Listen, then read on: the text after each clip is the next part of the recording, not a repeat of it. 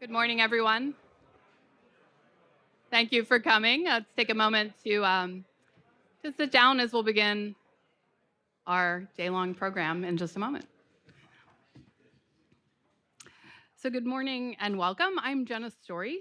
I'm a senior fellow in social, cultural, and constitutional studies, and I'm the co-director of AEI's new Center for the Future of the American University. And welcome to the 5th annual Future of the American University Conference. Now, I can't take credit for the title of this conference, which has by this point become the title of a center. That credit really belongs to Robert Doar, whom, as many of you know, is president of the American Enterprise Institute and who suggested it 5 years ago. But I've come to relish introducing myself as co-director of the Center for the Future of the American University, not least of all because it almost always prompts a question. You actually believe that the American University has a future? And that question is asked with, kind of different accents depending on who I'm talking to. But for the record, I do believe that the American University has a future. And I would imagine that all the people gathered together today in this room might answer the question differently of whether the university has a future, what it looks like, and how we might get there. And we're here gathered today in part to take that opportunity to share our different views on those questions and discuss them.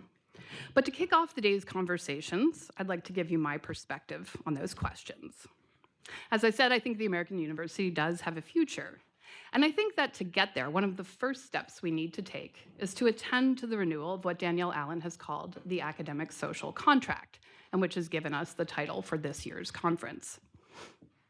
By that, I mean that I think the Academy will have to come up with a good, maybe even a better explanation of what it offers America, and America will need to recognize that the Academy can have something very important to offer it. Now, why do I think that the American University has a future? First of all, I think we just need to back up and recognize that there is a natural human desire to understand. We long to know the nature of nature. We long to reflect on our changing political and social circumstances. We long to ask those questions that human beings have been asking since they've been talking.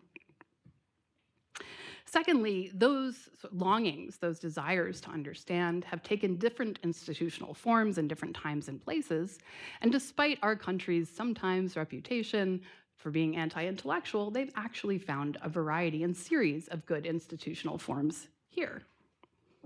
And third, the American college and university has been declared on the point of extinction many times in our country's past, and each time it has found within itself the resources for reinvention.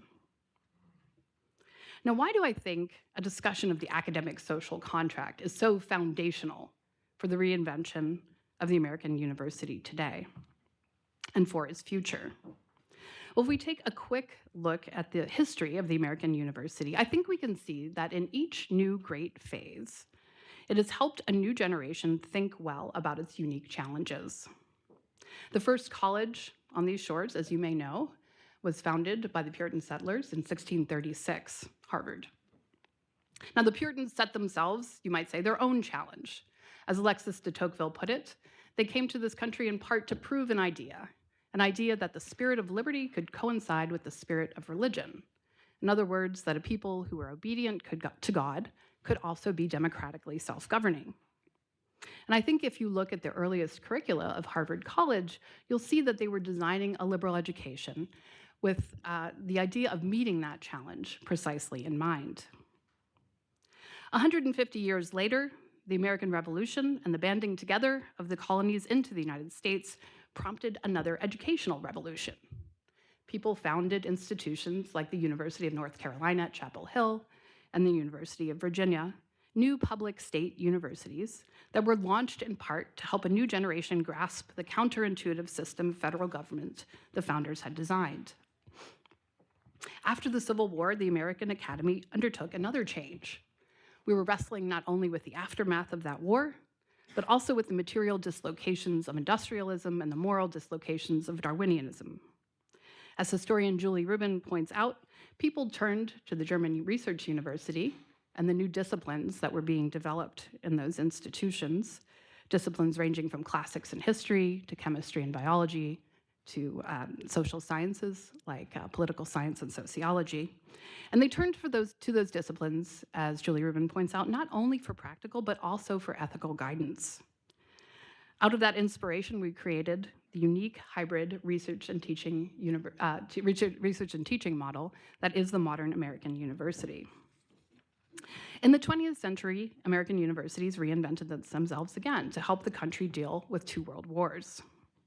And I think it's important to remember that we looked to universities not only for research competence to help us with our economic, military, and technological competitiveness, but also, as historian Christopher Loss points out, in the 20th century, the federal government decided that going to college was the national priority. And that's in part because Americans thought that college could help the growing number of diverse citizens find a way in college to live together.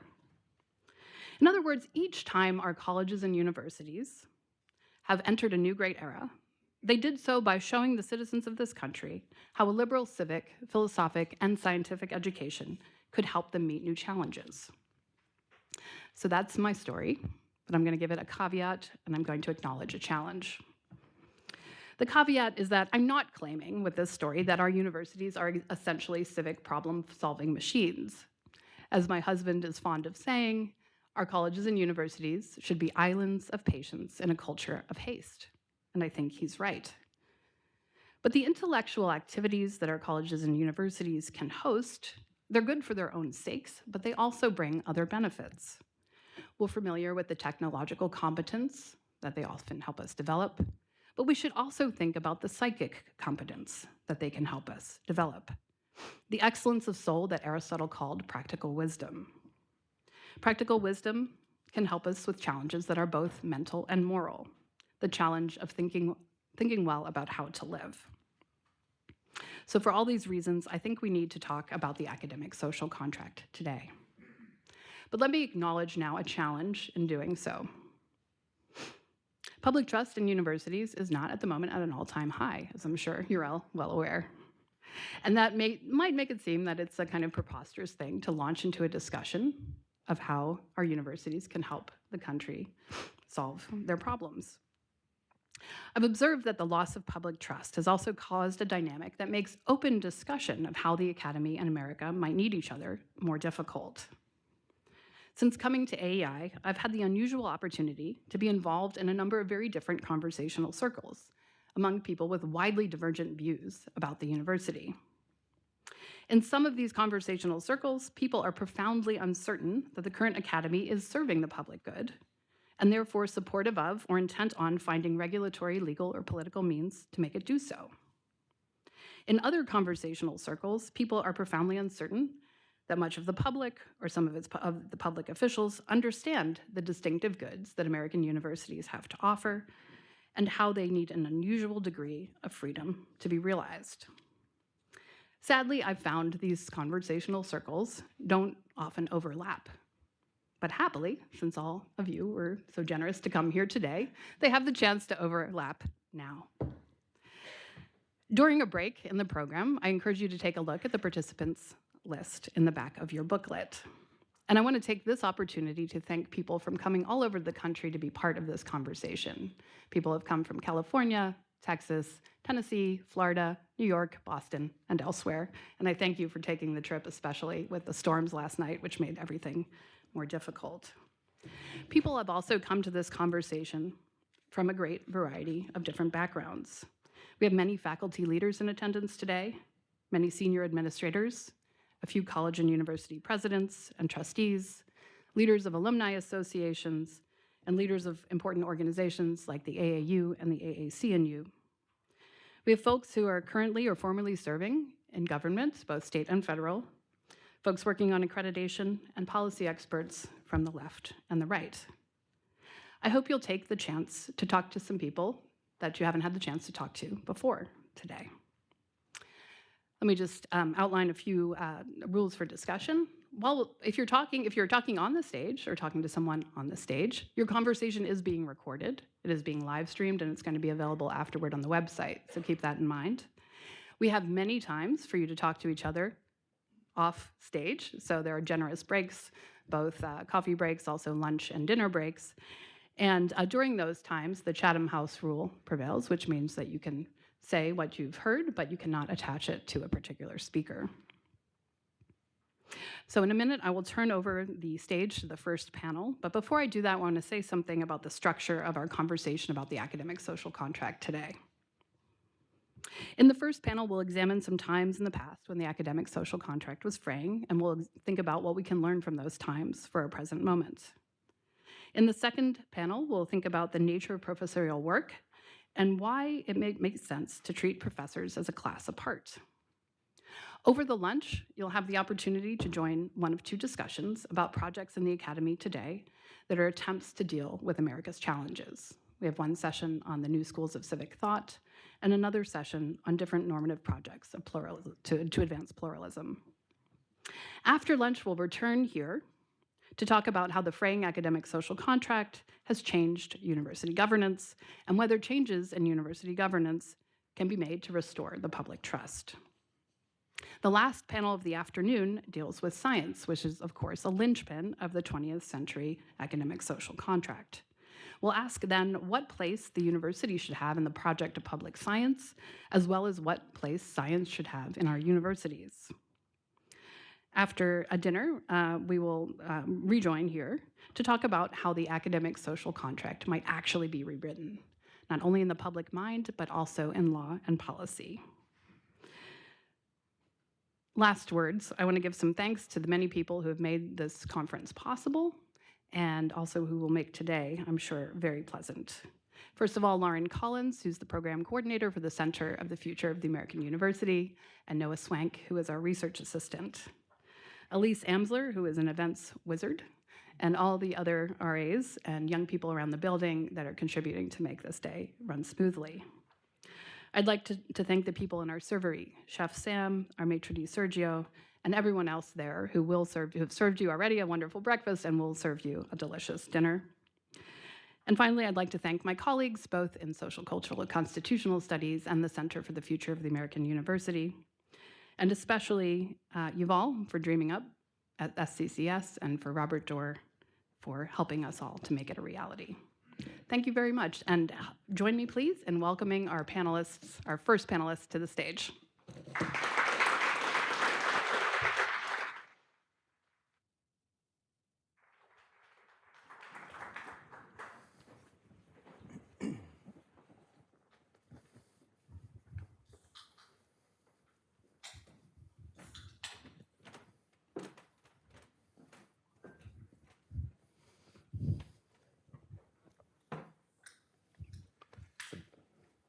Ready to go? Clock there. Yeah. Well, good morning, everyone. Thank you again for joining us. I'm Sam Goldman. I'm an associate professor of humanities at the Hamilton School for Classical and Civic Education at the University of Florida. It's a bit of a mouthful, but I don't know how to condense it. And also a visiting fellow here at AEI. And it is my great pleasure. You know, people always say this at panels, it's their great pleasure, and you doubt whether that's really true. But in this case, it is truly a great pleasure to welcome two of the most incisive commenters on academic affairs, both of whom I can say without exaggeration, I always click when their links come across my social media feed, as opposed to the other people for whom I only read the headlines and feel that I know pretty well what they are going to say. For both Chad Wellman and Greg Conti, it is always worth reading the whole article. And for that reason, I will give only a very brief introduction of each of them. Full details, if you are interested, can be found in the packet. And we'll turn to the first question of today's program: what do America and the Academy owe to each other? So Chad Wellman is Commonwealth Professor of English and German Languages and Literature at the University of Virginia, where he also holds an appointment in history. His forthcoming work after the university on the past and future of intellectual work is a history of the university from the perspective of intellectual desire. Greg Conti is an associate professor of politics at Princeton. He's written widely on the history of modern political thought as well as public affairs, including university reform. And Greg, I think we'll start with you. What do America and the academy owe to each other? Okay, great. Thanks so much for having me. So I was told we had 10 minutes to answer this question. Obviously, we're not going to get a definitive answer to it, but I'll just make a few points. So what does the academy owe the country? First thing to say, I guess, is that I'm sympathetic to a kind of absolutist position, which says, strictly speaking, that we don't owe the public anything beyond being a place of research for its own sake. We owe the public the pursuit of truth and the best teaching we can give about the truths we uncover as organized in disciplines which exist so that we can verify the expertise of the scholar. And that's actually is fundamentally what I think. I myself believe the university is a source of many other great goods, but that these are, as the philosopher Jan Elster puts it, goods that are essentially byproducts.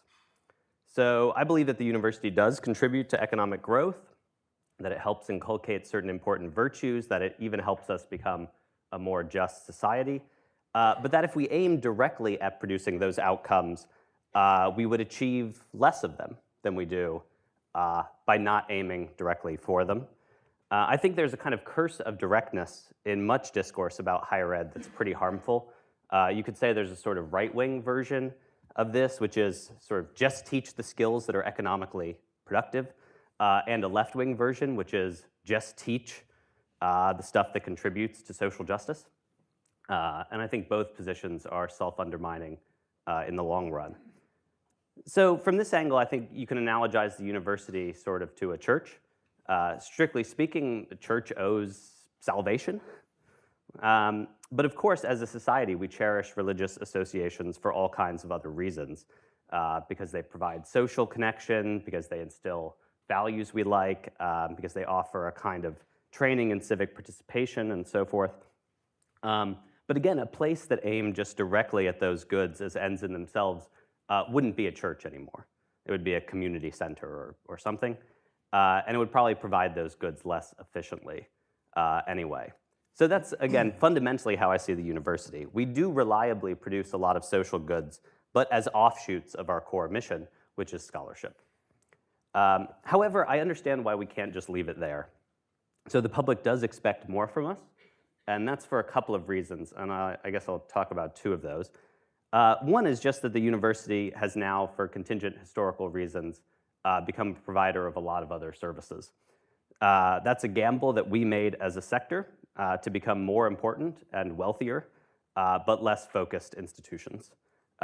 This is what's, so we have a whole range of obligations that stem from our being the multiversity, as Clark Kerr called it. So the average person in the 21st century cannot help but expect from us a lot of other things besides just good scholarship. Things from like clean quads that they can sometimes use for their own pleasure, to being a source of local employment, to healthcare, to a credential that ensures job prospects for their kids, all of that stuff. Semi-professional sports, not least of all. And they want from us, I think, above all, space and time for their kids to mature away from them, for them to develop into adults. We've become sort of a bridge to the rest of their kids' lives, where they can find friends and maybe even a spouse. We're really the vector for social integration beyond the home. And I think in comparative context, that's still quite unusual, right? Continental Europe, that's not expected of their universities. In Japan, they don't expect that of their universities, but it's definitely expected of us. And we have to keep providing that as well as we can so that we can enjoy the perks that we all have today. After all, there's nothing intrinsic to the idea of producing new knowledge that requires it to take place in sort of beautiful facilities with large individual offices and neo-Gothic buildings and all the stuff that I myself like. So I wouldn't poo-poo how important those things are, even if they're somewhat secondary. But then I think there's also a set of obligations that stem simply from the fact that the outputs we deliver are hard to assess for the layperson.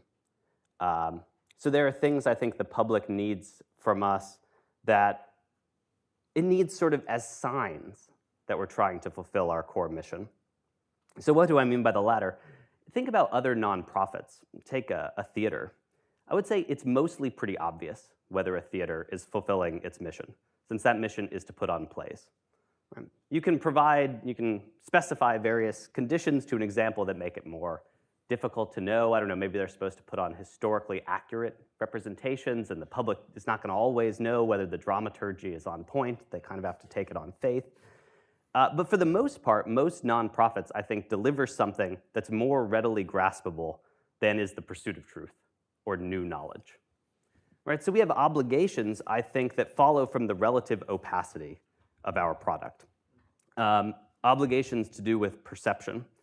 And I say perception not in some sort of noble lie sense where we tell the public one thing in order to keep doing what we really want to do. I don't mean that at all. I mean something more like, I think we have to ask ourselves in every decision that we make, what is the way of handling this that's most likely to give the public confidence that we're competent scholars, scientists, academic gatekeepers, and all the rest?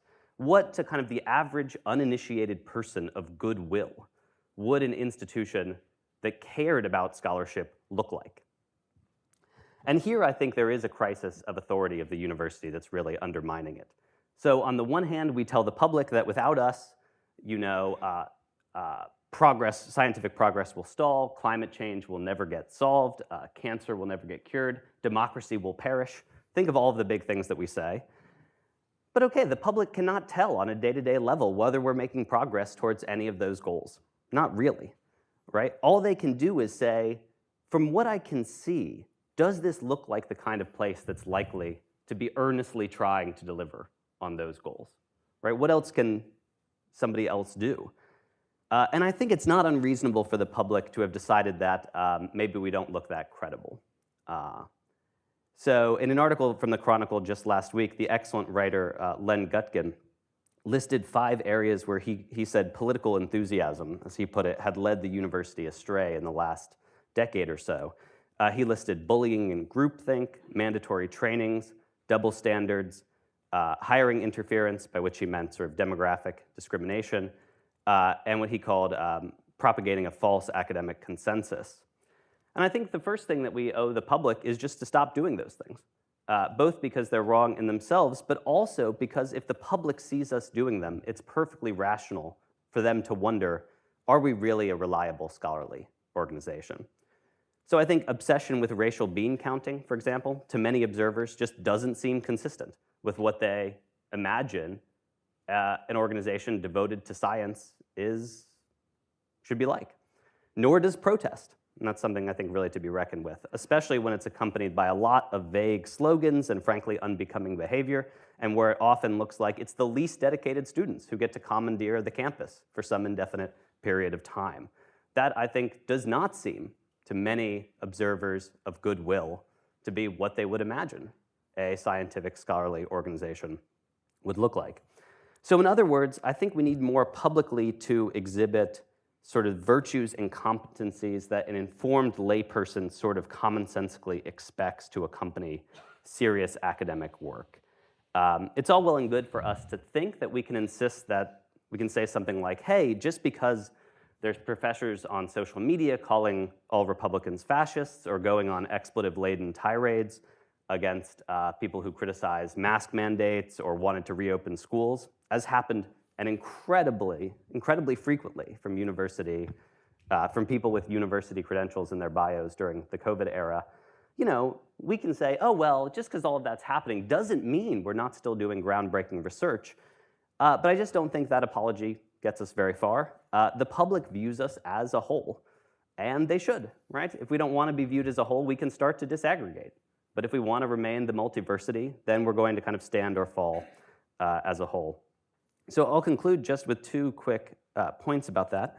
I think one way to start remedying this problem is something that you can see a visible symbol of in Harvard's recent decision to curb grade inflation. And this is just to make college a lot harder. I believe Sam has written about this, or at least tweeted about this, that... What's the difference? yeah, exactly, I guess.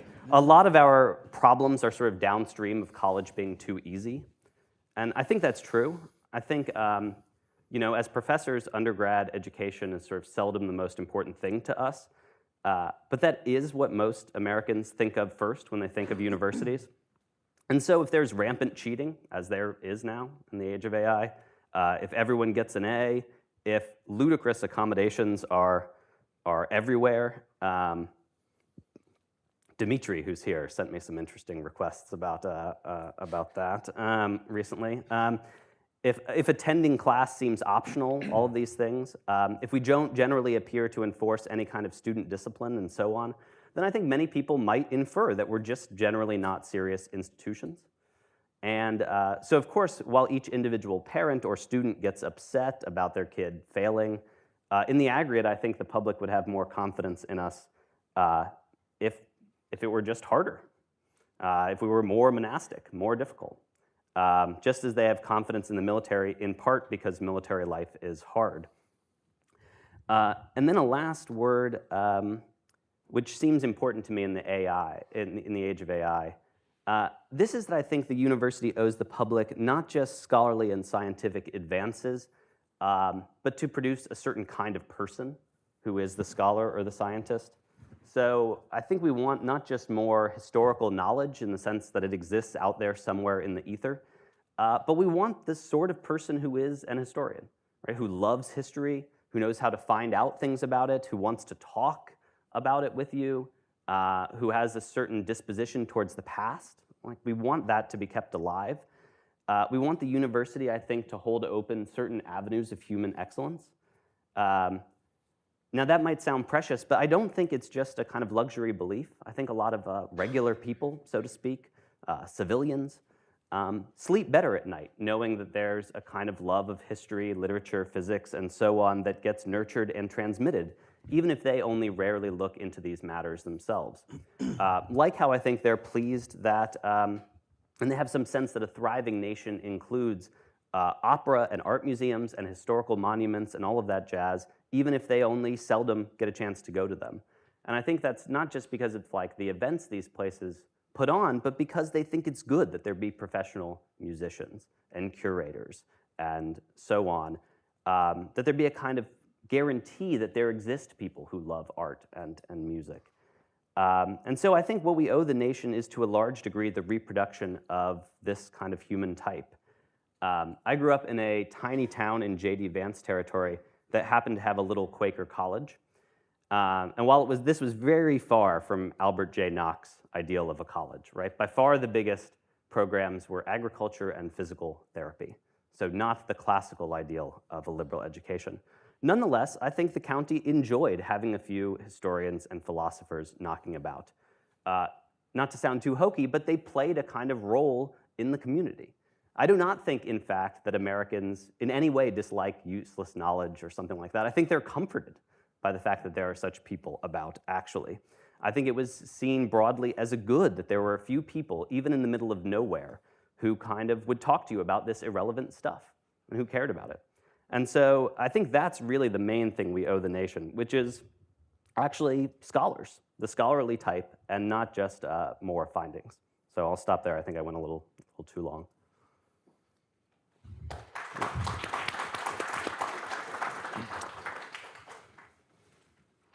I think that would be great.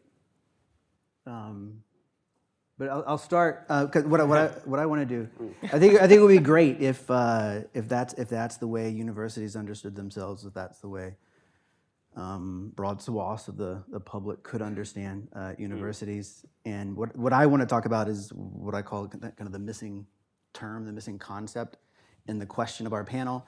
What does the academy owe the university? That missing concept, of course, is the university. And I think just kind of in response, here, listening to you, Greg, made me think 4 weeks ago, I have a 12-year-old who plays travel baseball, if anybody understands what that means. And so for the second weekend in a row, we were somewhere in Southwest, we were in Christiansburg, Southwest Virginia for a 3-day baseball tournament.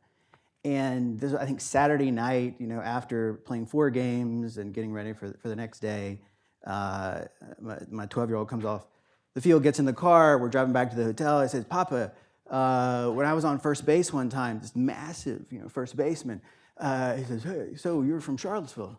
He said, 'Yeah.' He said, 'You like UVA?' To my son. 'Yeah, I like UVA.' And he said, 'Me too. They fixed my uncle's heart.'" And I think we talked about this, what was UVA to this kid? What was UVA to this community? In one sense, right, it saved his uncle's life, provided services, expertise that saved his uncle's life. But I think in a broader sense, especially for me, someone who kind of works and lives in Charlottesville and in the university, the account that UVA, for example, gives of itself publicly, and I would say even inwardly to its faculty and students, is that we produce and deliver outputs on demand, right? That's what we do, including maybe fixed hearts, right? And my point is broadly this, is that when I say that this question, or when I suggest that, what is the Academy of America, and the term that is missing is the university, I want to draw a distinction between the academy, the great things that you talked about, and this institution. And the university, as I understand it, the modern university, maybe read kind of the modern research university, a 19th century invention. It's not the monastery. It's not a library. It's not the museum. It's not even one of the academies.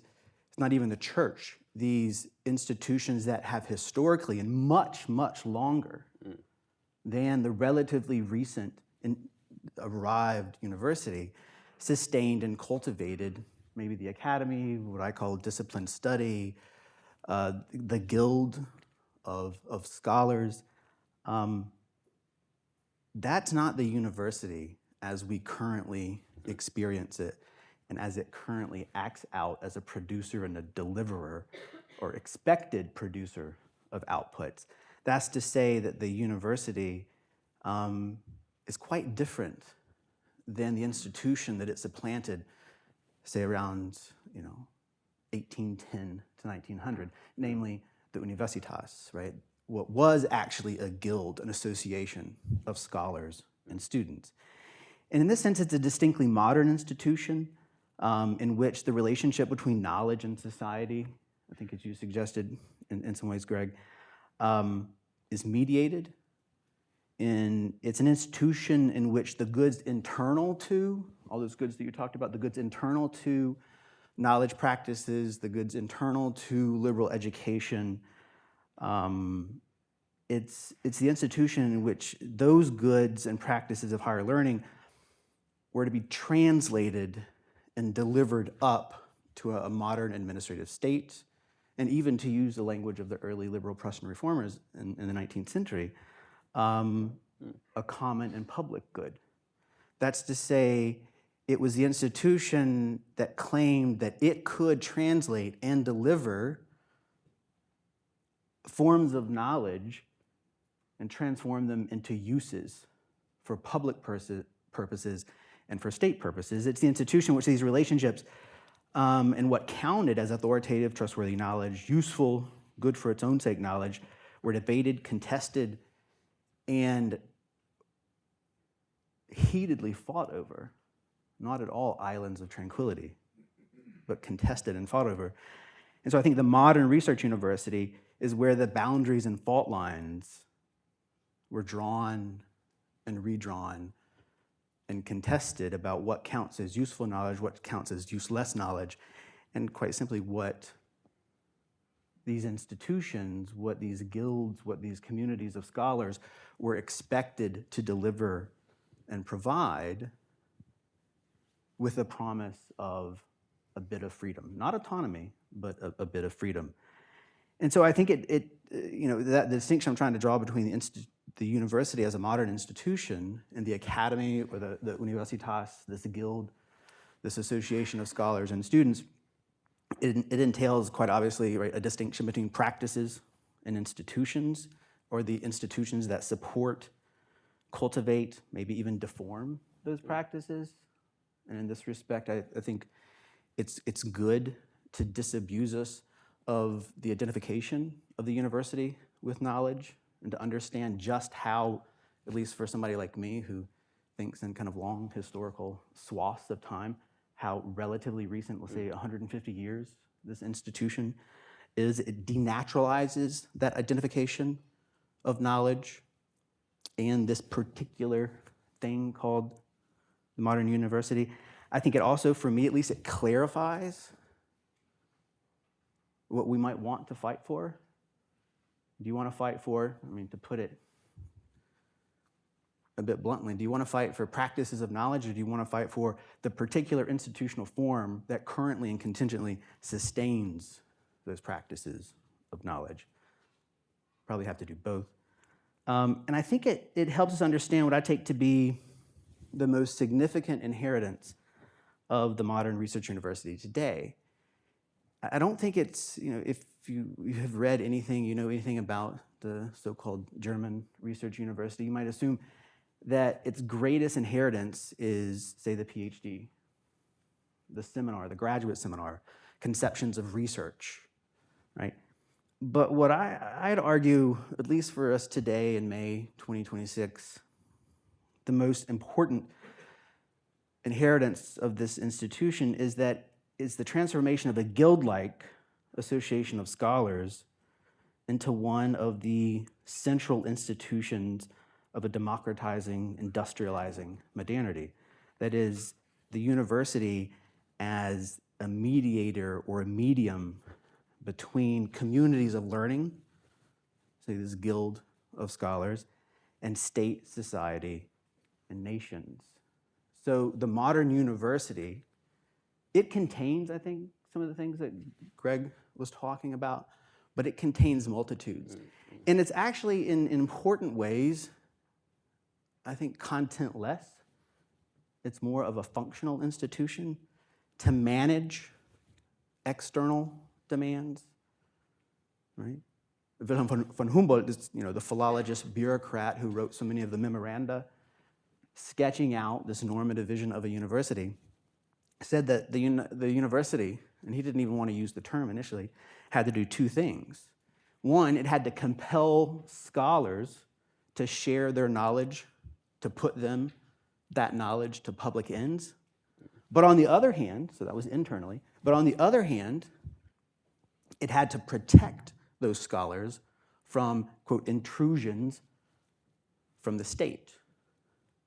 So the university was neither nor. It was neither the administrative state, nor was it the guild of scholars. It was that mediating thing in between. And so I think the university so understood was distinguished less by any particular content and more by this mediating function, or what we could even call the settlement, or this arrangement between and among various parties. And there are various forms, and happy to talk about those in Q&A. We could talk about an idealized 1810 Berlin. We can talk about the full-blown Prussian University of 1870. We can talk about the reinvented American college as university after the first Morrill Act and then the second Morrill Act in the 1890s. We can talk about Clark Kerr's UC Berkeley in the mid-1950s, the various ways in which this settlement was hashed out and institutionalized. But I think at least it did a couple of things across time.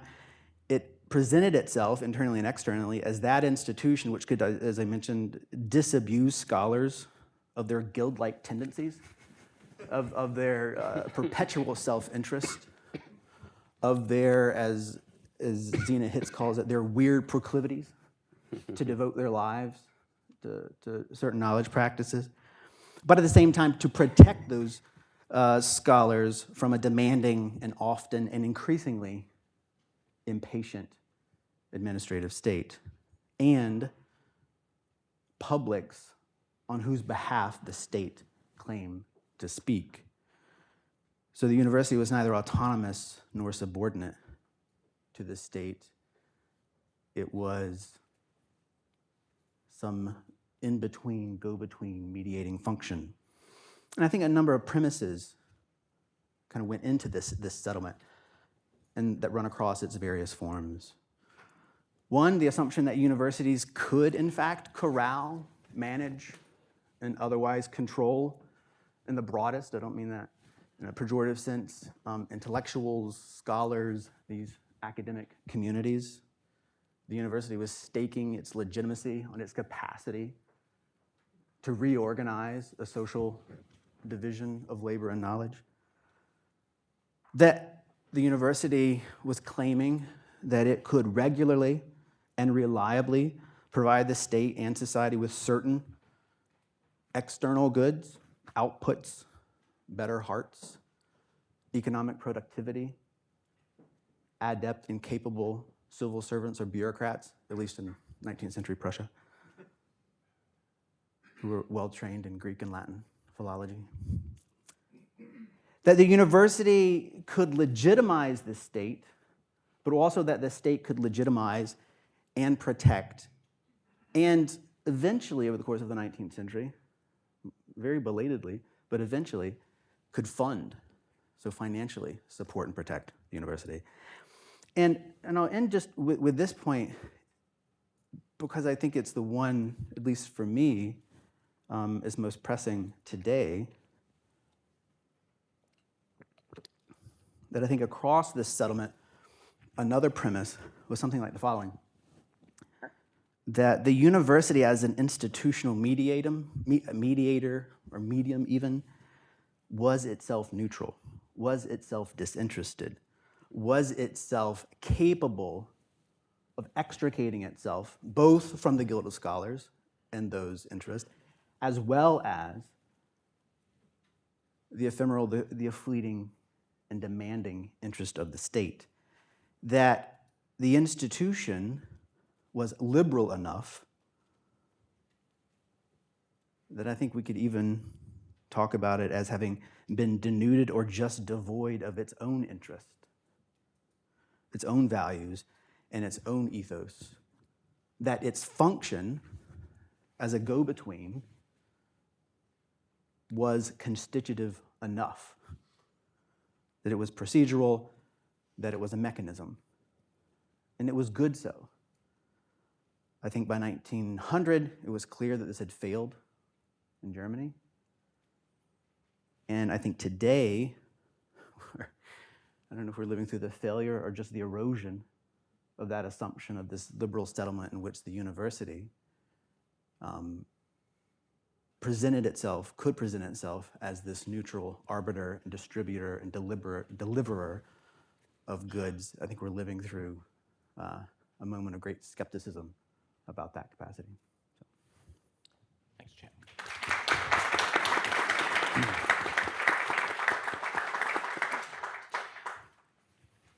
Greg, in your discussion of the sources of obligation of the university to society or to America, I noticed that you didn't mention money. What would you say to the normal member of the public, or perhaps one of its elected representatives, who would say something like this: the obligations of the university to us come from the fact that directly and indirectly we send you billions of dollars, and it is our right to ensure that those dollars are being spent in a way that we, not you, but we regard as being useful and valuable? I think there's a lot of truth to that, right? I think you can't really accept enormous sums of money and also spurn the idea that you have any kind of public accountability. I don't think that makes us intrinsically different from a lot of other institutions that get sort of state support but are not themselves of the state. I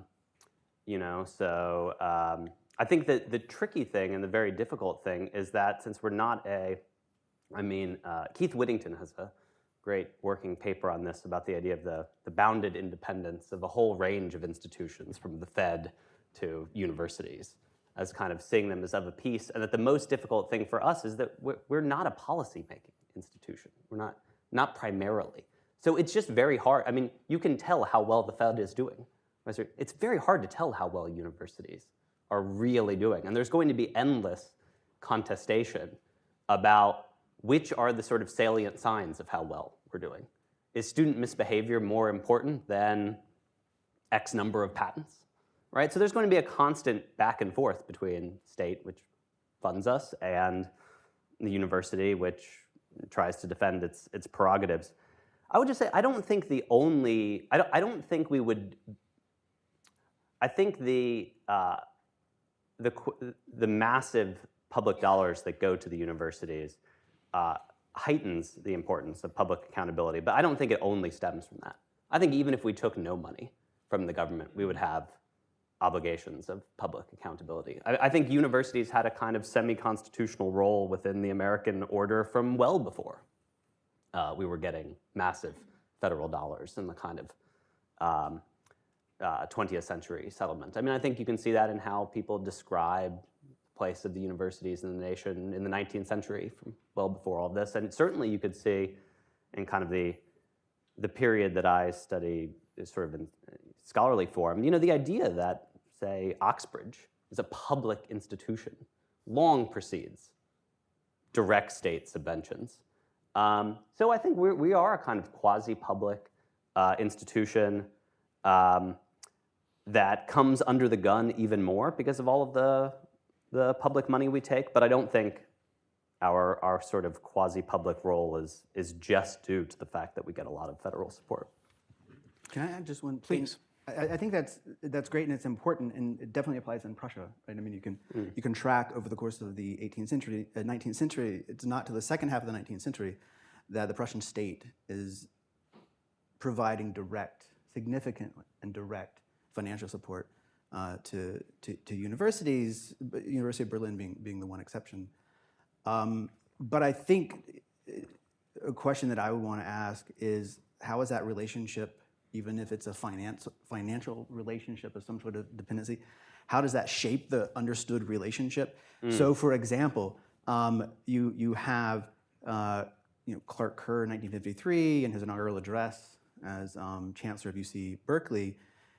Of course, Kerr was not a philologist like von Humboldt. He was a labor economist, and he's telling his faculty, you are engaged in a wage relationship that's contractual with the state for certain capital outlays.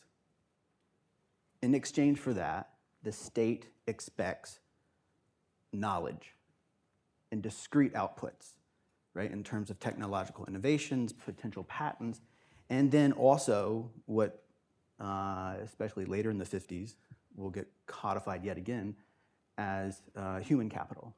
That is expertise, right? So there you have kind of the marriage of big science, which preceded big education. And so that's a wage relationship in which that financial dependency is understood very differently from, say, kind of Prussian subventions of the 19th century, which had their own difficulties and problems, but the relationship was different.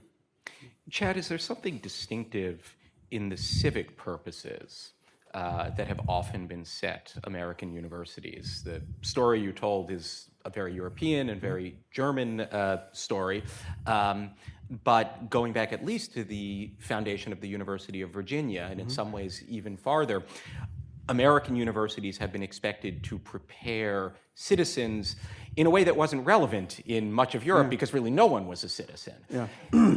Yeah. How does that relate to the outputs that are expected?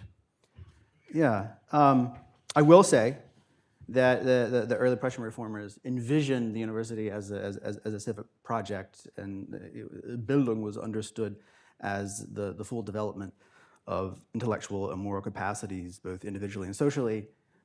That failed disastrously in the under the Prussian monarchy, and by the 1840s you have both those liberals joining with conservatives to defend not that project but the institution, right? The ethos of an institution that was supposedly neutral and simply mediating. And I mention that because I think you see something similar in the development of American colleges and universities.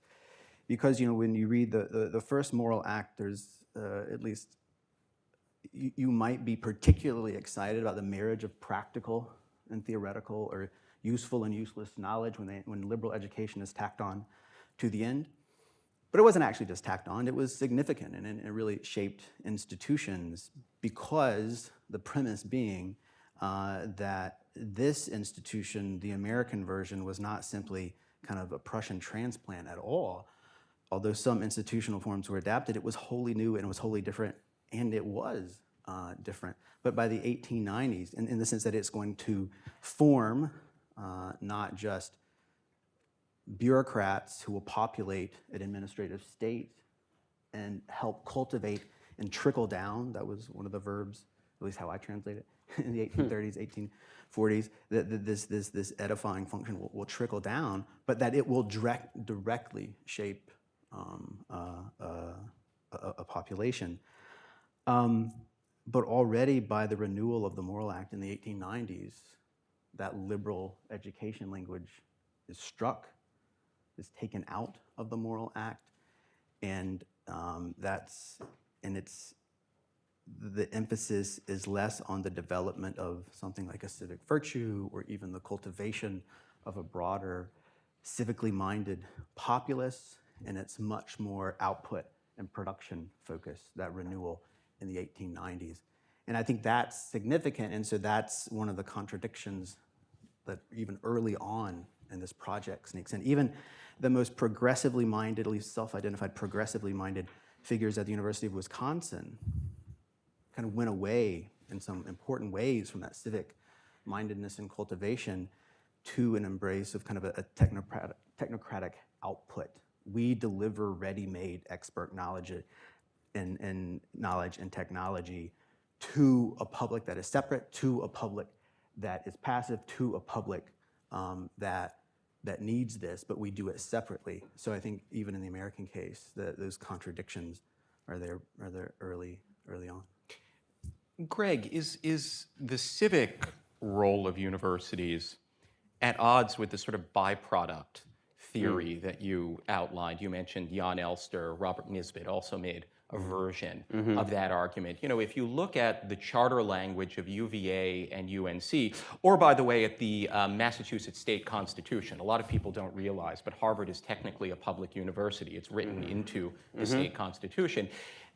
The goals are very explicit, and I can't quote precisely, but the Massachusetts Constitution says the purpose of the University at Cambridge is to fit public officers for employment in church and state. That's not a byproduct. That's a direct goal. So does this sort of byproduct view, where yes, we produce social benefits, but it's by doing these other things, really correspond to the hopes and expectations that the founders and people who established the legal architecture for many of our universities had in mind? Yeah, I mean, certainly not exactly. It's kind of idealization. I mean, I'm a Weberian about the university, right? I mean, basically what I said there is just what Weber says, right? Which is there are these great goods, but they basically come from forcing people to master a discipline. And I do believe that. So I don't think they're fundamentally inconsistent if you say, look, yeah, we expect Harvard to form great national leaders and civil servants, but the way we do that is by putting them through the most rigorous conceivable education in these particular areas that we deem substantively important. Okay, that's fine. I mean, that manages to, in a way, hold them both together. But I agree, again, that there's a kind of, this is, when I spoke of the curse of directness, I mean, there's no reason that Jefferson shouldn't fall into that, problem. A lot of people want a kind of direct guarantee that the skills that they're getting out of this institution are going to contribute to economic or civic or other ends. So yeah, I don't think there's any particular, I don't think there's any sort of permanent solution to that difficulty. And I myself wrestle with it. I mean, you're at a kind of, one of these new civic centers. I mean, I wonder myself often, how do I think about the civic centers? Because I am allergic to saying, the reason why you should read Thomas Hobbes is to be a good citizen. Because on the other hand, it's like, I do think there's some truth to that, right?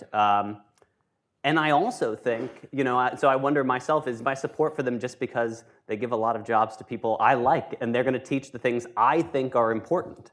Or is it because I really think that or because I'm sure that they will produce better citizens than the competing programs of education on offer? And I just don't entirely know. I mean, I haven't reconciled that for myself. I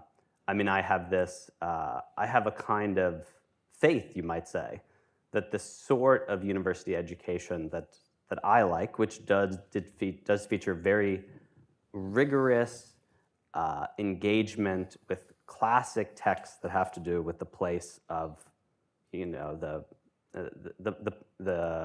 place of the citizen and the modern subject in society, that will help people to be to lead good and worthwhile lives and be productive members of the community, if only by helping them, by putting them through the paces and the tasks of having to clarify for themselves really what they think, right? And facing hard value trade-offs and stuff like that. But again, this is kind of a faith, right? It's not obvious to me that people who go to college at all are better citizens than people who don't, right? So it's a tough. I don't have an easy answer for your question. I don't think it's just tough or a faith. In my mind, it's one of the fundamental contradictions at the basis of this liberal settlement. It's good that I'm not responsible right? for not resolving it. Just to free you of the pathos, right? Because part of the settlement was this promise that this institution can deliver prefixed, pre-established, discrete external goods, whether they be philologically educated, responsible, whole part thinking Prussian bureaucrats, or good democratic citizens, or economic productivity. But I would argue, and I bet Greg, it sounds like you are at least sympathetic to this, that actual education, the goods that might come of the practices of liberal learning, the goods of an actual practice, can never be fully known or appreciated at the beginning of that practice. They surprise. They frighten sometimes. And if I had prefixed outcomes of what, say my course on 19th century German intellectual history would be, like how each of my students would relate, having read Marx and Hegel and Freud and Nietzsche, one, that would be catastrophic pedagogically, but I would be profoundly disappointed at the end of every semester. But I think, in a way, that's the contradiction that the liberal settlement made. Understandably so, this promise of delivering ready-made outputs. And to my mind, that kind of sits in direct contradiction with real higher learning, or at least what I understand to be liberal learning. Yeah, if I could just add one further thought to Chad's point. I mean, I think inevitably, the difficulty here is that inevitably kind of civic education is not going to be purely formless or procedural. Exactly. Right? We all have a notion of what a good citizen, how they conduct themselves and how they behave. Now, that might be very capacious and able to include a plurality of approaches and value systems, but it's not contentless. What would that even look like, that notion? But if you teach the classes that I teach, you hope you're not indoctrinating people. I mean, and I would hope that it's perfectly possible in a way that someone could walk away from my class having become earnestly convinced that they believe many things that I consider irreconcilable with being a good, modern, democratic citizen. I mean, I think that's a possibility I have to hold open for my own teaching. Otherwise, it's not really teaching. It's some kind of indoctrination, even if of a very light form. So, I mean, I wouldn't want to rule out that somebody comes away from my class and thinks the entirety of modern politics is a huge mistake and they would be better off running out to the woods and, living off the grid. I mean, I shouldn't rule, but that's not being a good citizen, in my opinion. So I do think there's just, as Chad's pointing out, a kind of irreducible tension here. I mean, I want to believe that on the whole, my students come away better fit for the tasks that face them in modern political life. But if I had any kind of absolute guarantee that that was the case, I would wonder if I'm doing the whole enterprise correctly. That's why, to that's why begin with. Freud says, there were at least two impossible professions, right? Psychoanalysis and teaching in higher learning. Because fundamentally, success is not just fragile, but it's always imbued with and maybe constituted by possible failure. And also the inability or the absence of ready-made standards by which to judge whether you have completely failed or radically succeeded. These were impossible professions in some way. That offers me solace, but I don't think many people. Might it be any help in approaching these questions to disaggregate different kinds of institutions? Chad, you distinguished between the academy and the university, but there are many kinds of universities, and there are even colleges that don't call themselves universities. Greg, you're at Princeton. Chad, you're at UVA. Those are both universities of a very particular kind, but most students and most faculty are at very different kinds of places that might have different goals. Does it help to break the category apart a little bit and talk about research universities or elite universities versus local or regional universities? Maybe the problem here, or maybe one of the problems here, is that we're looking for too global a solution when the answers are going to be discrete and particular to different cases. Absolutely. I mean, to me, that might be the only practical thing I'll say all day, is that it's not just imperative, but we're fighting against history. And I think, you could tell another story of the history of the American university. It begins with what I would call like the invention of higher education in the 1960s. Higher education as a concept, but also higher education as a system. So Clark Kerr, sure, he gets fired at Reagan's encouragement to the regents, but what he does the very next day, he goes off to head the Carnegie Commission, on higher education for the next decade, in which he is not only arguing for student debt already in the late 1960s, but he's presenting the California Master Plan, which stratified and homogenized all institutions of higher learning into one kind of mappable institution. And so even, yes, we have myriad different institutional forms, but normatively speaking, there is one superordinate form, and it looks like, sounds like, talks like, and we read about like UVA and Princeton. These types of institutions, when we all know, in fact, by far, we have over 4,000 institutions of higher education. Very few of those institutions look like a UVA or a Princeton.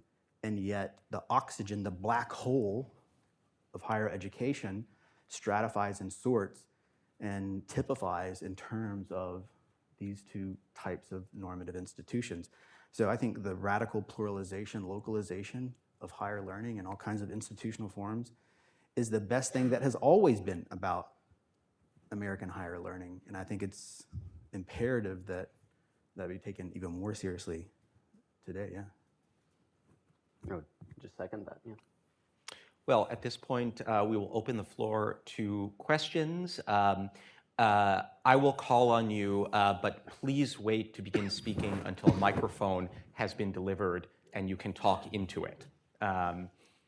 So, who would like to begin? Yes. Wait for a microphone, please.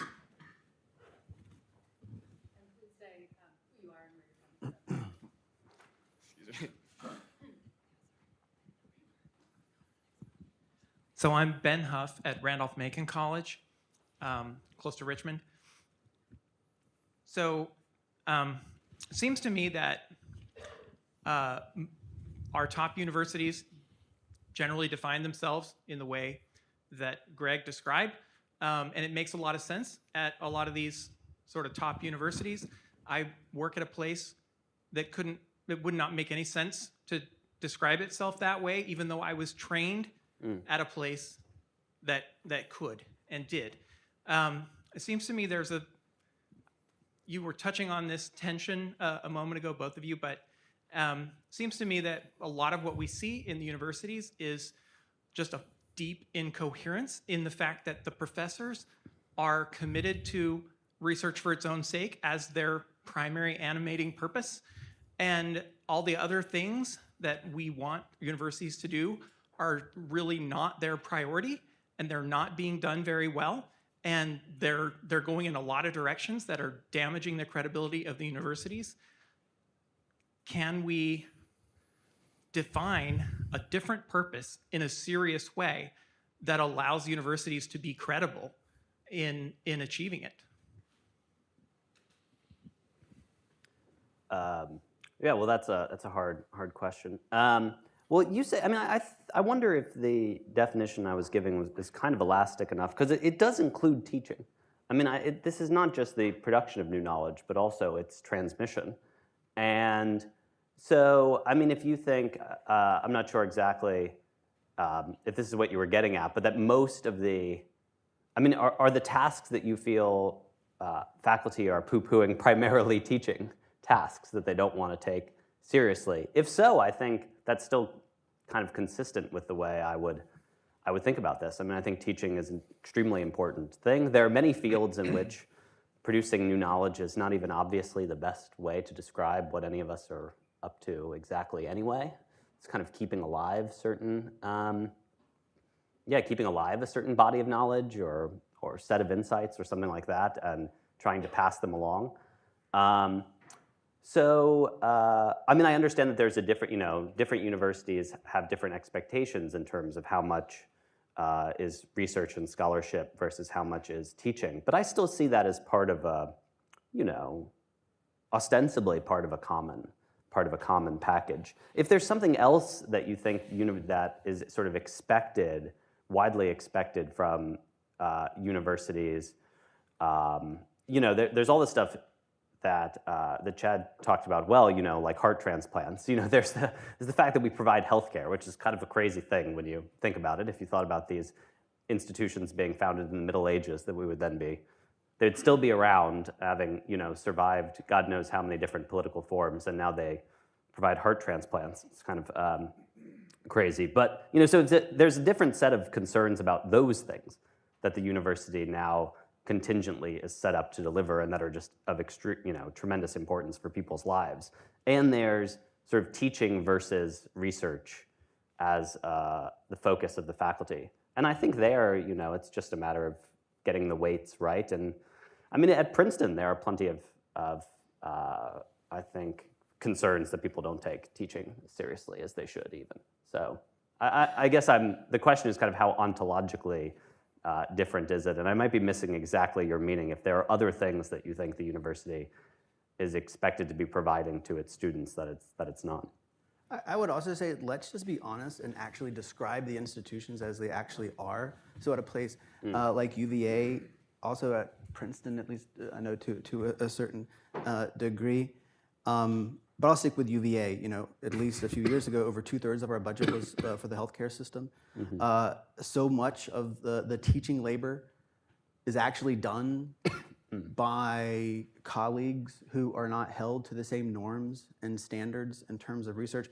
So the research ideal that you're talking about, we all, I think institutionally and individually, labor under it.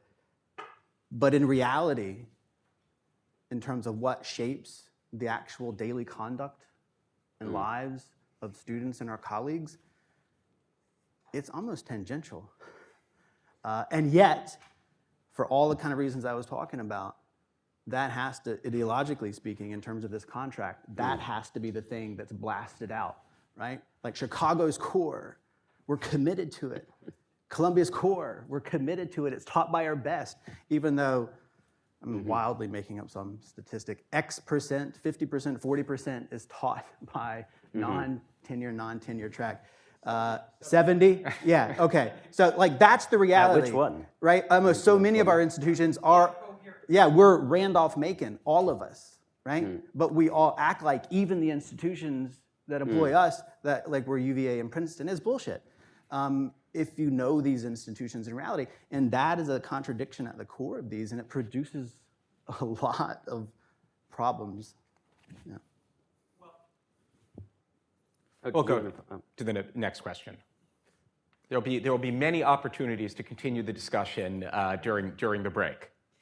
Hi, Sarah Igo from Vanderbilt University. Very interesting start to the discussion. And I actually want to follow on this question about incoherence.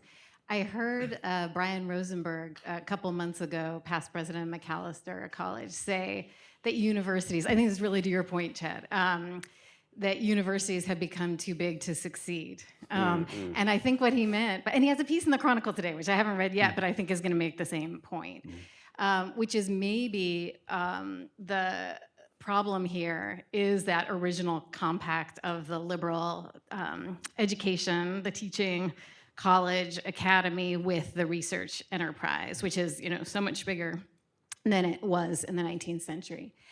And so I'm just wondering, is the solution? Greg, you said undergraduate education is the kind of face, the public face of our institutions often. Chad, you said that the academy is not the university. What do you think about the proposition that maybe these functions get split off? Not just that there's a variety of different ways of doing this, right, in the higher ed sector, but that these actually maybe need to be split apart, right? Liberal education happens at small liberal arts colleges that are devoted to teaching and character formation and everything else. And then there are a bunch of research institutes that do everything else. So since I heard Brian say and that. D1 sports in a separate institution. Yeah. Yeah. But, I was really taken with that proposition. I wonder what you think of it, especially as you're thinking about the future of knowledge practices. And in my new book, I describe the contemporary university not even a multiversity, but as a Frankenstein monster, just kind of tromping off with accumulated functions, accumulated purposes, accumulated uses in ways that were neither full of intention or ill will, just accumulated. And so to me, the question is, well, what do we do with Frankenstein's monster? There's a lot of things we can do with it, but for one thing is just to start seeing the monster for what it is, which is these accumulated purposes, every one of which has all kinds of fundamental value and goodness to it. Well, not all of them, I would say.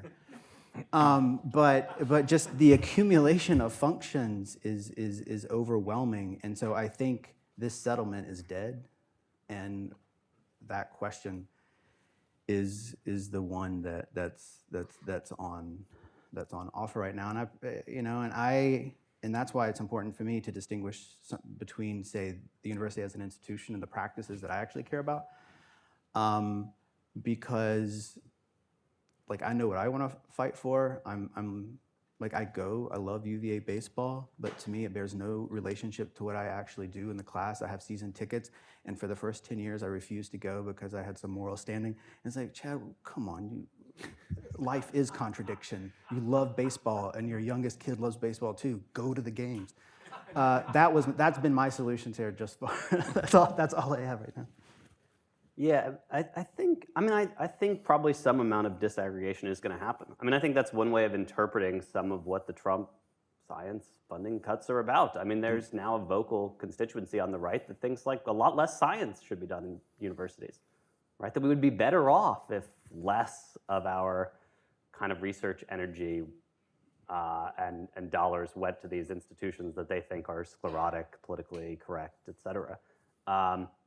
And I think I think the idea of being too big to succeed is really a profound one. Why do people dislike the think of all the great things government does for you every day? Well, it's just because we expect government to do everything. So no one's ever going to be satisfied with it. Institutions that have many, many, many functions, almost limitless functions, as universities do, which are kind of like mini states now, when you think of the range of services they really are, because they have their own police systems. What's more of a mini state than that? I'm in suburban New Jersey. We have our own police system, right? Give me a break. But yeah, so I think that's a very, I kind of agree that the settlement is probably not going to hold. I think that's a very sad thing, though. I think it's been great I loved the university as it was. I'm impressed by even your attempt. I've, you know, Your lacrosse team just won I the was just about to national say, championship. I actually turned. I had not followed the team all year. I flipped on the game and I was like ardently rooting for us to win the lacrosse championship. And I think that's like nice. That's a way in which a lot of people can develop affection for universities. It's a reason people give to them. And a lot of that money, of course, a lot of that money goes to whatever overpaid coaches or something, but a lot of that money does end up getting routed back towards purposes that I think are valuable. And like, it is a big incoherent mess in a way, but I also think it's been good for the country that it's like this. Like, I mean, I do not want to be like a continental European university, like at all. And so I think it probably is true that the settlement is sort of running out, but I do think that's kind of a sad thing, because there's more to life than intellectual coherence. You know, there were a lot of pleasures that a lot of pleasures and a lot of goods that people got out of this model, and I'll be sad to see it go if it indeed does. I want to add one quick thing. Whatever you think of the Trump administration going after higher education, in one way, whether it was intentional or not, it was kind of brilliant. You know, because the lever they had was research funding, and sure, some kind of student support funding, but primarily research funding. But what they talked about, the stage they set, the play they played, the dramaturgy they enacted, was about the corruption of the youth, this Socratic tale with which we're all familiar, public and academic, non-academic alike. But how did, at least initially, still in large part, did universities respond? They talked about cancer research. They talked about being engines of economic productivity, while the Trump administration carried on with their dramaturgy to great effect. So this gap between, and I think this is something about your point, what publics expect and how universities understand themselves as producers and deliverers of contracted services was never so egregious and on display and just utterly failed. It was ridiculous. And I was like, well, touche. Chad, your comment makes me think of something Greg said earlier about one of the problems in maintaining the academic social compact is the opacity of universities and the difficulty in figuring out what they're doing and whether it's working. But what you say suggests that maybe the opposite is true. The problem is transparency. 50 years ago, and in some ways even 10 years ago, universities were far more opaque than they are now. Unless you were enrolled as a student or on staff as a faculty, it was very, very hard to know what was happening. Now, as a result of social media, camera phones, AI, all of these recent technological innovations, it is much easier as an outsider to have at least some idea of what's happening under the hood. And I wonder if the problem is not that people don't know and can't judge what's happening, but that they know more than they used to and they don't like what they see. Well, I would agree. Well, just on that, I mean, I would just prize apart two things. I do think that, yeah, the fact that people have smartphones on campus, that doesn't make it any more legible, like whether we're really doing a good job producing new knowledge, right? But it does make certain parts of the university much more legible. And it makes them much more salient. And that's kind of why I talked about these signs. I think the fact that there were just a lot of faculty who said horrible things, many of which were condemnatory of their own institutions. And this is going on today. There are faculty at my university who openly say that they have a purely instrumental approach to Princeton. And they're there in order to use its resources to attack the patriarchy and enact socialism in one country or whatever. Like, yeah, it's easier than ever for the public to see that. That doesn't mean it's easier than ever for the public, and I include myself in the public here when I say that. How well do I know if Princeton is succeeding at its research enterprise globally understood? Like, not that well. It's very hard to get a handle on such a problem. So I agree that there's kind of, there's a lot more transparency and a lot more insight, and we're on display much more. But I think being on display is not the same thing necessarily as giving people a good understanding into the fundamental issues of the university. And that gap, like the fact that in many ways we're much more visible than ever due to social media primarily, and the fact that the fundamental thing that we do is still like kind of ineluctably intangible, I think, poses a lot of really difficult problems for the university. Yeah, I would say the social media, it's a ruse of transparency. It's a knowingness, you might say. So on the one hand, I learn more about maybe what my colleagues have on their syllabi, what they may have claimed in some meeting or whatnot. I don't think I'm ignorant of in a lot of ways, but with respect to my own institutions, not so much. But I still have no idea, over a year later, what happened at UVA last year. And none of my faculty colleagues, whom I don't think most of them are ignorant as well. So in terms of our own institution, sure, I can see Twitter posts, I can see, hear about Blue Sky posts, and all this stuff. But I have no idea, and I cannot recognize myself, and my colleagues can't recognize ourselves in what went down. Even with the election of a new governor, in which McKinsey was, installed yet again. Like, I have no idea. So on the one hand, yes, but always in the way that social media does, in a highly constrained, screen formatted, look here, nowhere else sort of way, I would say.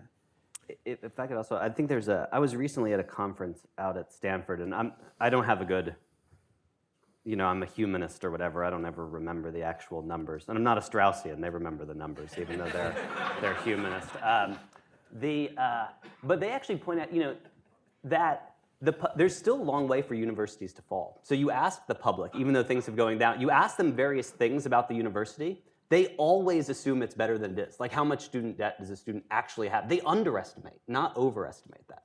Like the disquieting implication of this presentation, which is basically like, there's still room to go down. The more people knew, actually, it's not clear that they would like us But just look more. at the application numbers Yeah. ever small end. Yeah, and then one thing I would just say again on this question about the kind of what's visible and what's not, and to Chad's point about, it is not a response. Basically, the Trump administration's claim is that these institutions are against the American way, and our response was, we help you live longer. But actually, to the credit of a lot of Americans, some of you, yeah, we help some of you live longer. That's not an adequate response to that. And I do think there's an untenable one thing, and it's very difficult to know what to do about this, right? Because again, as I said, even in my own classes, I wouldn't want to feel confident that people are going to come away from my classes feeling better about America. That would just seem like indoctrination to me.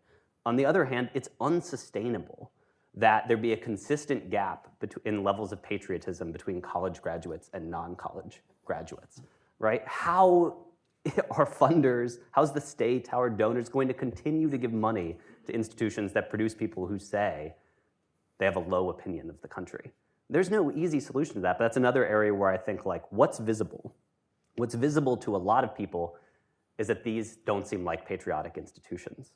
And it's just that is going to outweigh all of the other stories we can tell ourselves about how we are, in fact, X number of patents are being generated, and you would have had slightly lower economic growth without us, and so on and so forth. So there's a kind of narrative mismatch that's just very difficult, I think, for universities right now. And it's not clear what easy solutions there are.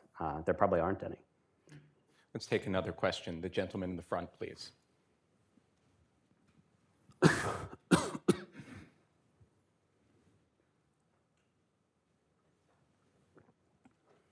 Thanks. Darren Reesberg with Vanderbilt as well. And I just wanted to actually, speak about and ask a question about governance, board governance. So I think that you talk about transparency. I think most, both within the campus community and the public, don't have a sense of the role or the presence of boards of trustees. And, I was very proud of the board at Vanderbilt for actually taking the step of creating within the bylaws at Vanderbilt a provision right at the front around our core purpose, which is the transformational education, path-breaking research grounded in open inquiry, in academic freedom, in civil constructive discourse, the things that you've spoken about as what I think our responsibility to the public can and should be. And I think it makes a statement when a board, so clearly enshrines, that language within its governing documents. And I'd just be curious as to whether you feel like, that could make a difference, on your campuses and elsewhere, because I think that makes clear to everybody within the community, too, what the expectations are of the institution, and makes it a little more difficult for things to continue to go adrift.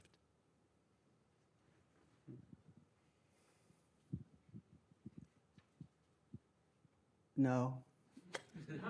At least currently, because the way I understand a healthy institution, at least internally, is it the capacity of those people who constitute that institution to recognize themselves in the daily doings of the institution. And, so we're UVA to take up something like that and adopt it, especially after, basically the second coup. I'm not attributing causality because I don't know, and that's part of the problem, and just over a decade. That so does not fit with the reality of significant portions and shapes of the institution that this incapacity to recognize, for example, myself in a statement like that, just alienates me from my institution. So it's almost, it may be a dour look, but I think it goes to the question of what makes a sick and what makes a healthy institution, and when the gaps between what the institution says about itself, or at least certain officers of the institution say about the institution, differs so wildly from how that institution shapes the people who constitute it on a daily basis. When that gap is so jarring, that's when alienation sets in. And my no is no, don't give me that crystalline vision of what we're said to be doing and what we're normatively aspire to, when we can't even have an honest conversation about the conduct and functioning of this institution, in which my colleagues and I and so many people devote almost every waking hour, to. So, I was going to say I like the statement, which I do. I agree. It's certainly not a panacea. I mean, one general thing, I don't know about, much more about board. I would feel reassured if such a statement were made at my institution. Again, it wouldn't, but I would think that was a good thing. Boards are just very remote from faculty, though. If you polled my colleagues, I would imagine a tiny minority have ever spoken to a board member. So to Chad's point, though, there's only so much that a statement like that, even if I really agreed with it heartily, could really do, I think, in terms of improving morale, because they're so distant from us. But I would still regard it as a good thing. Yeah, so does a statement like that for Vanderbilt, does it mean that you guys are leaving the SEC? Never. And NIL money? So what's the content of the statement?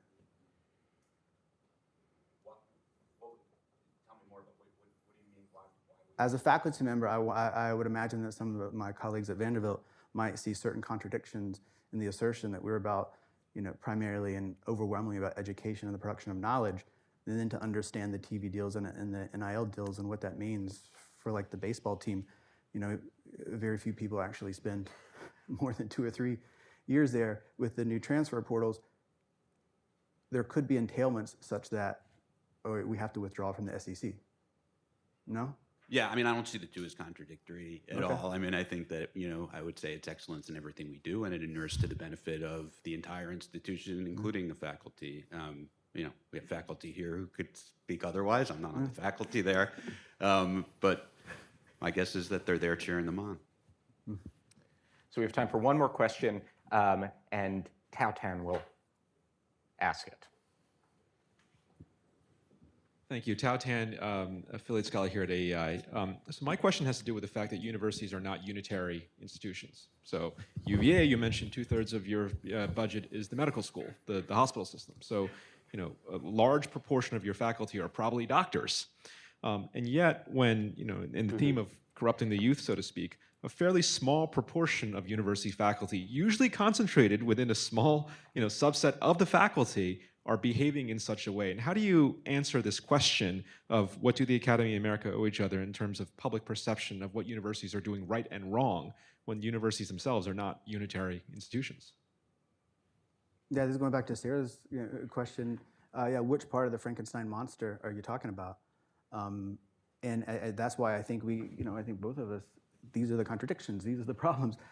So much of it comes back to the fact we're not just unitary, it's that the parts in the whole fundamentally so often don't relate. And as you said, when you have 2/3 of your budget, I mean, that's what it was 5 years ago, it's probably more, or talk about Johns Hopkins, right? Isn't Johns Hopkins Health Center, isn't it the second largest employer in the state of Maryland? Right, and then you have the Applied Physics Center, which is something else. That's what was so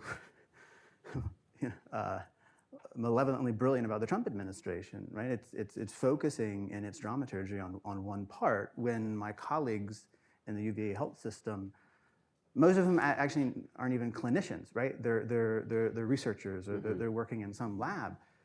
They're not just different parts of a city, which is how Clark Kerr tried to describe the multiversity.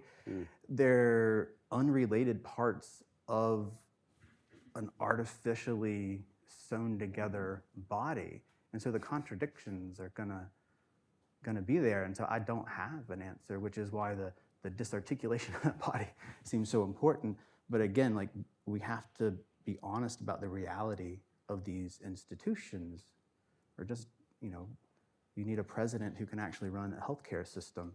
Whether that president has any relationship to scholarship is a secondary, maybe even tertiary question. So that's not a direct response to your question. It's only to double down on the contradictions of this thing that's not even an institution anymore.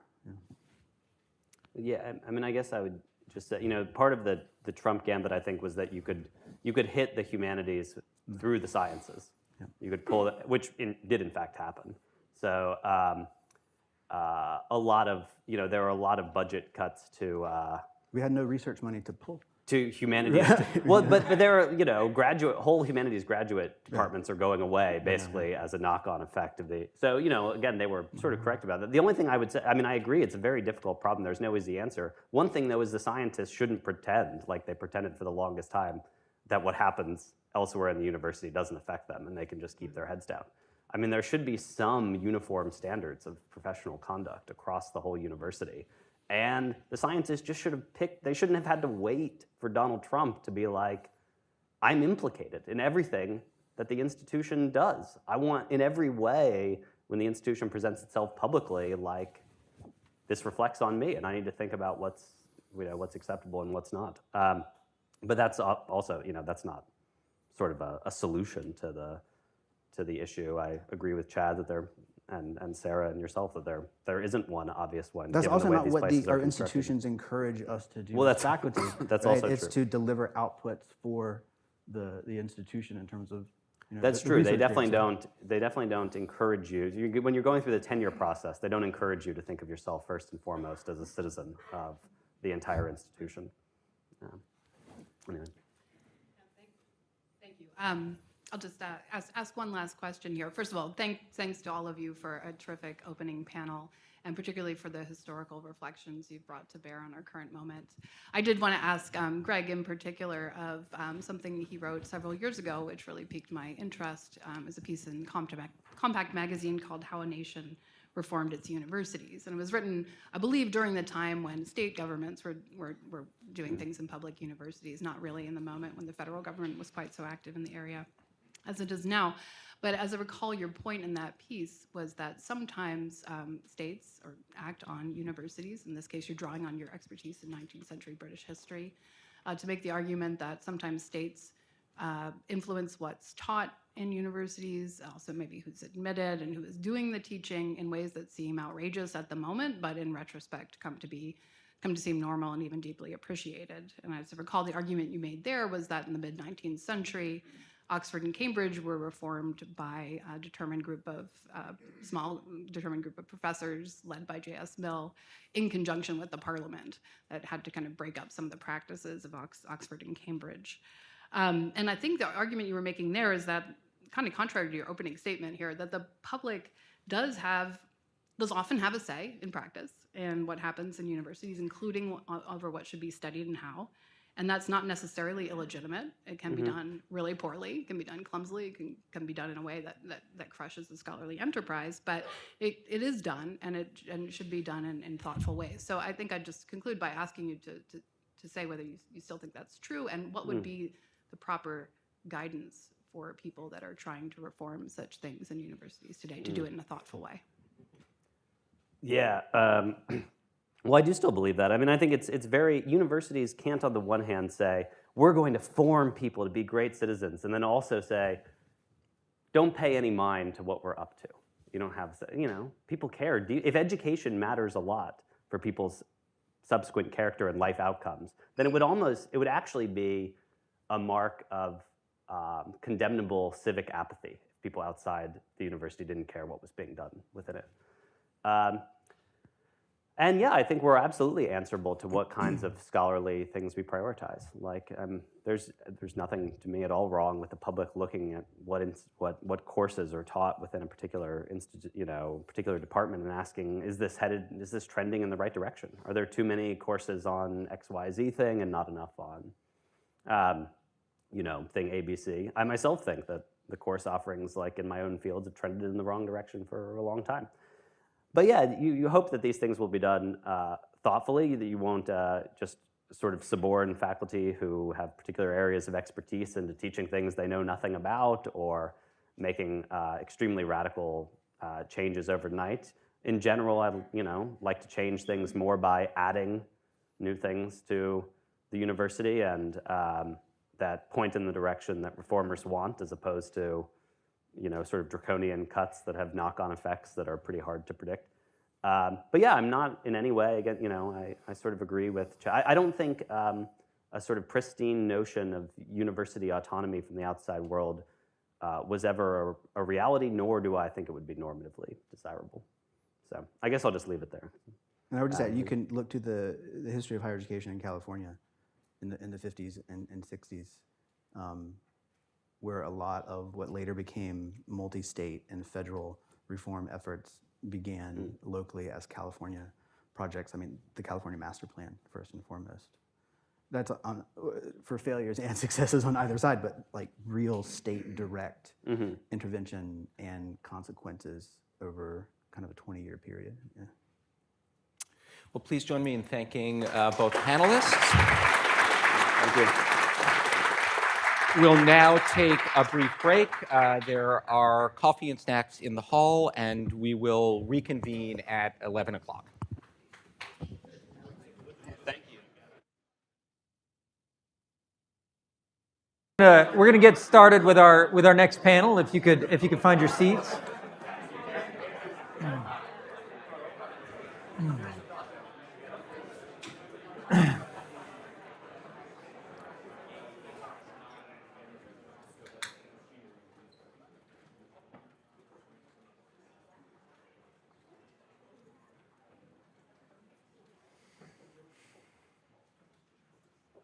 Really hushed down. Yeah. Okay.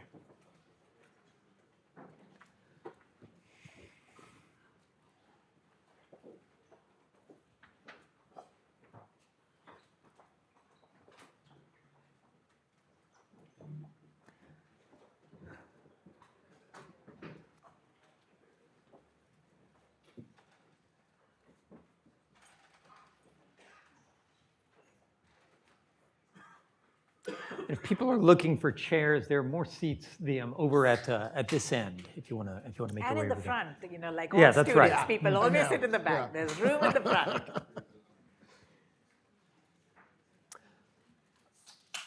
Okay, well, welcome back, everybody. I am Ben Story. I am the co-director of the Center for the Future of the American University.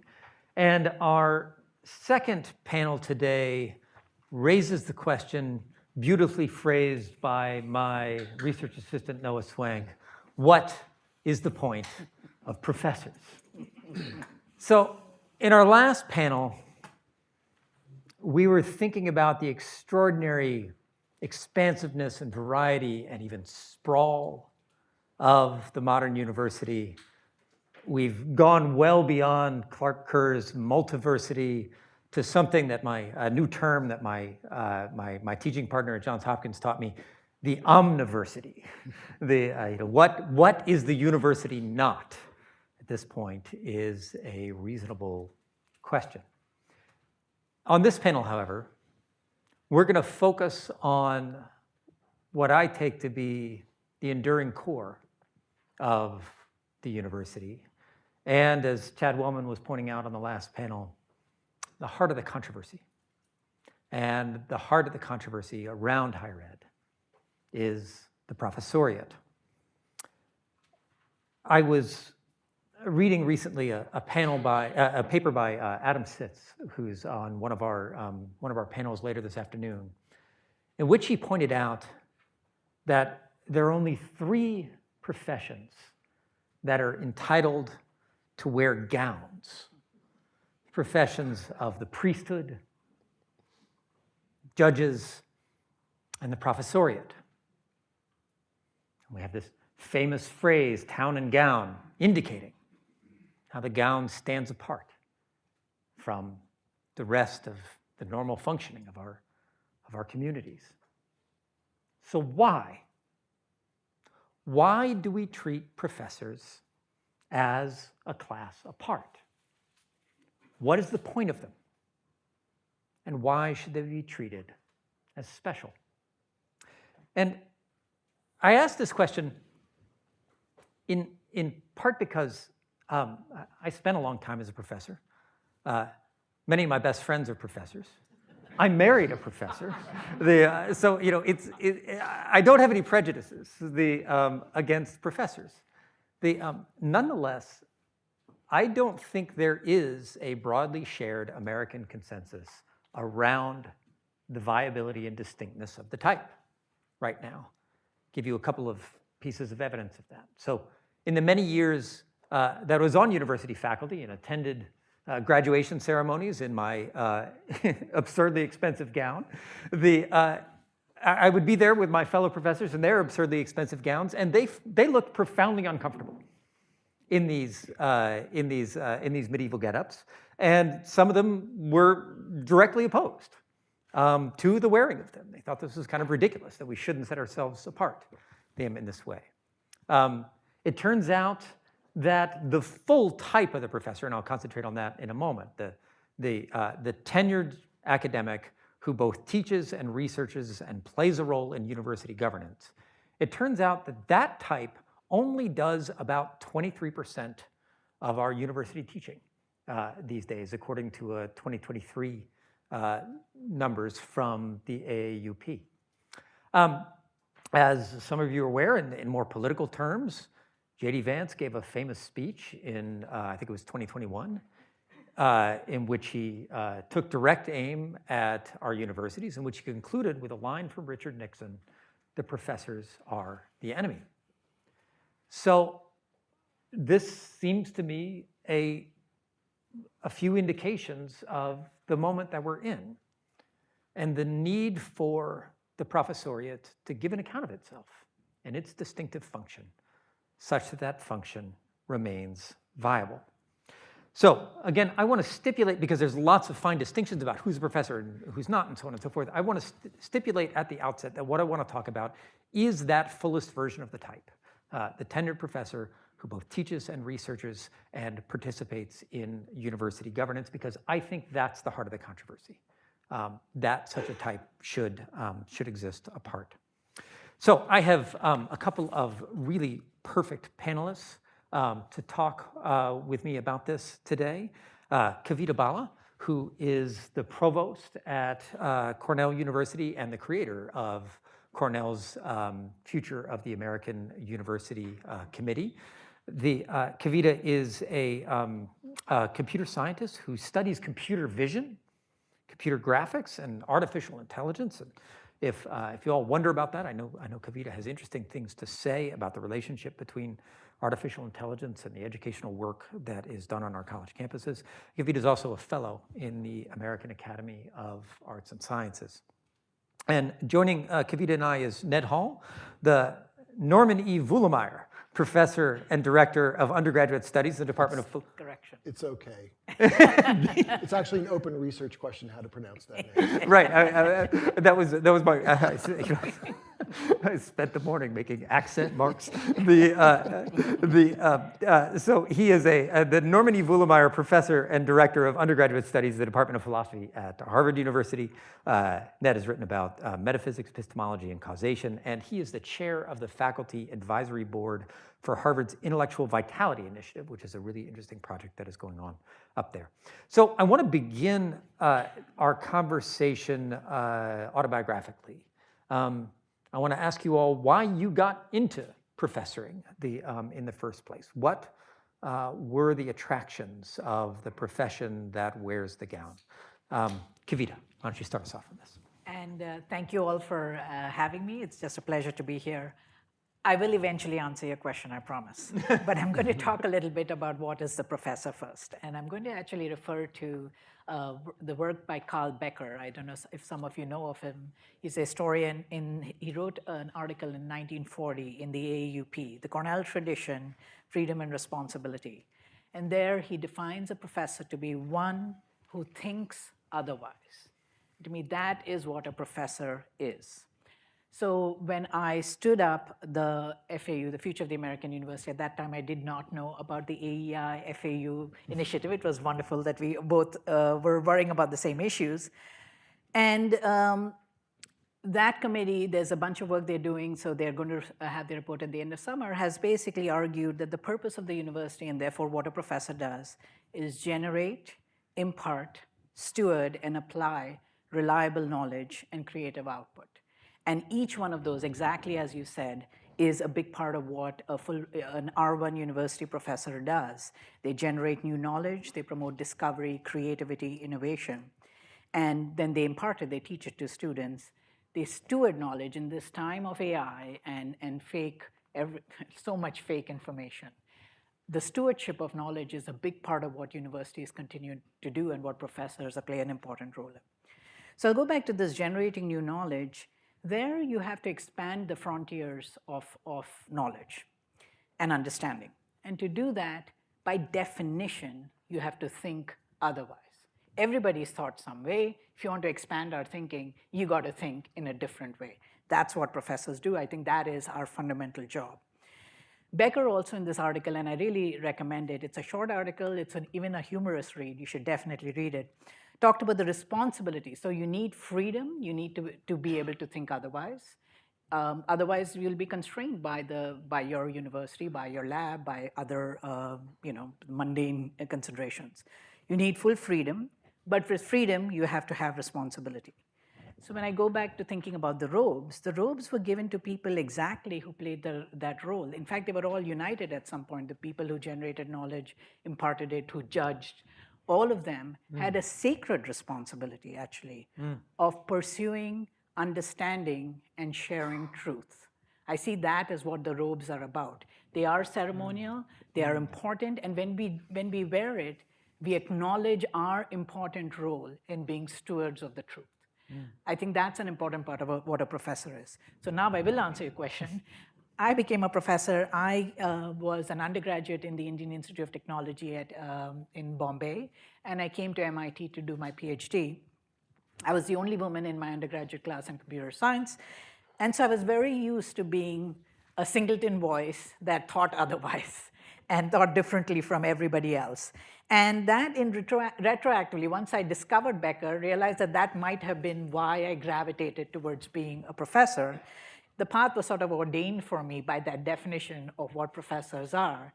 And I think that's an important part of what, for us, it's not a job, it's not a profession, it's a calling.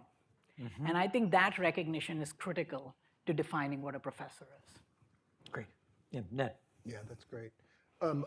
I want to start by maybe augmenting a little bit what you said about what professors are and about the role of pursuit of truth. You also mentioned understanding. So as a philosopher, I always bristle a little bit when people privilege, producing knowledge, because like philosophy is still arguing about all the central questions. We are no closer to achieving consensus, but there's been a massive growth in understanding. And I feel this is a friendly amendment / augmentation, that we're in the business of producing knowledge and understanding about vital questions. And one piece of that I think is often invisible to our students is the role of well-conducted inquiry. Because knowledge of the kind and understanding of the kind, KB, you were emphasizing is really hard won. You have to set up good questions to begin with. You have to know how to inquire into them collectively in an effective way. Part of that is making sure that at the outset of inquiry, you're not foreclosing certain answers that should be on the table. And this is probably a theme we should come back to, because I think some of the worries that were raised in the first session about the credibility or the perceived credibility of the university, I think zero in on that part. That there's inquiries being conducted, but it's being conducted in a warped or distorted way, because within certain fields, so the narrative goes, certain answers or certain questions are just set aside without good reason. So I think that's a really, like when we think about stewardship, it's stewardship of producing knowledge and understanding in a certain way that's really kind of the calling. Now, getting to the autobiographical question, when Ben posed this question ahead of time, my heart sank a little bit, because I thought, well, it's kind of, in my case, it's kind of boring. I got into philosophy as an undergraduate, mainly out of competition with a fellow student who had gotten permission to take an upper level class in her freshman year. And I was like, there's no way she's taking that class and I'm not.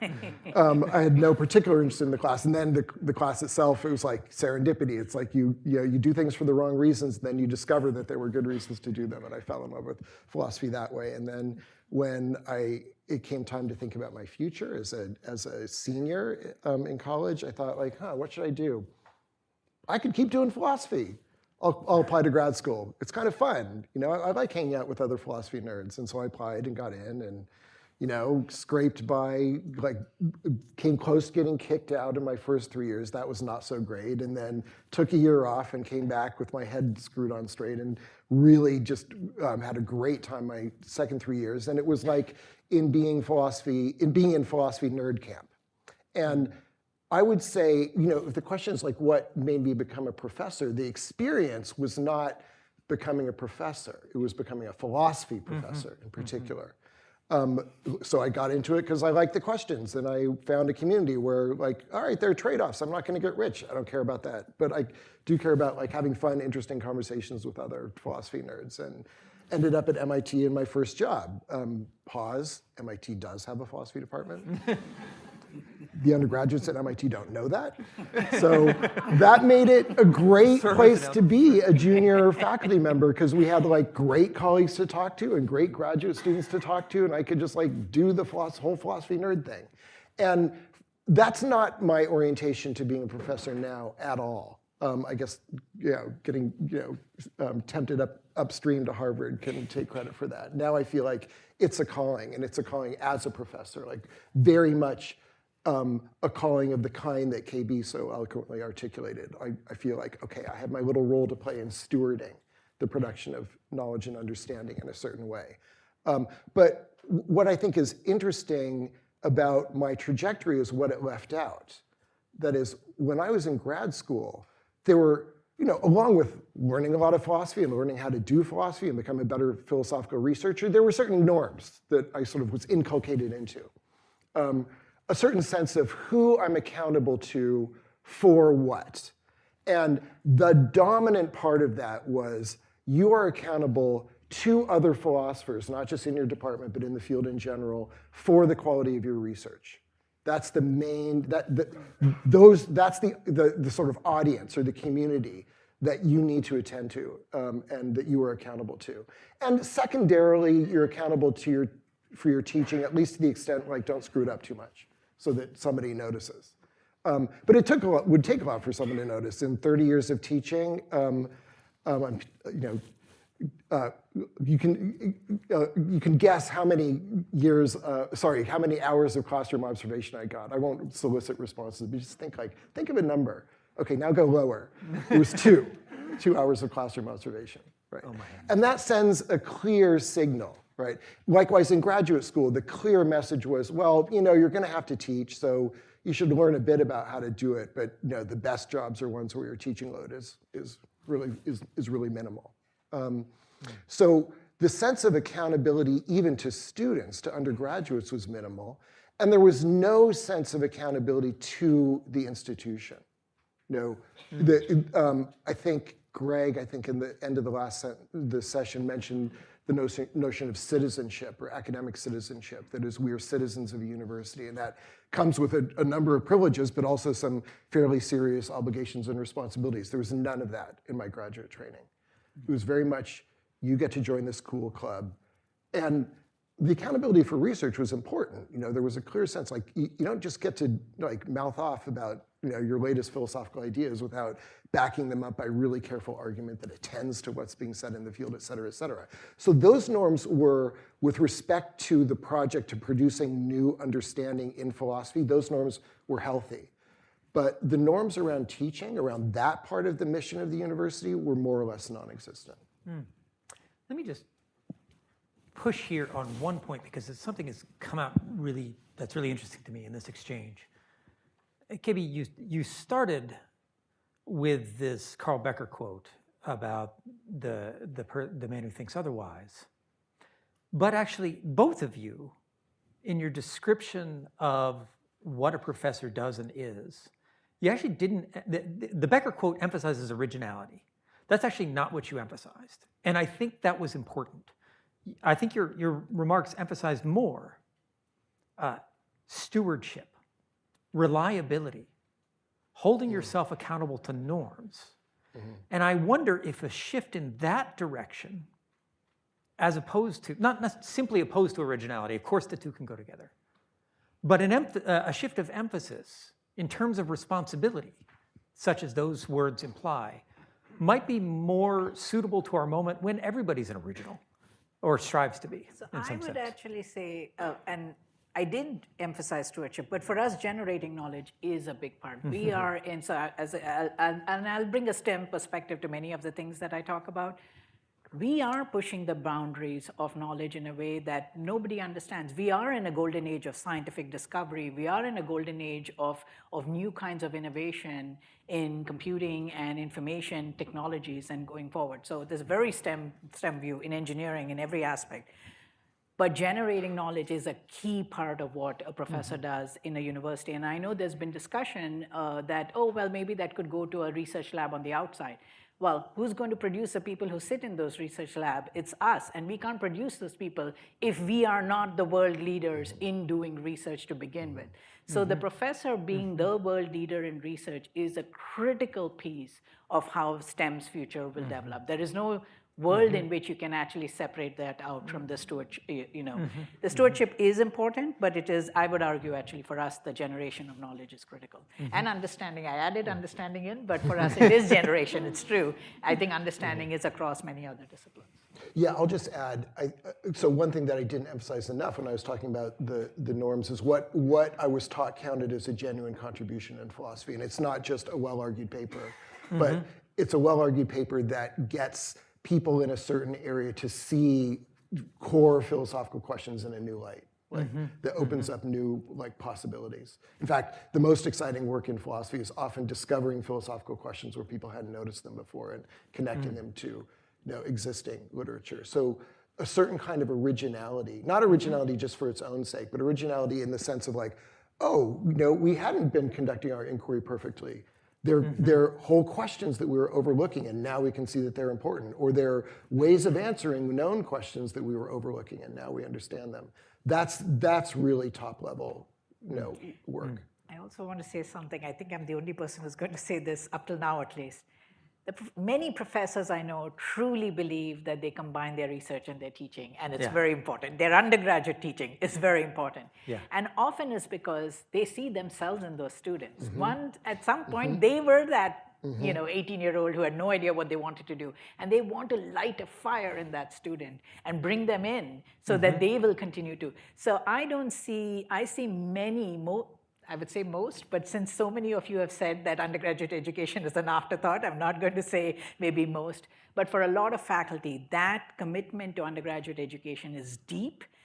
And it is combined with their research. They bring him in to do research in their lab, not because the undergraduate student is going to make some incredible discovery. In fact, they work with our PhD students. It's to make them understand what research is. It's very exciting when you open their eyes to this idea that you can push the boundaries of knowledge. In this world that knows so much, there's so much information around, to push that beyond that. That's so exciting. All right, let's, from here, you all just talked about the way in which teaching and research can interweave with one another. But for the purposes of our conversation, I want to separate out the parts of the professorial vocation, as you've both, I think, described it. The three parts being teaching, research, and university governance or service, the participation in the community of academic citizens, as Ned was describing it a moment ago. Let's begin with teaching, because professoring does in fact begin with teaching. That is the part of this vocation that has persisted over the course of the last 800 years. So now there are lots of people who teach in our society. We have elementary school teachers and driver's ed teachers and continuing ed teachers, all kinds of teachers. But professorial teaching is granted a different kind of freedom and accorded a different kind of protection. So talk to us about this. What is the nature of university teaching? What is the nature of professorial teaching such that it demands those special kinds of privileges and protections? Ned, you want to start us off on this? So I have an answer to it, but it's highly contested. And I think in general, among the professoriate, we do not have an agreed upon answer to that question. There's nothing like the agreement that exists when you pose the question about research, like why does our research deserve special protections? Yeah. And there's a fairly clear story, because it needs to be ruthlessly criticized by the right group of people. And that means it needs to be protected from influence from outside that group, roughly. I mean, you can expand on that. I think that part of my job in the classroom, and this is maybe where I disagree with Greg last time, because I don't see such a tension there, is a certain kind of character formation. I think I'm trying to help, to the extent I can, cultivate certain intellectual and social virtues. Some of them central to being a good philosopher or being a good researcher. Intellectual humility, curiosity, ability to engage in a good faith, intellectually serious way across quite profound disagreement. And ideally, I want students to come out of a liberal arts education knowing how, when, and why to question authority, knowing how, when, and why to question received wisdom, knowing how to do so in a kind of efficacious manner. These are the kinds, when we think about it, teaching for citizenship, these are the kinds of things that come to my mind.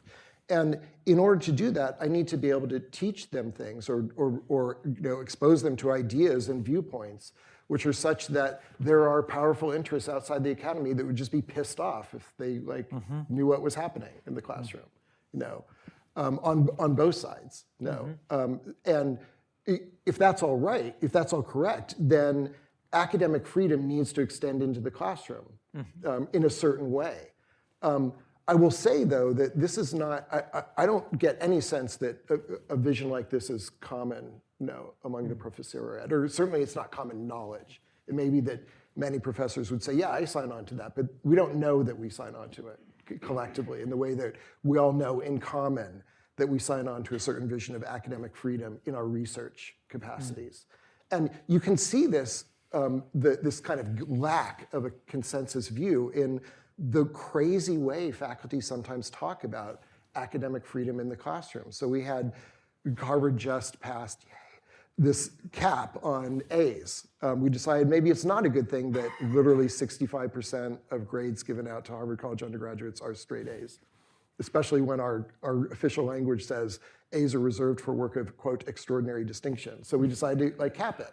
And there was pushback, and some of the pushback came in the form of complaints about academic freedom. This is a violation of my academic freedom as a teacher to tell me that I have to cap A's. I think that's just bonkers. An even more bonkers example, which I will not attribute, it happened at a university, is a faculty member who filed an academic freedom grievance when their request for funding, extravagant funding for a class, was denied on financial grounds. Who knew academic freedom came with a budget?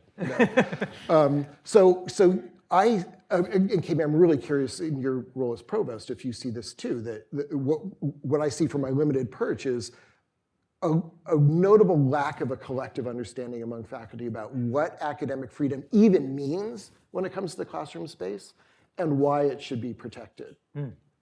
Katie. I'm going to actually step back to your original question and just ask the question of what's the nature of the teaching and why should R1 university professors be doing teaching instead of handing it out? And I'm going to, and I'll come back to this question about understanding the academic freedom. Again, I think, so I'll talk about a field that changed very quickly. I'm in computer vision. Computer vision was taught a certain way, and it was taught by knowledge of the physics of the world, because computer vision is you're looking at the world, and so you should understand how the world, light bounces around and understand all of that in developing algorithms that help you understand the world. When the AI revolution really took off, and that was 50 years in its making, but 10 years ago, it was very clear that the techniques that would be used to solve computer vision as a problem were going to be actually completely different from what had been done for 3 decades. And so if you were in the field, you saw that change, and you went home and you changed what you taught to your students. So your students, your undergraduates, even if they weren't going to become professors or anything like that, or researchers, they got to see this transformation at a pace that would not have happened if you were somebody who just stuck to the knowledge that somebody else produced, that you were trying to impart to them. To me, that is the key of what university professors do. They are at the cutting edge of understanding and discovery, and they bring that to the students so that the students you produce are the best educated students on a topic. That is what we aim to do, is they have to have the best education. That is what we give them. And I see that's where the key difference and that's why we also make sure, as a provost, we make sure that all the departments don't just farm out the teaching. There's a lot of discussion around that. It happens in different universities. But in good universities, you make sure that you don't farm out the teaching to people who are not actually doing that work. Because the reason the students came to your university is to get access to that thinking, that knowledge. So I do believe that there's a very unique role that these professors play, that the university professor plays, that we have to nurture and continue to keep for universities to produce the best educated students, which is ultimately our goal. Yeah, go on. Yeah, I just want to, it's interesting here that I don't necessarily think these are competing conceptions, but two very distinct conceptions of why academic freedom in the classroom is important. Just to operationalize it a bit, why do we think it would be a bad thing for an outside the university party to have a say in what's on my syllabus? No, because everyone would agree that's like an easy case. That would be a violation of a professor's academic freedom if some commission says, like, we have to review your syllabus before you teach your class. And one reason is it would curtail our ability to teach the best, cutting edge knowledge and understanding, and that's important.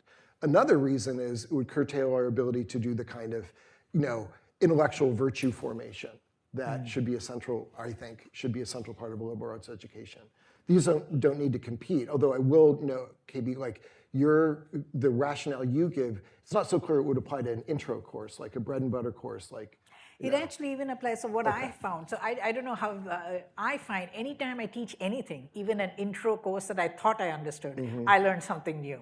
And it gives me an idea that I go back, I mean, not always, but sometimes it's just actually, When it gets boring, I stop teaching the course. I go and talk to the chair and say, I'm not getting enough out of this intellectually. I'm clearly not the right person. You should put somebody there who's excited about the material. But that's not necessarily the case. You actually learn, and there's always a tweak. There's always, even in the intro courses, when you look at it with fresh eyes, there's something to learn. And we question our assumptions every single time we teach.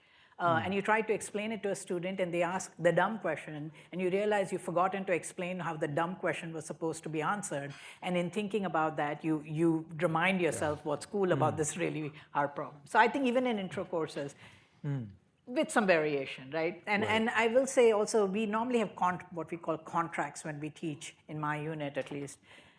80% of the course, we all agree on what needs to be covered, because the students need to have that basic training so that they take the follow-up course and they actually have the knowledge they need, whether it's fluid mechanics, whether it's programming, whether it's anything else. But 20% of the course, you get to have fun.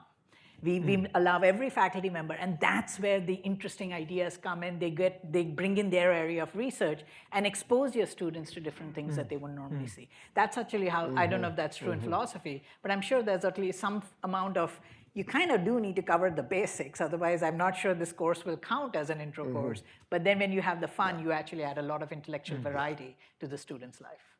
Yeah, and you can actually see a rationale for protecting academic freedom, at least at the departmental level, because presumably that's where if the aim is ultimately to bring students to the point where they can appreciate the most exciting new knowledge that's being discovered, you need experts to be the ones solely in charge of crafting a curriculum. Yeah, and your point about an external agency telling us what to teach, our whole assumption is we have the best thinkers in-house.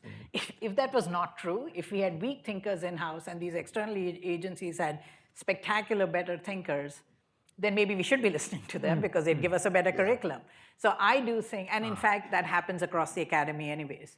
Like if you look at, nobody develops their course in full isolation. They will often look at what their peers are teaching too. They look at the people they respect and go, look, oh, they're teaching it that particular way. Maybe I should add that module into my course too. So we all learn from each other. It's not this isolated, you stand alone.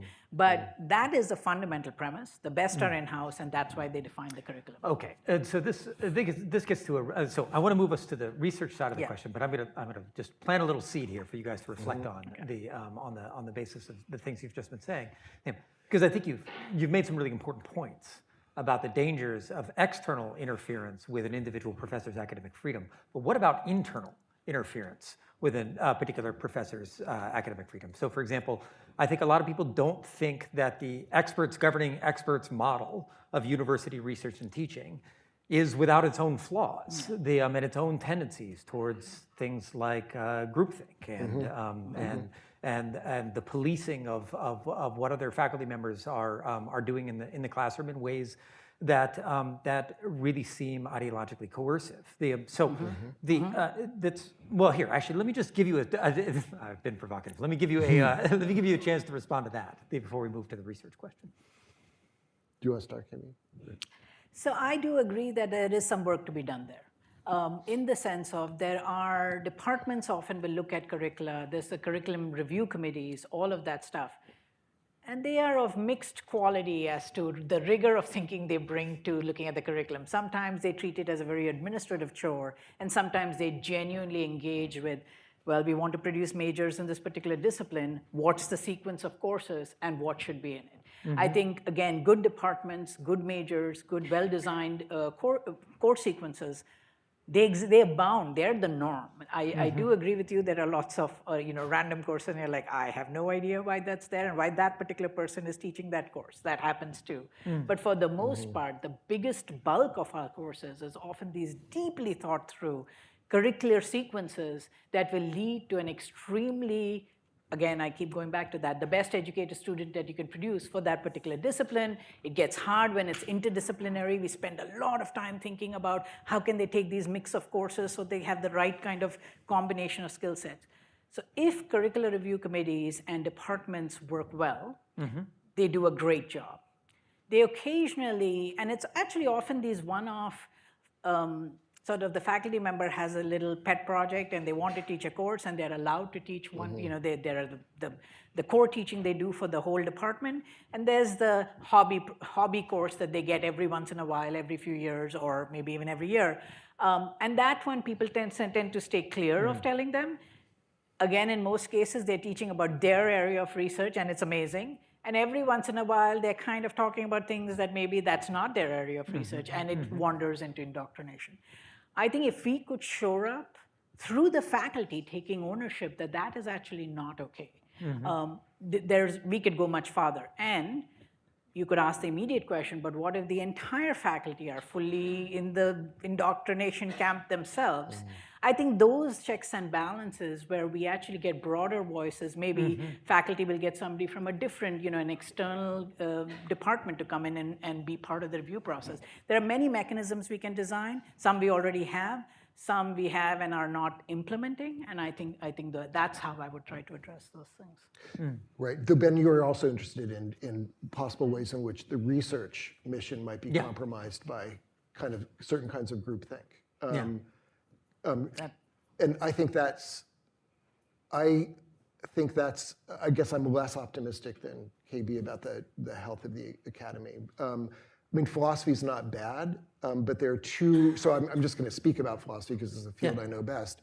But there are two kinds of pathologies I've seen. One is questions where it's really understood that you will suffer professional consequences if you explore or defend certain answers to them. This doesn't happen that overtly, that often in philosophy, but it famously happened in 2017 around sex and gender in philosophy, when a young faculty member published an article exploring the following question. Now, if you're a philosopher, this question will make total sense. If you're not a philosopher, you might think like, what are you guys doing? What? But here was the question. By that point, there were in the philosophical literature a number of very interesting arguments that gender is a social identity that's malleable and that a person can take steps to actually change their gender. Philosophy is endlessly disputatious. It's not like these had sort of like everybody, yes, we've settled that question. But these are arguments that were taken seriously. And Rebecca Tuvel in her paper said like, well, I want to explore the extent to which those arguments would apply to race. Third rail, right? For a philosopher, this is a totally obvious question to explore. You have these social identities that are really important. Some are malleable. Some social identities are obviously malleable, like whether you're a Democrat or Republican. Some are obviously not malleable, like how tall you are, to the extent that height has a social identity aspect. Some of them it's like unclear, and like there's really interesting philosophical work to be done to explore this. And she got savaged by like 300 people in an open letter in the profession for just publishing this paper exploring this question. This is a low point. It was a really low point. Now, to philosophy's credit, that very event generated tons and tons and tons of discussion, like what are we doing, right? So there were some self-correcting mechanisms there. I feel like, at least within philosophy, and I'm sure this happens in many other disciplines, there's something more insidious where certain questions just get overlooked, not because someone's afraid of the professional consequences of pursuing them, but because like, oh, you learn what other people are interested in. And nobody's interested, I would be interested if I pursued that. So in political philosophy is dominated by the question, what is justice? And within that umbrella, it tends to be dominated by responses to Rawls' theory of justice. There are, newsflash, other traditions in political philosophy. Like Burkean traditions, they're more what we think of as small c conservative traditions that are really quite intellectually interesting. And nobody within analytic political philosophy has picked up the ball on that, really. And there it's not because like they would get pilloried if they did. It's just like, oh, well, people would be like, yeah, I'm just, But Rawls said, the center of gravity of people's interest is elsewhere. And that fact doesn't get much open discussion. So I guess there's a question of like, when you have these pathologies, what do you do? Yeah, and I actually do agree they do exist, and they exist in science. I'm going to give you a historical example. Newton, all of you know Newton. Newton did not believe in the wave properties of light. And Hooke, some of you may know Hooke. For those of you who are engineers and stuff, there's Hooke's law. Hooke was a contemporary of Newton, and Hooke actually understood that there's more complexity to light than what Newton believed. Newton ruthlessly actually suppressed Hooke. This is not well known in the history. He's such a hero for all of us. Not well known in his history. He got his picture taken down from the academy, which is very petty, one could argue. And Hooke's work eventually was picked by Huygens, so different country. And it came around, and then everybody understood. And it took a while to actually, it took a few decades, because Newton was such a giant. I mean, nobody could bear to stand up to Newton. But Newton eventually passed, people do. And this whole theory, the wave theory of light, came up. And then over time, we actually realized you need a quantum theory, and that's how physics. So even in science, these kinds of orthodoxies do take hold. And within the discipline, it's hard to publish a paper. I will say one of the beauties of the time we live in is that you can then go and create your own conference and publish your ideas separately, self-publish, if you will. And we've done that even in more recent times. You told me to talk about AI. I was not planning to talk about AI, but I'll talk about AI. So AI, all the modern large language models are built on neural networks. Neural networks have been around for a long time, since early 80s. And this is Jeff Hinton, Jan LeCun, and Benjio, three researchers, all academics. For 40 years, that was considered to be pretty crackpot. It just couldn't work. And you know why it couldn't work? The idea was there, and it hasn't changed much. There wasn't the compute and the data. There was the idea, but not the compute and data. It was so crackpot that Jan LeCun could not get papers published. He's a Turing Award winner. Hinton is now a Turing Award and a Nobel Prize winner. And he couldn't get papers published. So he said, the hell with you. Wrote a really scathing, actually, criticism of the whole discipline, and went off and created this conference called ICLR, which had open review. So he was said, you know, in your little closed review sessions, you review my papers and you kill them. I'm going to put in the public domain, and the internet allows you to do that. These terribly bad reviews I keep getting of these beautiful ideas I have, because I know they're great ideas, and he was right. And only in the academy can he'd be fired from every other role, right? Only in the academy he has tenure, and so he's like, I'm creating a new conference. It is the main conference in AI, ICLR, and it's where all the modern ideas are published. That's when I'll give you another example. Do you have time for another? Archive was created by Paul Ginsberg. Physics publishing was very close-minded, took forever, and good ideas went to die into the review process. So he said, we're just going to put on the internet physics papers. The number of people who care about really deep physics papers is tiny, but he put it on the internet, and people reviewed the papers. It was in the public domain. He democratized reviewing, got great reviews, accelerated the pace of innovation. And in fact, all of computing actually sits on archive, and that's how we've seen the past 15 years. So there are mechanisms. When there's orthodoxy in disciplines, even within the disciplines, and with modern technology, there are mechanisms to avoid orthodoxy, get the message out, and actually the message, if it's a good message, I think it floats. All right, One just quick point. Sorry. The great thing about, Getting off. about these mechanisms is that these stories are important for young people to hear, because they may think like, oh, like I could achieve something like a certain kind of status by being heterodox. All right, let's go to the third leg of the stool here, which is professors' role in academic governance. When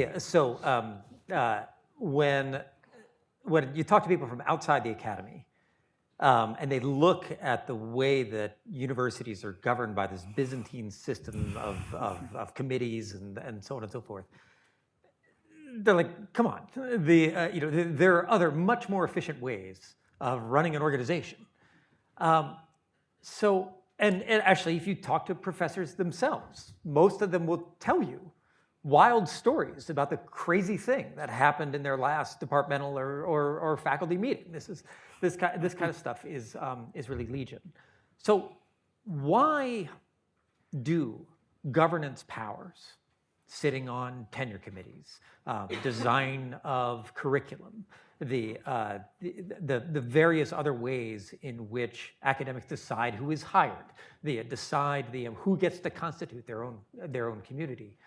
Why do those powers follow from the nature of the teaching and research enterprise? Who do you want to go first? Actually, Ned, why don't you go first on this one? Oh, I was totally going to defer to KB on this.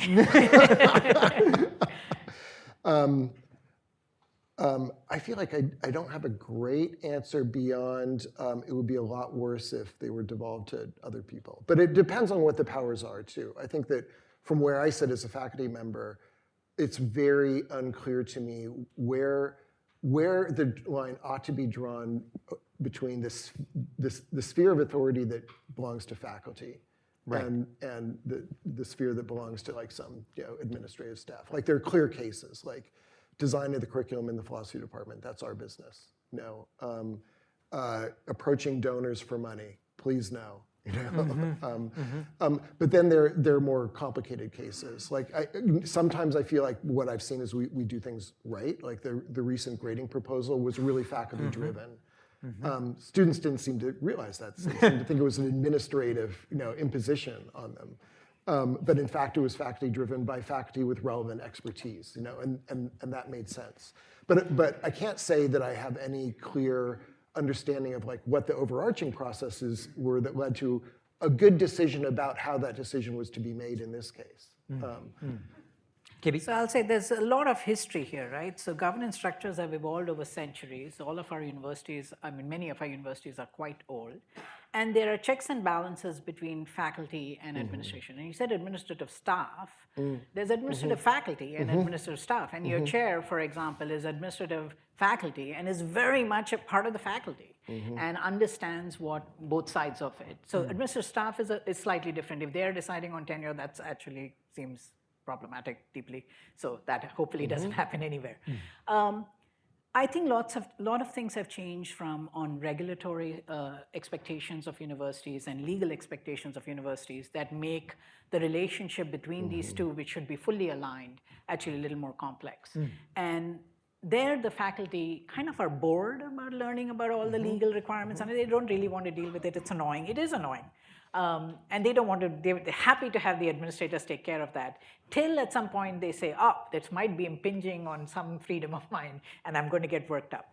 And I think that's a problem. You can't be fully disengaged on something and not do all the grunt work and the shoveling that needs to get done, and then show up at the end and only say, but for my freedom, here I am. You kind of have to be around for the whole thing.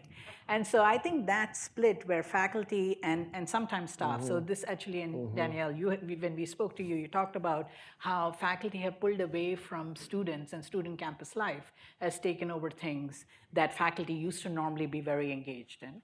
And they're happy to hand it over to staff till such time as they want to get involved. And I don't think that works. So I think we need to revisit those kinds of assumptions and have a closer tie between the academic side and the student life side. That's an example where there's a clash here.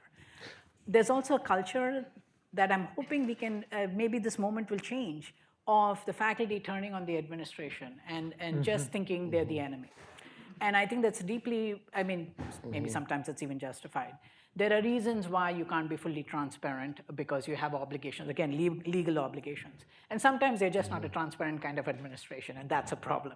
So we have to actually develop better on the administrative side, become more transparent, work with the faculty so that they see why you're doing the things that may seem unreasonable but are actually completely logical in the legal environment we're in. And vice versa, they need to be engaged. So I do think there's work to be done there.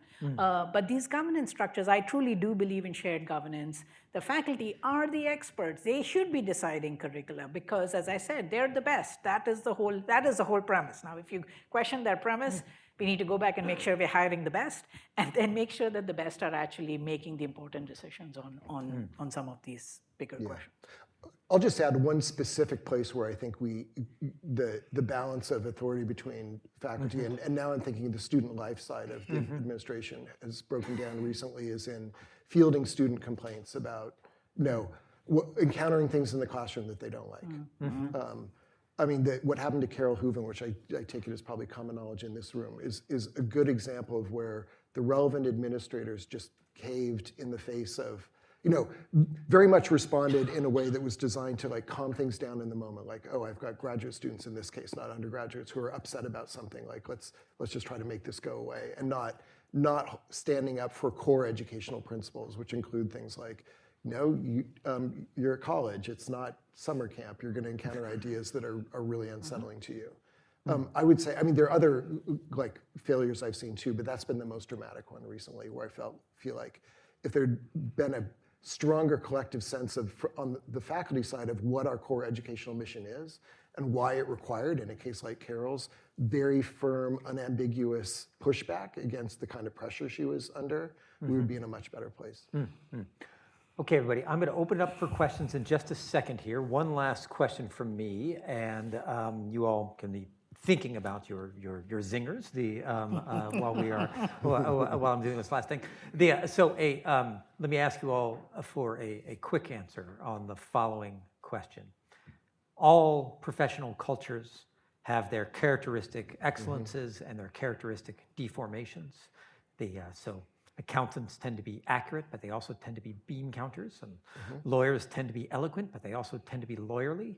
If we think about professors, what is the characteristic deformation that if you could wave your magic wand, you would change? And what is the thing that you would not want to see changed at all costs?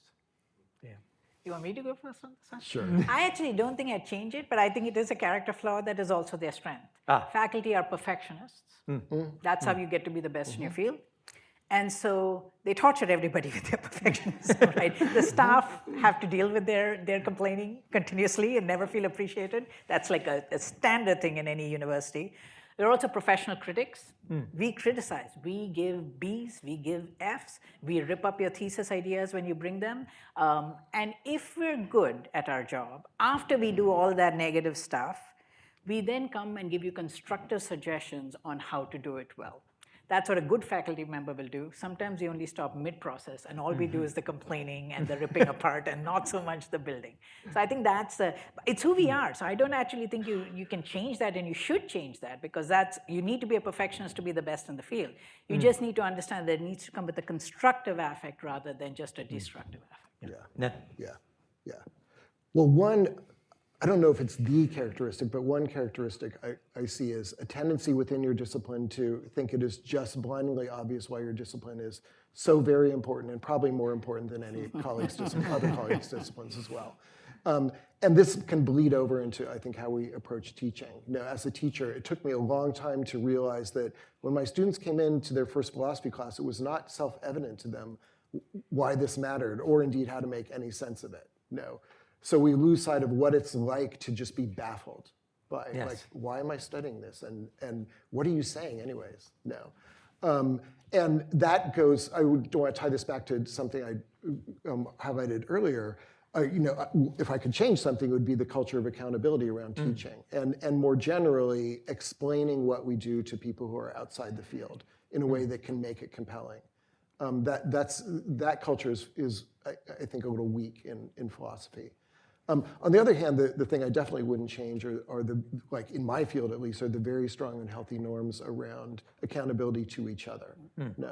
For the originality, the precision, the rigor of our research, where like I like to sort of joke that like the first commandment for a scholar is to know how and when to ask the question, how would I know if I was completely wrong?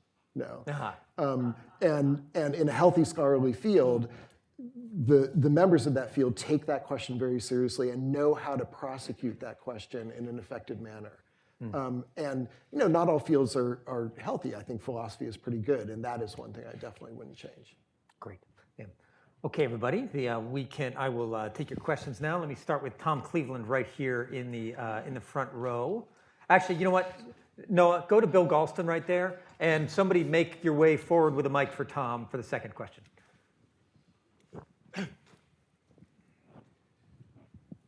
Well, thank you. Thank you for a very frank and optimistic discussion of the state of the academy. I'm not going to question that, but I was a college professor for about 30 years before doing other things, and in one crucial respect, I don't recognize myself in your description of what the business is, and let me try to say why. The emphasis in the discussion has been on the generation of new knowledge. As the son of a scientist, I understand that completely. But it's not clear to me that every academic field can be described through that paradigm. I'll give you an example. For many years as a political philosopher, I taught a dialogue called the Gorgias. And the subject of that dialogue was demagogy. Who is the demagogue? What are the motives of the demagogue? What are the strengths and weaknesses of demagoguery? Why are democracies vulnerable to demagoguery and under what circumstances? Those are enduring questions. Those questions don't change. And the questions are more enduring than the answers. And so I don't regard myself, when I'm teaching the Gorgias, as trying to generate new knowledge.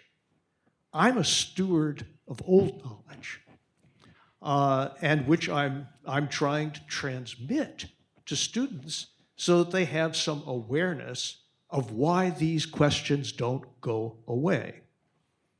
As you might imagine, in my most recent book, I drew heavily on the study of the Gorgias that I started as an undergraduate, because that problem hasn't gone away. But studying the dialogue helps me to recognize it for what it is, here and now. So, what are we stewards of?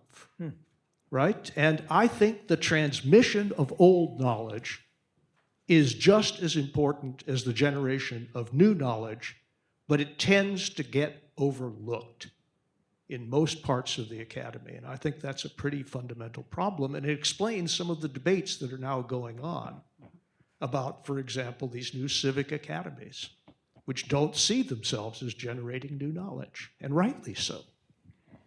I know you'll actually have something to say, but I'll firstly, if you're a provost at this time, you have to be an optimist. Otherwise, you would have left, right? That's a given.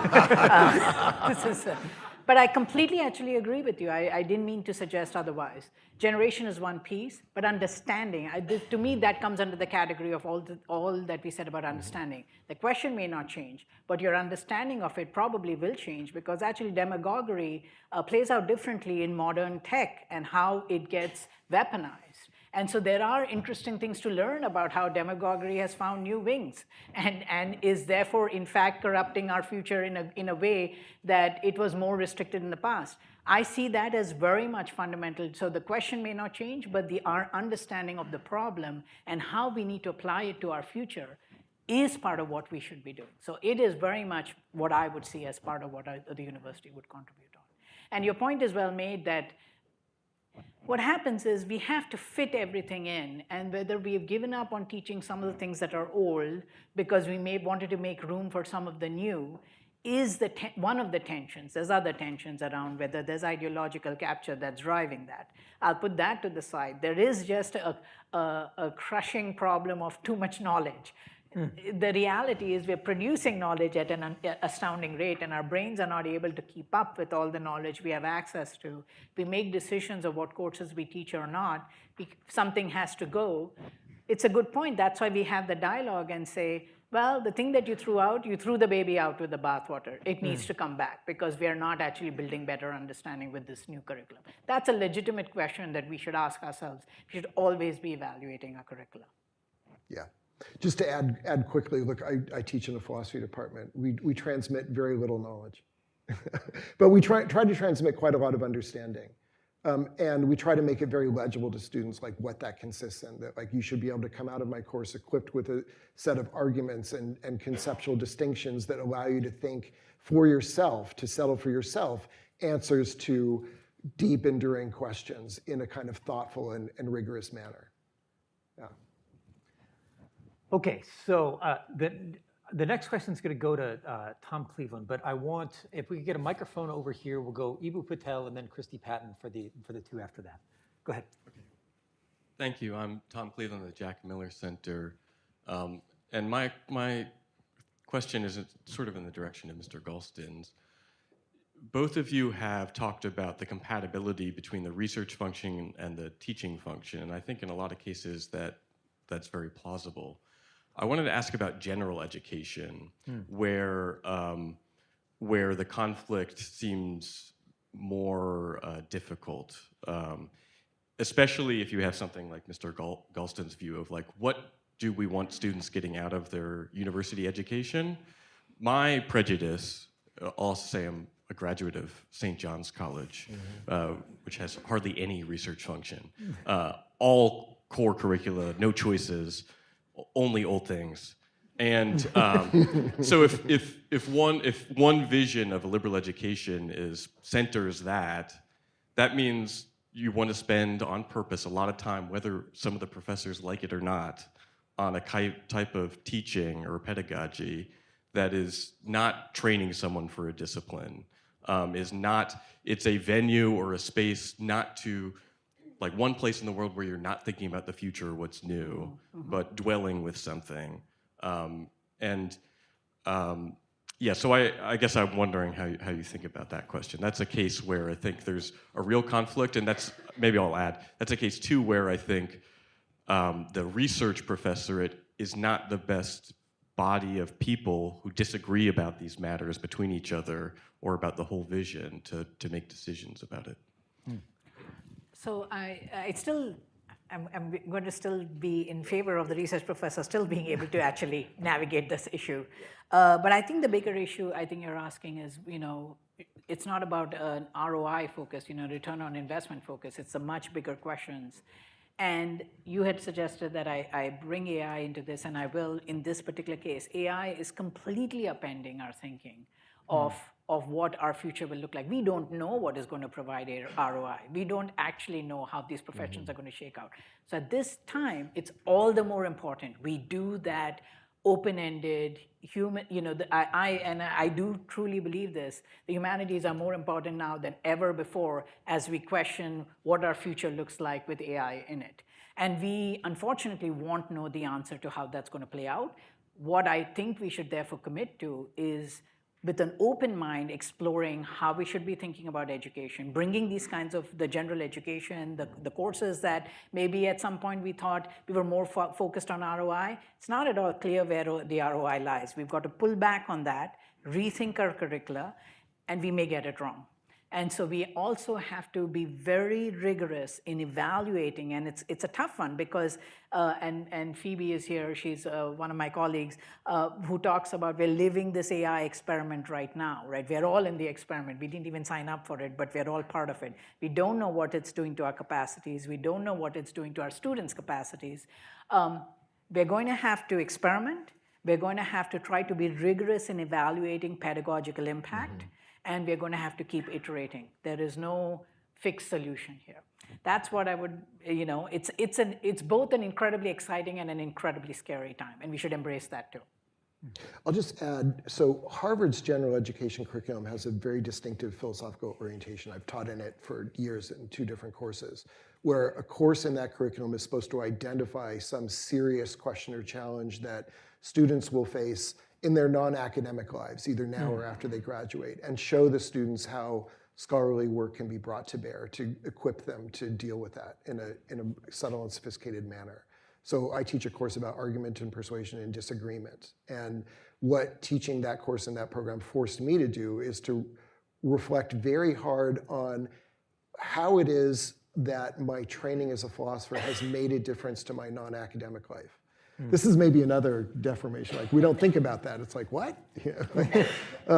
And it was incredibly a valuable experience for me, and allowed me to translate fairly directly, like philosophical research that I do, into the classroom. So I think there's a question. If you have someone who's a researcher and you pose the question like, okay, you are a researcher, that's part of your identity. What difference does that make to you outside of your research focus? And they just look at you cross-eyed and say like, none. I would not want that person teaching a general education course. Yeah. But the faculty member who can give a thoughtful answer to that and then know how to translate that for students is very well equipped to teach such a course.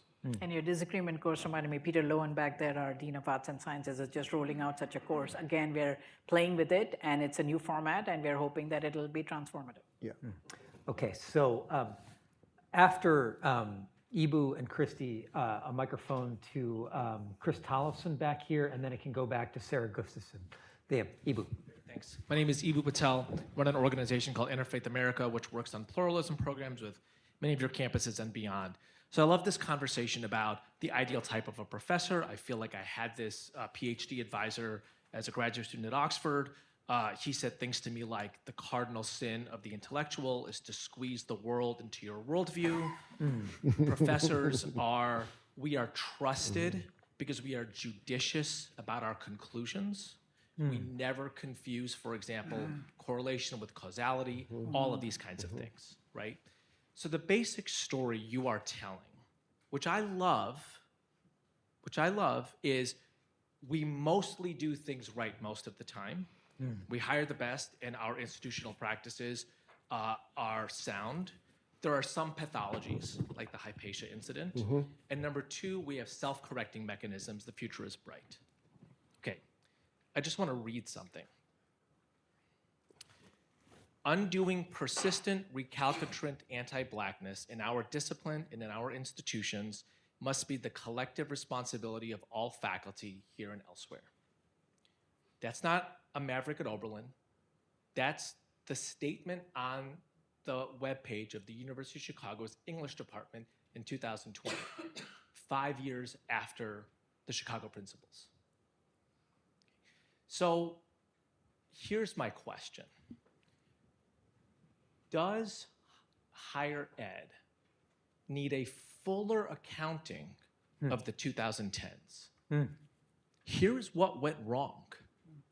Here's how we get to 44-1 liberal to conservative in sociology, my discipline. Right, here's how we get to 44-1.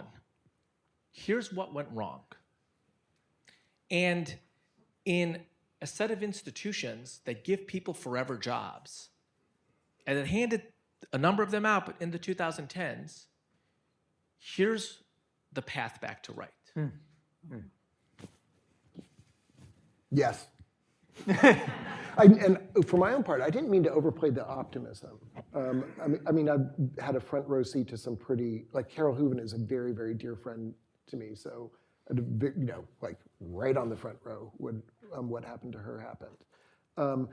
I think we probably do need an accounting, and part of it should be a kind of good scholarly diagnosis of what the pathologies are and where they came from. So I'm going to advance some hypotheses about that, but they're just really speculation because it would require a fair bit of research. One source of the pathologies, I think, has been people in administrative positions who, when some flare-up happens, feel pressure to respond in a way that mollifies, say, some student population. Without thinking seriously about like the consequences for the academic culture. So as an example of a little part of the Harvard ecosystem that gets this right now, didn't, after some like painful episodes, in the law school, I have friends in the law school who will have to teach students, for example, how is it that you defend a client who's been accused of rape, right? Because you might find yourself in that position. And you have to know like what a good defense is. And we'll encounter students who say, well, I don't want you to teach me about that. Or in a course on the Supreme Court, we'll have students reenact debates about hot button issues like the Obergefell or the debate, where students will say like, no, like you're harming me by telling me I have to defend Scalia's position. And what will happen there is like those students will go behind the professor's back sometimes, this has happened, and complain to an administrator. The bad outcome is where the administrator says like, well, I need to call in the faculty and have a conversation with them about like how they're handling things in the classroom. And I think that happens all too often. In the law school, they have modeled a much better response, which is to summarily dismiss the student's complaint in a case like that, right? And what I've seen, like law school, great. The college, not so much in the time period you're talking about, EBU. No, I think it's getting better now. But what I saw was like a notable lack of stiff spines on the part of like key administrators. And that can include faculty chairs who feel pressure, maybe from a certain like subset, typically a minority of graduate students who have a sort of activist bent, who want some statement published. When I was chair in the philosophy department, we had a lot of pressure to in recent, this is more recent, take anti-Israel positions publicly and just said, no, we're not going to do that, no, to our students, because we have an understanding of the kind of community we want in the department, and this is completely antithetical to that. But one problem is that faculty are not used to dealing with this kind of conflict, right? When I was a student, or when I was coming up as a junior professor, nobody ever gave me any sort of training like, here's what you do when something like students issue complaints that are really sort of unfounded, but that could generate controversy in the public sphere. No. And so I don't think it's surprising that people without that kind of training who are, not averse to certain kinds of conflicts, like if anything, we're like the opposite of averse to certain kinds of academic conflicts, but are averse to other kinds of conflicts, encounter situations like this and completely flop their responses to them. What I haven't seen is, and maybe this is just because things are relatively healthy in philosophy, is like a problem being generated by professors who are coming in thinking, my job is to indoctrinate. No, and I have a left-wing agenda, typically, and I'm gonna push it, and I'm gonna complain if you try to get in my way. But I'm curious what you've seen. I know you wanted to move on. I'll just say one thing, and we can talk offline, actually.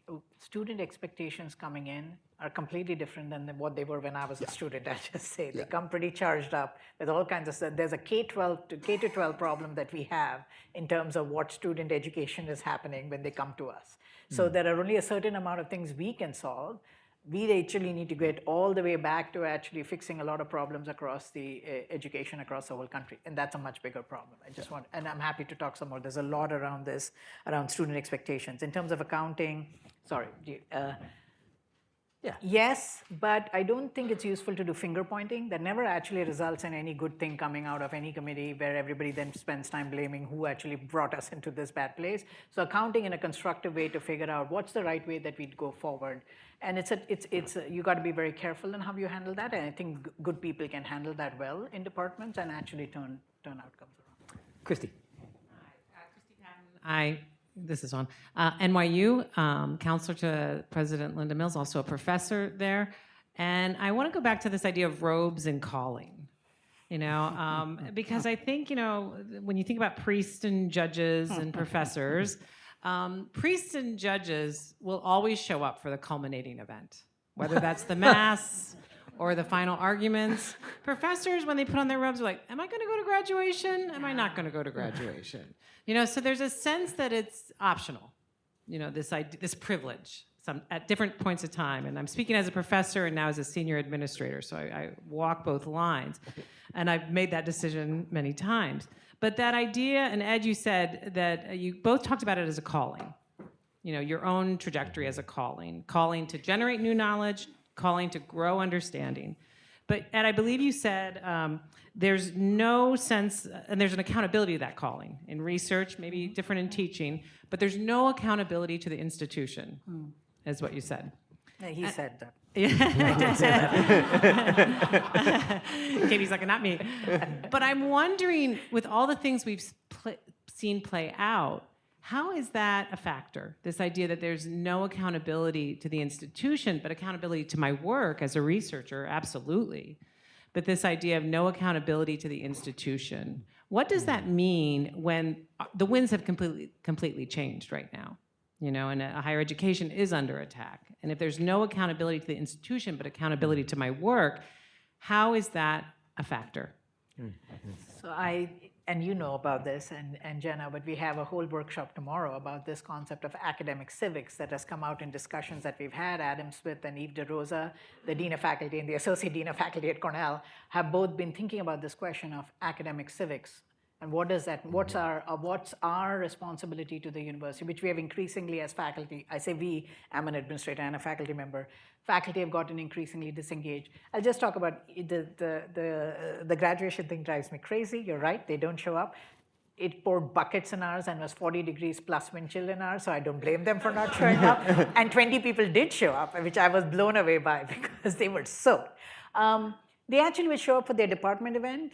It's just the big one that they don't feel a connection. And if they show up at the department event because they know those students and are still engaged in their future, I'm actually okay with that. I get it, right? You go to the crowd, the group that you know, and you're not sure just showing up in your robes. You're like a potted plant, right? You're supposed to look pretty. You're not actually contributing. You're not giving a speech. You're not contributing as an academic there. You just are there for looks. I can understand people not wanting to do that. So I'm actually sympathetic to that, and we have very indifferent weather in Ithaca sometimes in graduation. But the deeper question is accountability to the institution. And this notion of academic civics, I hope we will really explore deepening that, because it has fractured. And maybe it worked better when we had smaller institutions. We've become bigger. We've become the Omni University with too many objectives, which not everybody resonates with. Even we couldn't even agree on whether we're stewarding or generating or applying or imparting. So I think we need to strengthen that, ensure that, and I hope that is work that comes out of this time we happen to find ourselves. Yeah, yeah.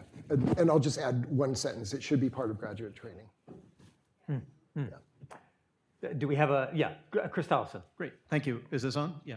I have a question about what maybe we could call, following some comments from Ned Hall earlier, the social identity of a professor.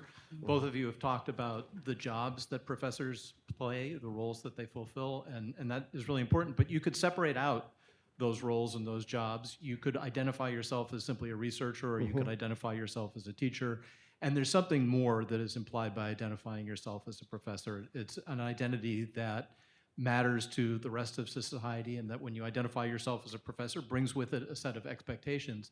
And those expectations seem like they're getting pressed down right now. I mean, the attempt to remove tenure, right? The attempt to increase teaching loads to make people just teachers, the instrumentalization of the job, all of these seem ways of suppressing the social identity and the social role of the professor back down to simply the jobs that the two of you have discussed. And I'd just like to invite you to reflect on what you think the value and purpose of that social identity of being a professor is, and whether you still think does it still continue to have value within society, or would we be better off just thinking of ourselves as researchers and teachers, even with a degree of freedom that, that not everybody else in every role has?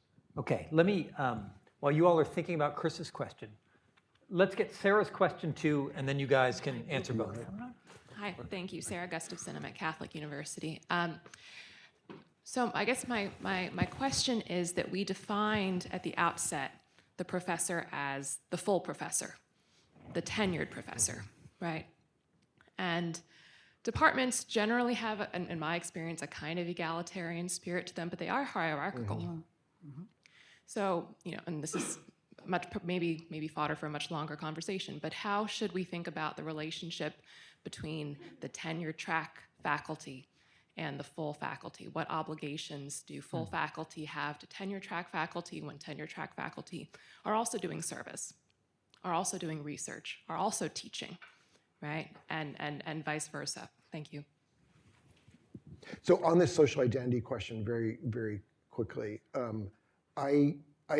I think I and my colleagues in my department feel very strongly their identities as teachers and as researchers are continuous and connected. And for me personally, part of that is having, for various reasons, reflected over the years on what philosophical scholarship has done to me as a person, what kind of person it has fashioned me into, or helped fashion me into.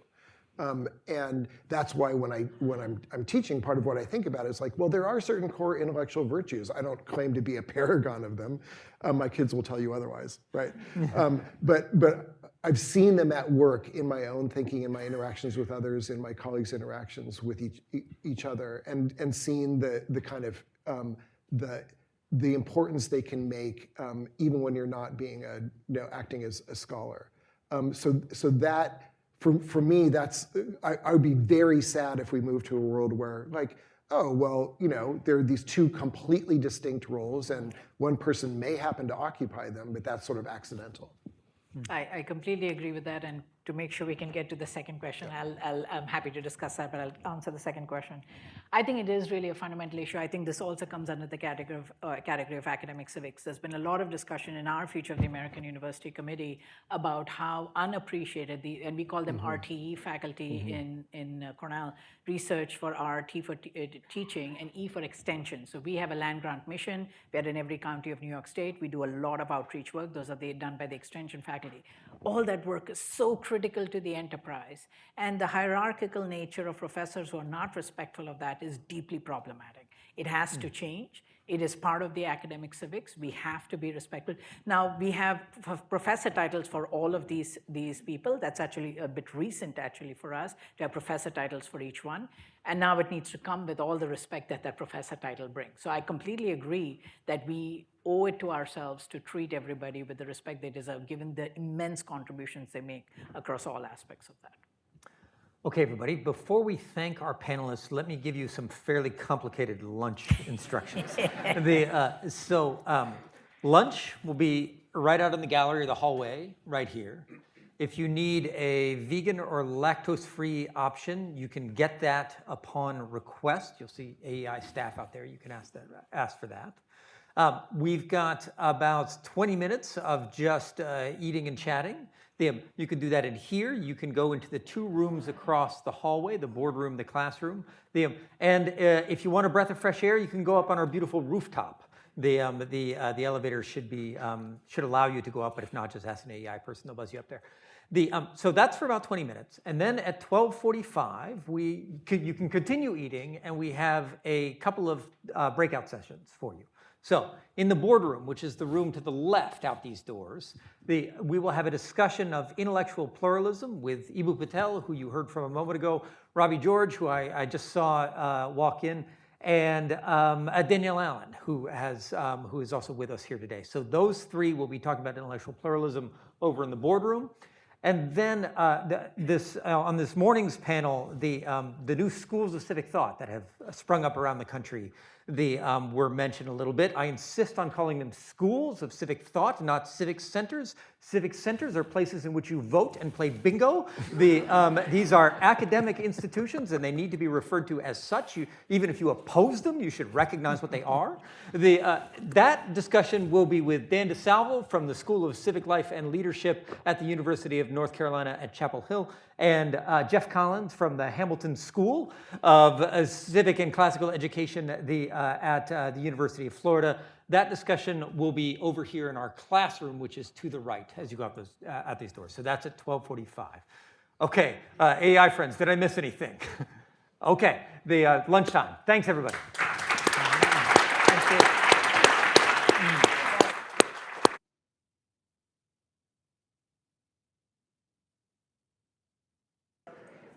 Welcome back for this afternoon's portion of the Center for the Future of the American Universities Conference. I'm Jenna Story. For those of you who weren't here this morning, I'm Jenna Story, and I'm a senior fellow in social, cultural, and constitutional studies here at AEI, as well as the co-director of AEI's new Center for the Future of the American University.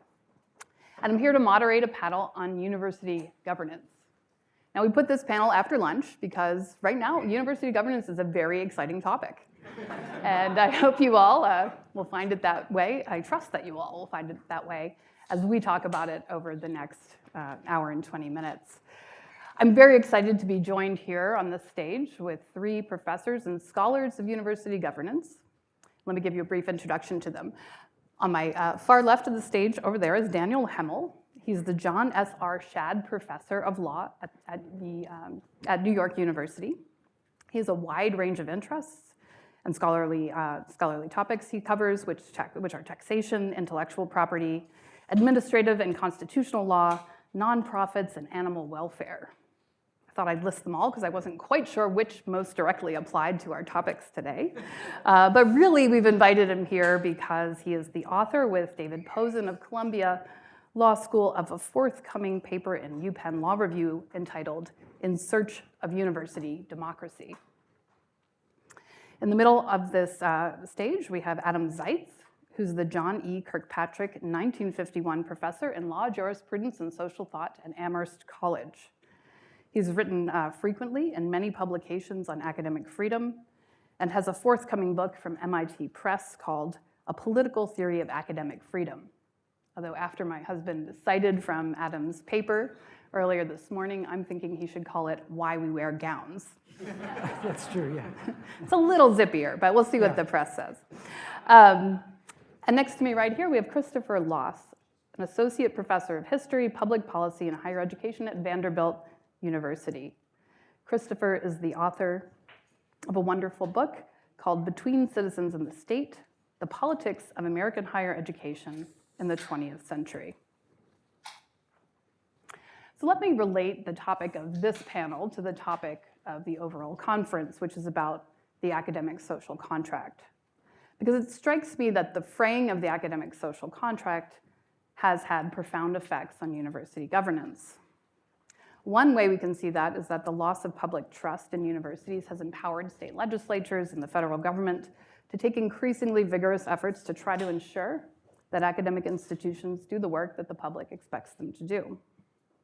And partly in response to this, trustees and university presidents are playing a more conspicuous role in governing educational institutions. So this seems to obey the general logic that in times of crisis, power seems to flow upward. But we're lately seeing signs of a contrary tendency. More vigorous work on the part of faculty committees to attend to matters of public concern. This morning, I think in the last panel was mentioned some of the work done by Harvard Faculty Committee to curb grade inflation. And one might also mention the now famous Yale report, several committee members of whom are with us in this audience today. The Yale report pledged to help the university tackle a whole host of problems, from transparent admissions to cost to ideological skew. I'm really interested in this because as a former faculty member, I was fascinated always by the fact that everyone seemed to want to have a say in the way the institution was run, but at the same time, it was always a scramble to get a quorum for the meeting. Is that changing? Let me tell you about the topics I'd love to cover over the course of the next hour, and then I'm going to pose some of these questions specifically to our panelists. I'd like to understand how decision-making is actually made on American campuses today. I'd like to understand whether these panelists think decision-making power should flow upward and outward, particularly now in this time of crisis, or whether universities would be primed to do their work better if more power were given to faculty, staff, and even students.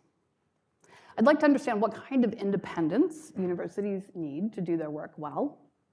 And I'd also like to know what the panelists think is the proper way for universities to be held accountable to the American public. So Adam, let me start with you and ask you just a kind of ground-setting question. I want to get your view on how governance actually works on most campuses today. And I might say that sometimes it seems that everyone thinks everyone else has the real power. Faculty complain that presidents are making all the decisions and senior administrators. But sometimes university presidents and boards, at least when they speak to outward communities, they're asking them to be accountable for some problem, say that they're faculty-led institutions. So how to make sense of this? How do you see university governance really working on campus today? Thank you for the question, but before I answer the question, I just want to thank you and AEI for getting together in a single room this vast array of different factions, of different people from different political persuasions. I don't think this is happening anywhere else in the United States today. I'm really grateful for the chance to speak openly and frankly about these matters with all of you. I'll answer the question by answering the question why we wear gowns. There are really two corporations in every university. One is the Board of Trustees, which is the legal corporation which has the fiduciary responsibility for looking out for the best interests of the university as a whole. They manage the financial side of things, assets, property, so on and so forth.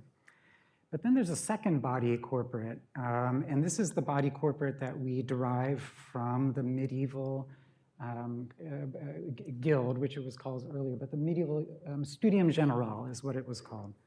And this is the idea that the students and the professors together are the university in just the same way that the priests and the faithful are the church and the justices are the court. The reason why all of these three professions wear a gown is because they belong to corporations in which the members are constitutive of the body, and the body lives only in the members. This is a medieval doctrine called the King's Two Bodies. It comes to us from a thinker named Ernst Kantorowicz, who corresponded with Felix Frankfurter, the Supreme Court Justice, during the time when Felix Frankfurter was writing some of the most important academic freedom cases in the 1950s. The gown symbolizes the second body. It symbolizes that when you're talking to a philosopher, you're not talking to a natural person with a birth and a date, you're talking to the history of philosophy. When you're talking to a Platonist, you're talking to the history of Plato commentary. When you're talking to a biologist, you're talking to all of biology. When you're talking to a historian, you're talking to 200 years. When you're talking to a legal scholar, you're talking to 200 years of precedents. And so that body corporate, the idea that essentially the gown symbolizes this intergenerational body of knowledge that every scholar carries with her and that covers her body and that doesn't die when she dies, that she passes on to her students. That's the second body. That's why we wear gowns, in just the same way that a priest who belongs to an intergenerational tradition and conveys teachings that have been taught for time immemorial belongs to an intergenerational continuity. When he dies, the tradition doesn't die. And so to a court, the court speaks in the present tense about its decisions because there's intergenerational continuity that's emblematized in their gowns. That's why we wear gowns, because we carry that second body of knowledge with us at all times.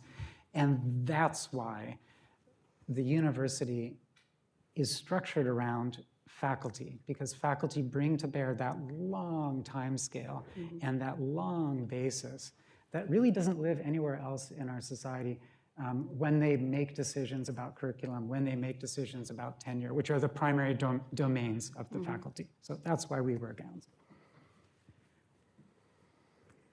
Okay, well, that's really beautiful, and I should have expected you to say that because you write about this stuff.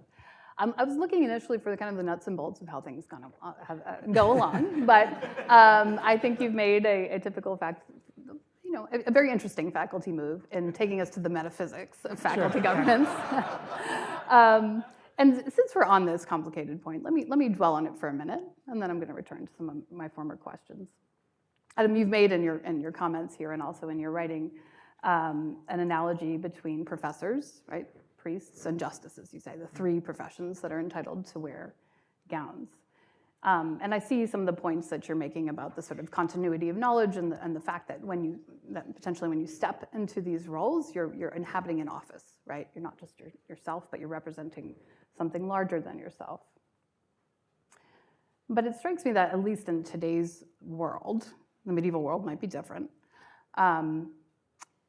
that analogy doesn't necessarily entail that professors should have the same relationship to public authorities that priests and justices do. For one reason, our justices are either appointed or elected, and our professors are not appointed or elected.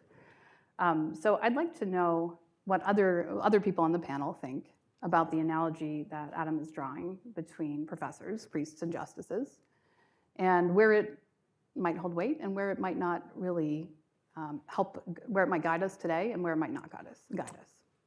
Christopher. Sure. I would love to respond to that.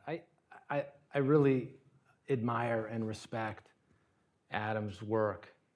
He's done an amazing job in analogizing and providing us some historical context and this relationship between courts and between colleges and professors and between religious organizations and churches. And it's important because it reminds us of the role that independent thought plays in clear-headed, sober-minded decision-making that comes from the pulpit, that comes from our courts of justice, and that comes from the lecterns in our college classrooms. One of the things I would add to that conversation, and I think in reference to the conversation that we've been having over the course of today, is that as a practical matter, we see lots of disjunctures between the theory of independent voice and decision-making in courts and in churches and in our colleges, and the actual reality of what is going on in those institutions. And I think an important thing for us to keep in mind is that in each of these areas, we've had significant questions of legitimacy as to the independence of thought. And it reminds me that we need to focus on the different ways in which the people who wear the gown are also themselves historical actors with their own beliefs and convictions, shaped by bodies of knowledge, but also open to wide interpretation, which is one of the things that makes this current moment so important. The public does have serious questions about our courts and our justice system and its ability to weigh in fairly. We have questions about the legitimacy of organized religion for lots of reasons. So too, lots of questions about the legitimacy of faculty and professors in our universities. The only thing I would add is an important distinction between faculty wearing gowns and priests and justices wearing gowns is, my understanding is, in the Catholic Church, ultimate legal authority rests with the Pope and the cardinals. The Pope doesn't need to go up for renewal every 5 years. He Could can't you be imagine fired. if he did? Right. Great. The justices, they can be impeached and removed, Exactly. rare, but the Chief Justice of the court is in charge, along with his 8 fellow justices of the body. Ultimate legal authority at the university does not rest with the faculty. It rests with an external board. Perhaps the better analogy than priests would be rabbis, at least at my synagogue. The rabbi is not ultimately in charge. Ultimate legal authority rests with the board. Our board is not an external board. It's a member-elected board. That's a distinction between universities and synagogues. But the similarity is the robe wearer does not possess the ultimate legal authority. Okay. So, maybe we'll take this opportunity now to discuss your paper, Daniel, since you're bringing us to this this topic. So, so we'll ask the question of how should university governance work today? And Daniel, you've made the argument in this paper that universities should be more democratic in their forms of internal governance. You pointed out there that American universities are actually anomalous. Other countries do this differently, and they actually invest more power in faculty than we do currently.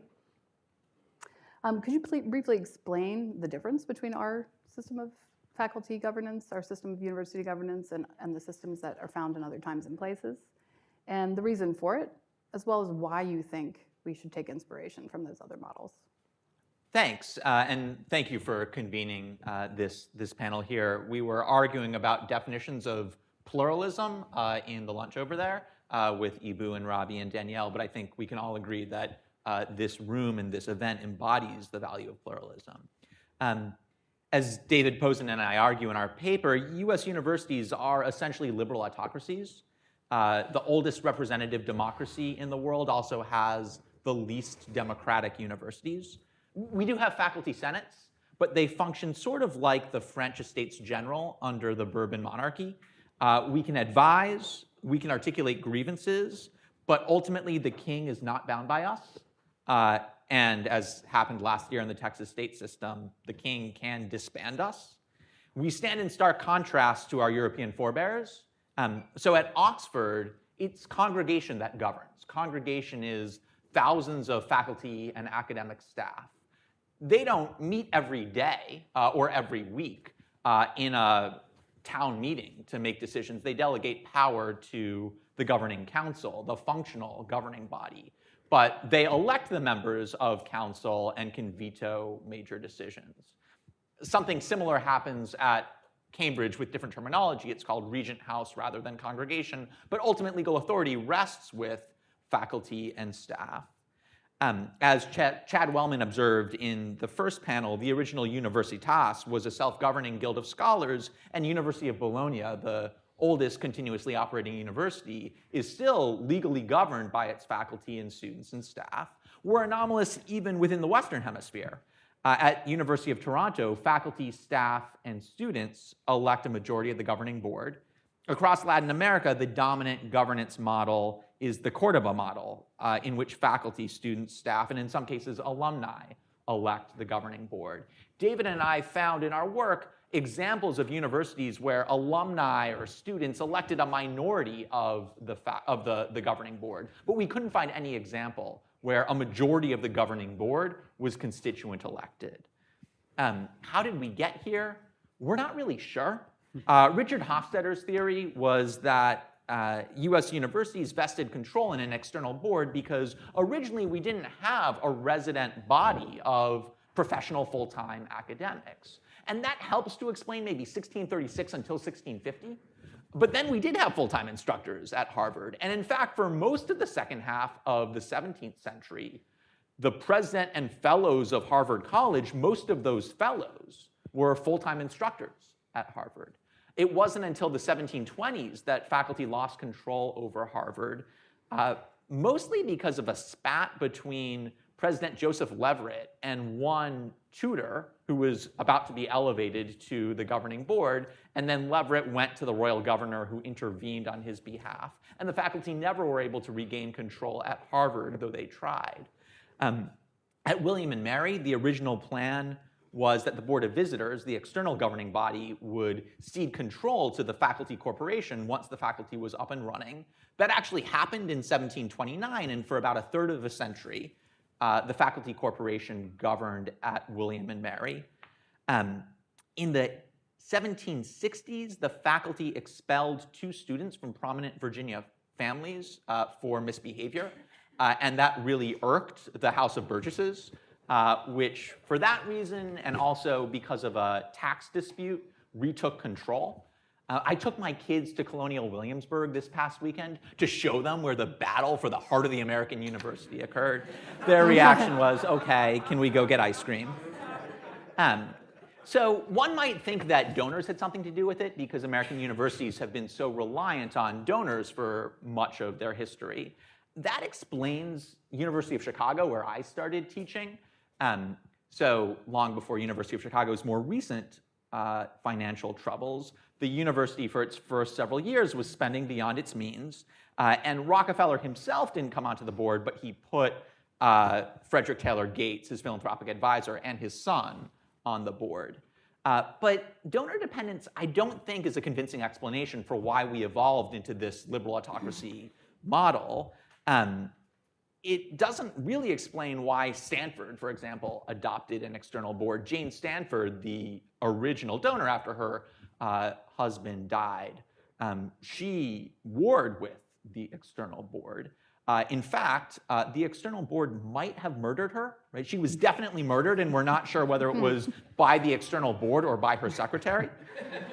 And MIT, which is a land-grant university, nonetheless has an external board. But it wasn't the external board that gave the original money. It was the Commonwealth of Massachusetts took its Morrill land grant, sold the land, used 2/3 of the proceeds for the agricultural institution at Amherst, not your Amherst, but University of Massachusetts Amherst, and the other third for the Technical Institute and, as Ned Hall mentions, philosophy department at Cambridge.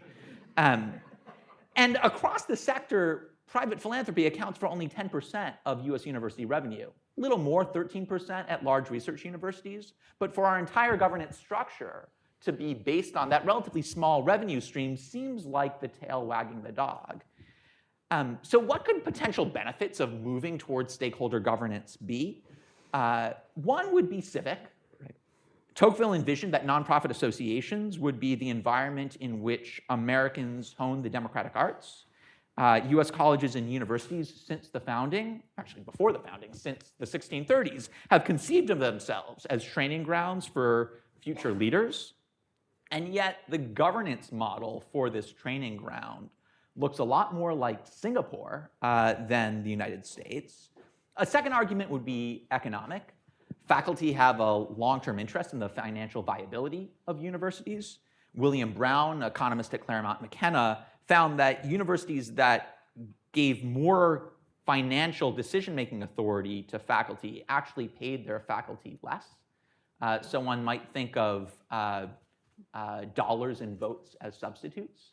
Certainly at Toronto, where students have some role in who becomes a member of the governing board, You've got 80,000 students, that's more than the number of undergraduates across the Ivy League, getting an elite education and paying the equivalent of $4,000 per year.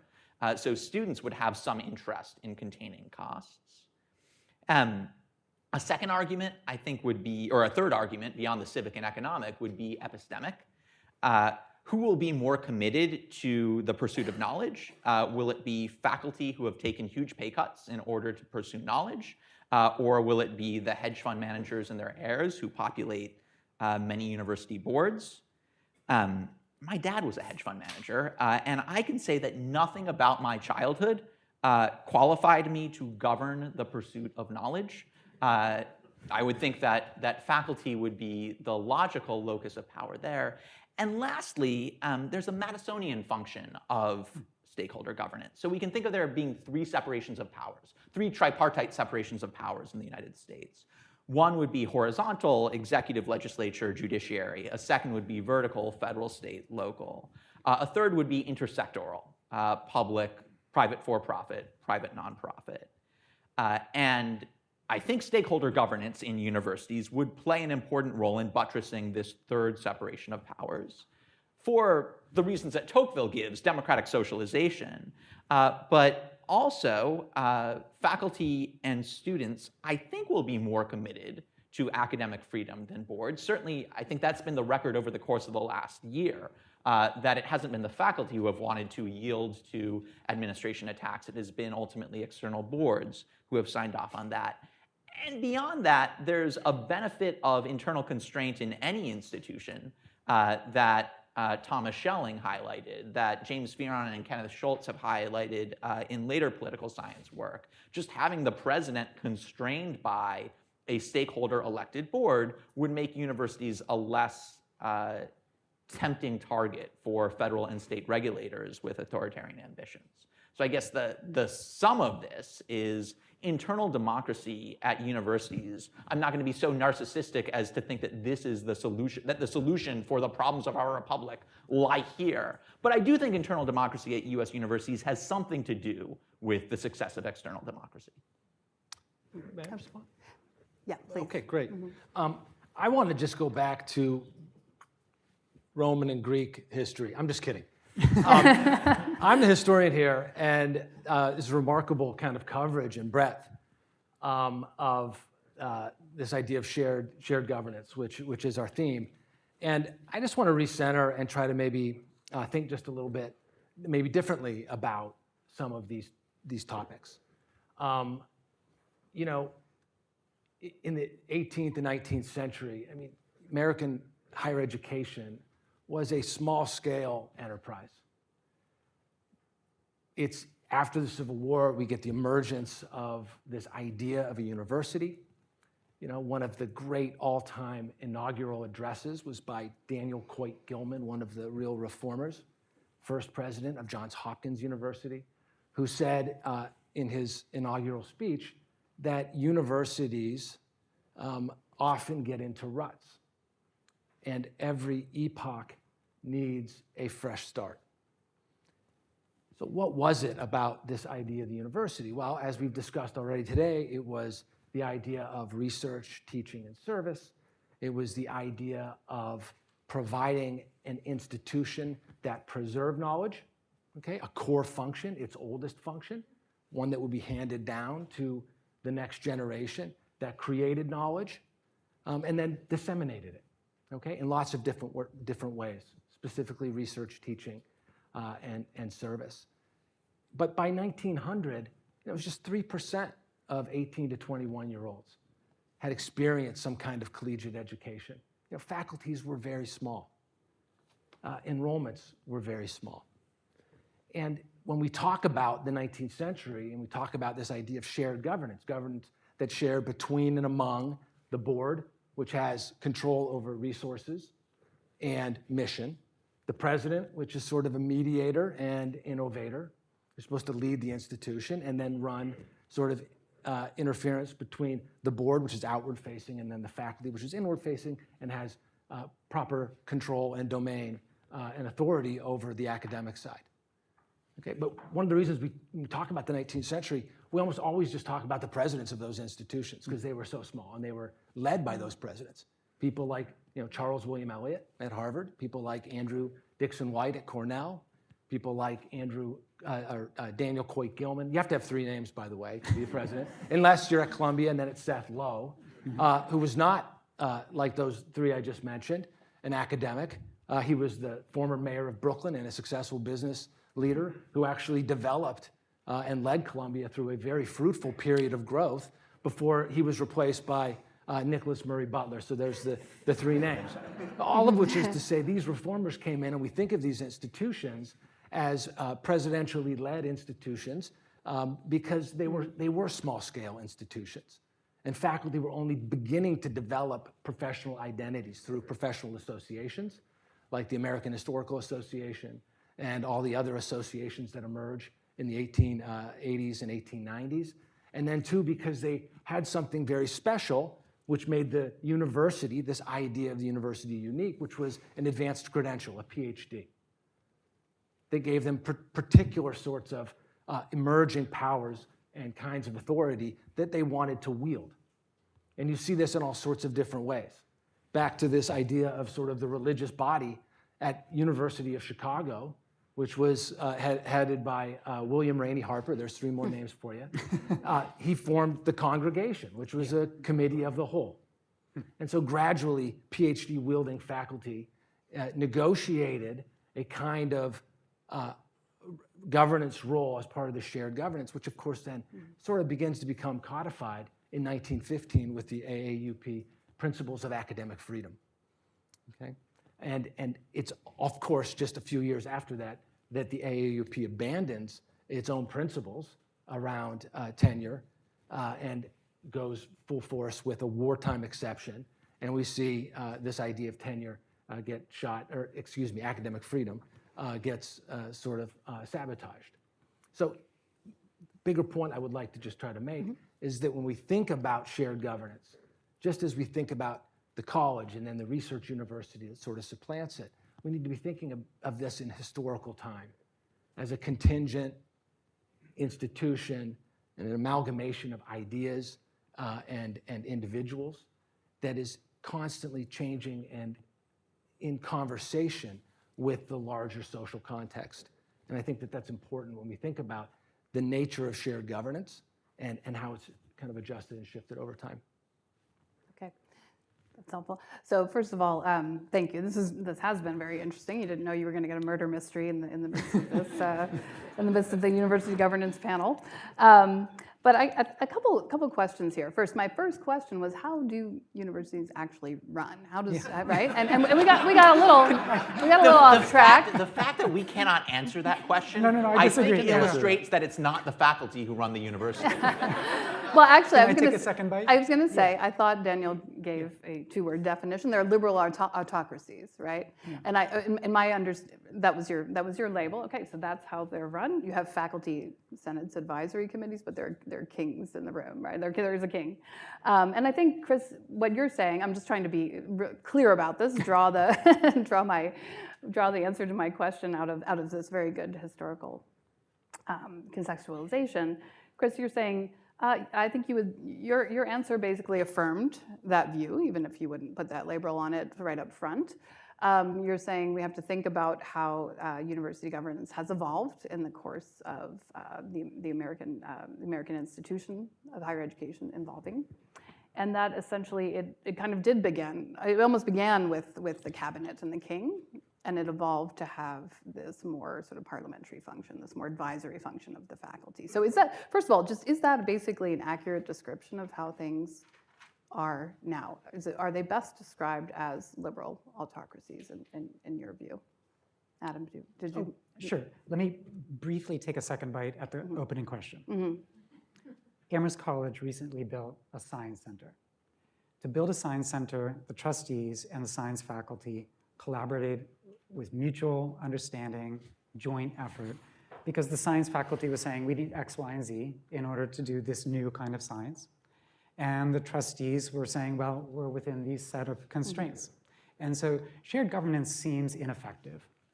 but it's purpose-driven, and it's part of part of an ongoing conversation between different bodies in the college or university about the basic purposes of teaching and research. At Amherst College, the trustees and the faculty talk to each other all the time. I talked to my trustees on Thursday in a closed-door session about ideological diversity, Trustees and faculty speak to each other without the president and the provost present. They go out to dinner with each other because a functioning institution is not built on bones and muscles alone. It needs ligaments and tendons and trust. And the way you build trust is exactly what we're doing here by trying to reach common language and common understanding about shared goals and shared purposes. So that's why shared governance is not kind of ineffective. That's why it's fitted to the purposes of the university. The trustees can't build the science center without the science faculty, and science faculty essentially need to figure out essentially what resources are at their disposal to do whatever they wish. In terms of liberal autocracy, I think the term plenary power is in your paper. Even though I'm describing shared governance, in fact, legally speaking, and you can correct me if I'm wrong, or you can correct me if I'm wrong, but legally speaking, the trustees have the capacity, essentially, to revoke the delegated power that faculty senates hold, that faculty committees hold, even faculty kind of control over the curriculum. And so I do think that, sure, liberal autocracy makes sense to me. Liberalism is built on the idea of trust. That's John Locke. That's bread and butter liberalism. It's built on the idea that essentially where words fail, force must decide. So we can't let words fail. We can't let words fail. And so everything I'm describing, this kind of ongoing conversations, it's not wasteful. It's building ligament, tendons. It's building the kind of reserves or trust that you need so that when there's a crisis, like 2023, we all know each other. That's why it's not inefficient. That's why it's not a waste. That's why shared governance is essential to the purpose of the institution, and that's why it's liberal. It's autocratic, however, because under conditions of financial exigency, the trustees are within their legal rights to revoke all of that good stuff I just described. Good. Well, I have one other follow-up question to the debate that Daniel began by suggesting that universities should have more democratic structures. So one of your arguments there was if we allow the constituents of the campus to engage more democratically with each other, we may be contributing not only to the citizenship of this institution that is the university, but contributing to cultivating citizens for the outside world. And I'm curious to know, Chris, if you think that makes sense. You've written a lot about the way that as I mentioned earlier today, the federal government decided in the 20th century that going to college was a national priority. And you've also written very interestingly about the way that each time the federal government has devoted more resources to our institutions of higher education, it has done so with the understanding that one of their core functions is to develop citizens. And they've understood that in different ways over the course of the 20th century. So in other words, you see the American public, through its representatives, asking our universities and our colleges to help develop citizens. Do you think giving more, making university governance more democratic, maybe not only among faculty, but also staff and students, as Daniel also argues for in the paper, would actually accomplish that goal? Yeah, thank you for the question.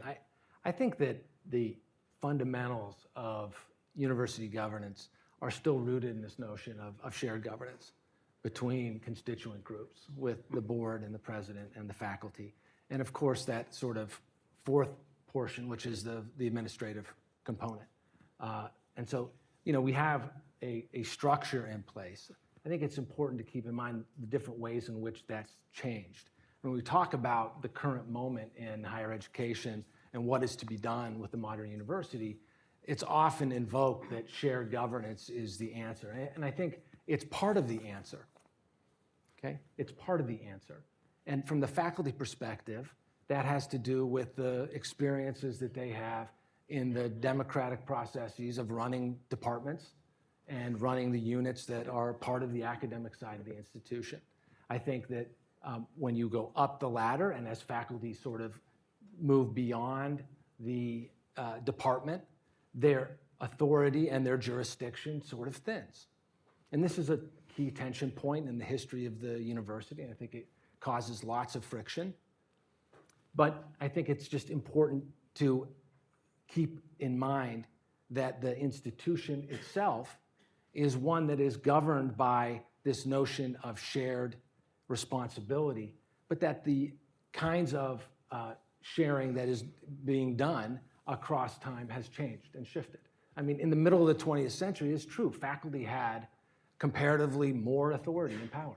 They had more tenured faculty members. Departments were the primary unit of operation within the mid-20th century university.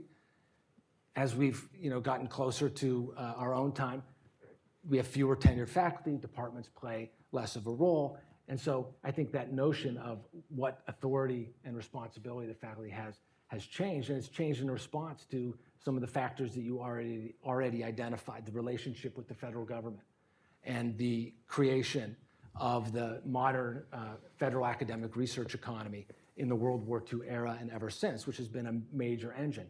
The rollout of federal responsibility for Title IV funds, for student access and student aid.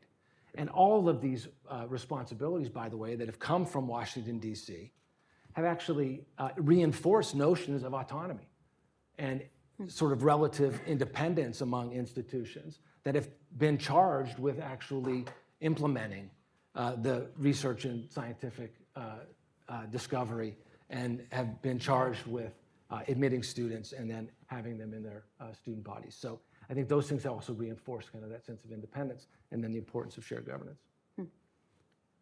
Good. I want to turn to my question about the kind of independence universities need to do their work well, right? Because that's really a topic that's on a lot of people's minds today, particularly as I've suggested, the loss of public trust in universities has enabled and empowered state legislatures and the federal government to have more say in what goes on campus. And many professors feel like this is a kind of illegitimate micromanagement of their affairs. But what kind of independence do you think universities need to do their core work well? I'm going to ask you, Adam, to start us off. Sure. Briefly, regarding the loss of trust, when I look at that data, it's primarily about cost. Primarily about cost. The Yale report was spot on in putting that point number one.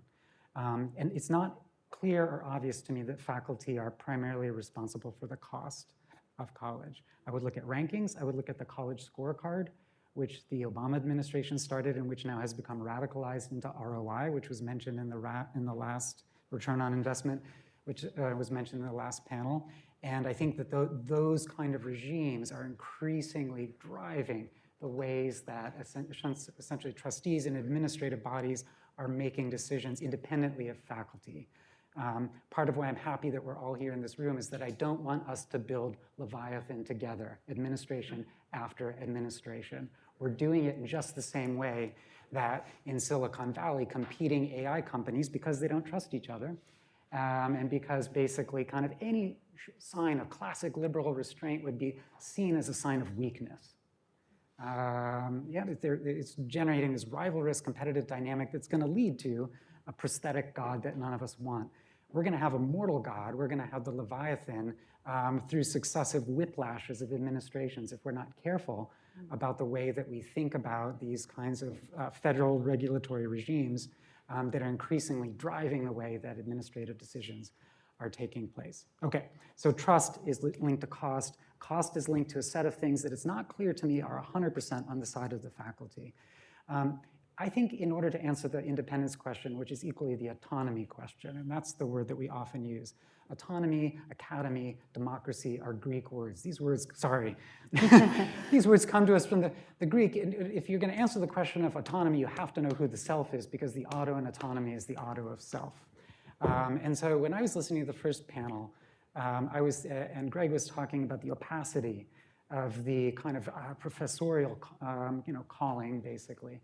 it resonated with me because the self of the academic, as Frankfurter says in a 1957 decision, is to follow the argument. It's the ideal of Socrates, to follow the argument wherever it should lead. The quote is from Plato's Republic. The word argument translates the Greek logos, which basically means a kind of the rational structure of reality itself. If you want to understand an academic, if you want to understand a professor, it's that we're chasing that kind of rational structure of reality itself. It's over here, we're pursuing it, we're kind of accompanying it, we're kind of following it where it leads. We look like we're independent to the outside world. Yeah? We're not. We're not. We are completely unfree with respect to the way in which truth is leading us in a particular direction. In just the same way that David Hume once compared philosophy to hunting. The passion for philosophy is comparable to the passion for hunting. He said, the hunter is not 100% free to go wherever he or she wants. They have to follow the prey where the prey is going. So it's this weird dynamic. If there's one thing that I could communicate to you today in this panel, it would be that faculty are actually not free to pretend like Adam Smith never wrote. They're unfree to pretend, an economics professor, is unfree to pretend like Friedrich Hayek or Ludwig Mises never wrote, or Ricardo never wrote. We are bound and we are responsible. Christopher used the word responsibility. The academic freedom argument is actually an academic responsibility argument. We're responsible to the truth and the way in which it's leading us, and we need protection because, like Socrates, sometimes the truth leads us into scenarios where the majority gets angry with us, Academic freedom is a counter-majoritarian freedom, just like religious liberty in our tradition is a counter-majoritarian freedom, and just like judicial independence, from whence tenure comes, is a counter-majoritarian freedom. And Socrates, which is the core of it all, is deeply counter-majoritarian. Socrates was executed by a majority by the first democracy. The first philosopher was executed by the first democracy. The word academy comes from that tradition, trying to prevent a repetition of the execution of Socrates. And so that's, I would say that's the general paradigm of what we're after when we're after protecting independence, that fragile ability to pursue the truth, even though you realize it's going to lead, if you're a Darwinist in the 19th century, people are going to be angry with you in America because you are denying the existence of God. And yet the heart stents and the medical advances that we were talking about in the first panel are only possible on condition of that academic freedom that those scientists had in the late 19th century. So that's, I would go back to that decision. I would say that we're always, when we have this debate that we're having in our country right now about where to draw the line between academic and non-academic functions, we have to go back to that idea that you're following the argument where it leads. It's fragile. It's leading you into dangerous territory, and you need an academy. You need a hard shell. You need administrators. You need backers. We're going to have your back when you reach a conclusion that angers the many. And that's what I would say. That's my kind of philosophic answer. May I respond? Well, yes, I'm just say that in a few minutes, I'm going to open for audience questions. And I'll let you respond, Chris. All of us will respond, Sure. and then I'll open to audience questions. My response would be that faculty want to be left alone. Mm-hmm. And most faculty want the resources, the time, the space, and an opportunity to do their work that they're trained to do. And so the question is, how do we achieve that? Mm-hmm. And I think over the course of the history of the university, we've relied on administrators. We've relied on the outward-facing portion of the shared governance relationship to run interference. And there are trade-offs involved with those layers of administrative bulk. And we've read and heard lots and lots about the bloat that comes with the administration around higher education. But it's also true that there are lots and lots of different constituent groups, lots and lots of different forms of compliance, all of which is a function of the fact that the university is fundamentally a beneficiary of public largesse. And we owe a great deal to the public that supports us. And I was taken in our first conversation today about what does the university owe the public. The university owes everything to the public. Okay? And I think that as long as, and if we can understand that and keep that front of mind, I think it would help us make more judicious and responsible decisions about the work that we do on our campuses. And so I think that's really a significant thing to keep in mind, just how beholden we are to the publics that we have been created to serve and that have gone out of their way to provide us with resources for decades. And I think that it reminds me too of the Harvard president's response to the Trump administration's embargo of its some $3 billion in research funds. And in that statement, the president of Harvard mentioned at least 3 or 4 times that Harvard's a private institution. It's a pretty interesting private institution that is on the hook for public dollars at the tune of $3 billion and more. And so I think that the more we understand the nature of the institution itself, we can make better decisions about how we want to operate it, what kind of responsibility we have for its governance. To the question about what independence does the university need, I think it's helpful to think of independence as, or maybe 4 ways of conceptualizing university independence or academic independence. The first would be intersectoral, the independence of the university from the public sector and the private sector. The second would be intra-institutional or interdisciplinary, the independence of individual departments from their president and provost. A third would be intradisciplinary, my independence from my colleagues who are going to decide whether I get tenure, from my colleagues at other institutions who are going to write those tenure letters, and from the peer reviewers at those journals who are going to decide whether my work gets published. And then the fourth type of independence is the material independence, the time and the money that we need in order to do our work. All 4 types of independence are important. I don't want to say they're essential because contributions to knowledge are possible without any of these 4 independences.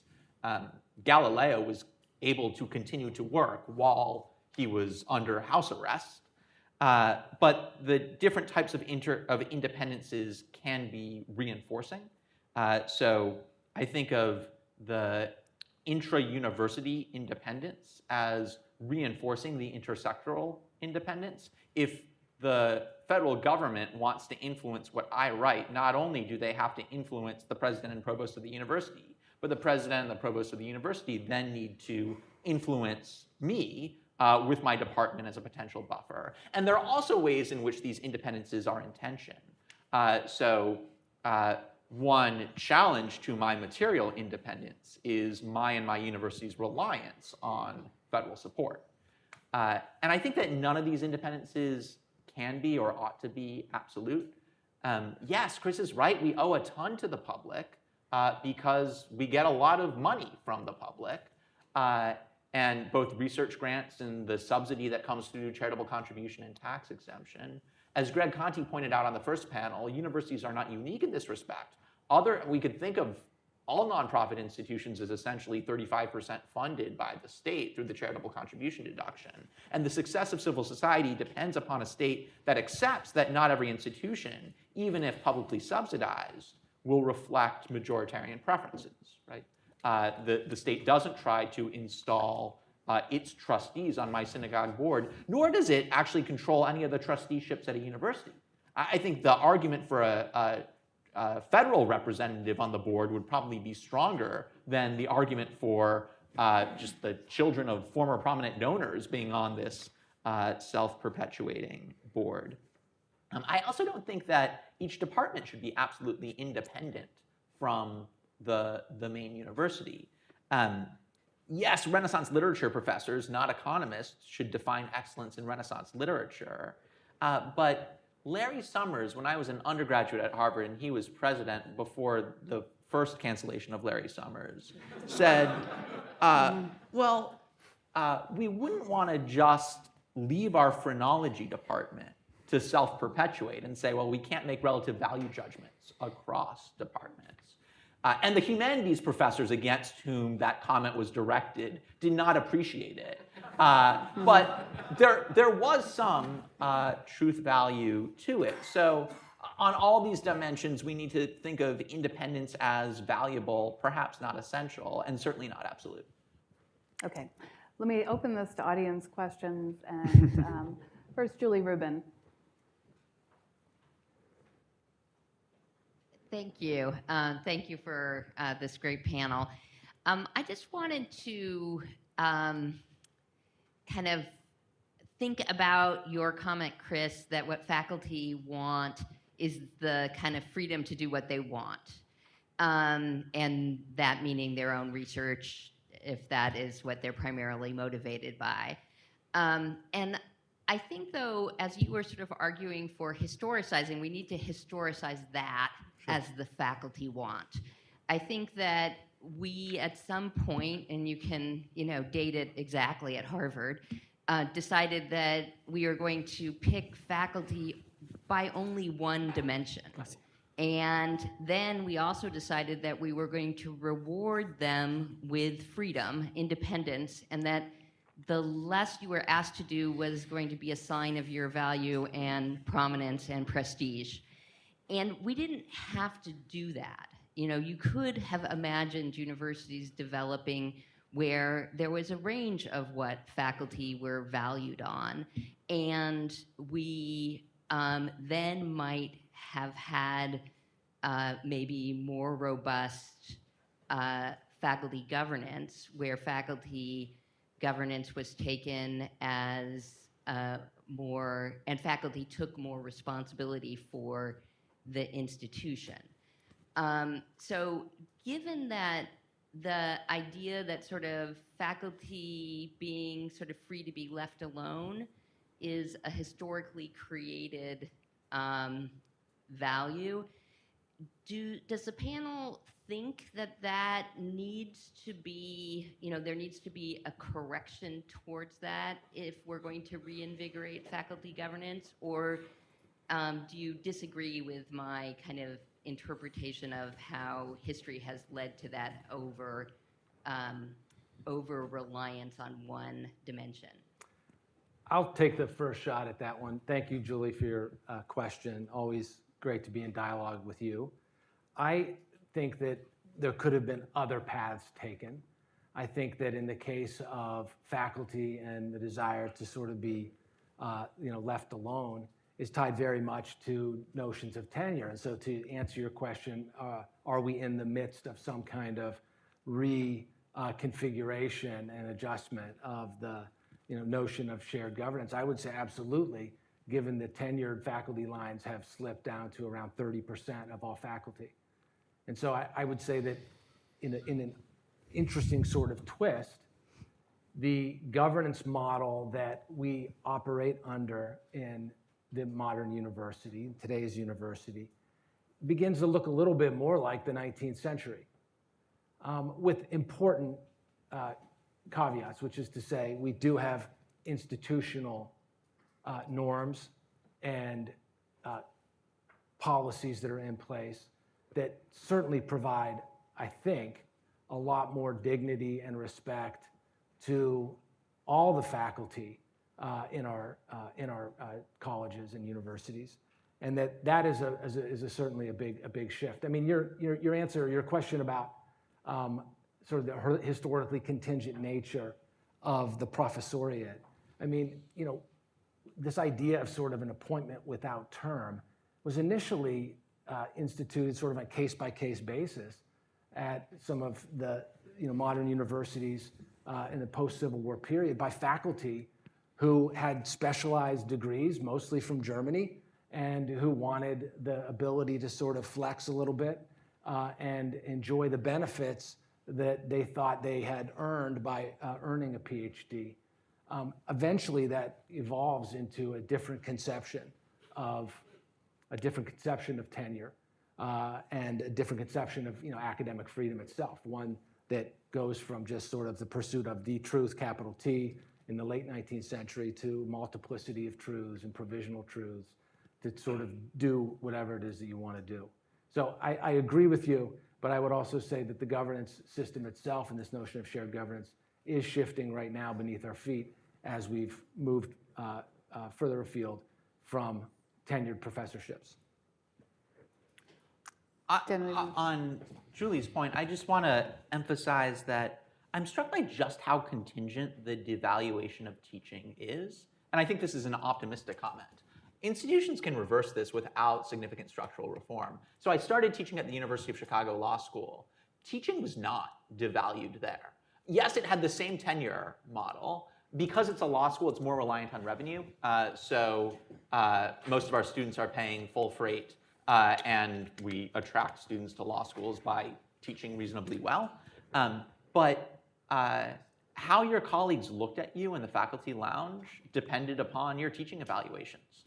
And we can talk about over-indexing on teaching evaluations, but there just wasn't a culture of devaluing teaching. And you gained cred by taking on additional courses. I think that's a story about a few dynamic individuals at one institution, but it would suggest that there is, even within the current structure, the possibility for change.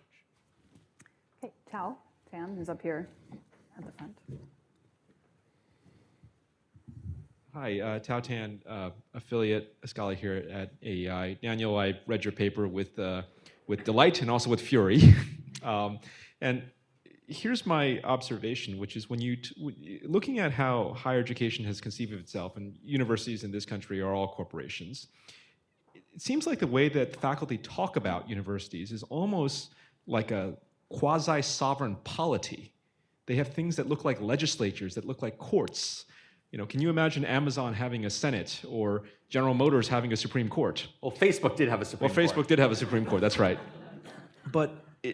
But it seems that there's an ancestral memory here, and I won't talk about the Romans, but I will talk about medieval times, which is, Adam, in your book upcoming, you point out that in Europe for 800 years, starting from a beer brawl in Paris in 1229, universities were quasi-sovereign polities. They were part of the constitutional order. Oxford and Cambridge, until 1950, the universities, not the towns, elected their own members of parliament. So what we're seeing for this drive for what we're calling shared governance in the United States and stakeholder governance, is that an ancestral memory from Europe that never the memory crossed the Atlantic, but the legal and the corporate form never did? Please. Oh, sorry. And I just stabbed you with a pen. So it's sort of a Jane Stanford type move. Yeah.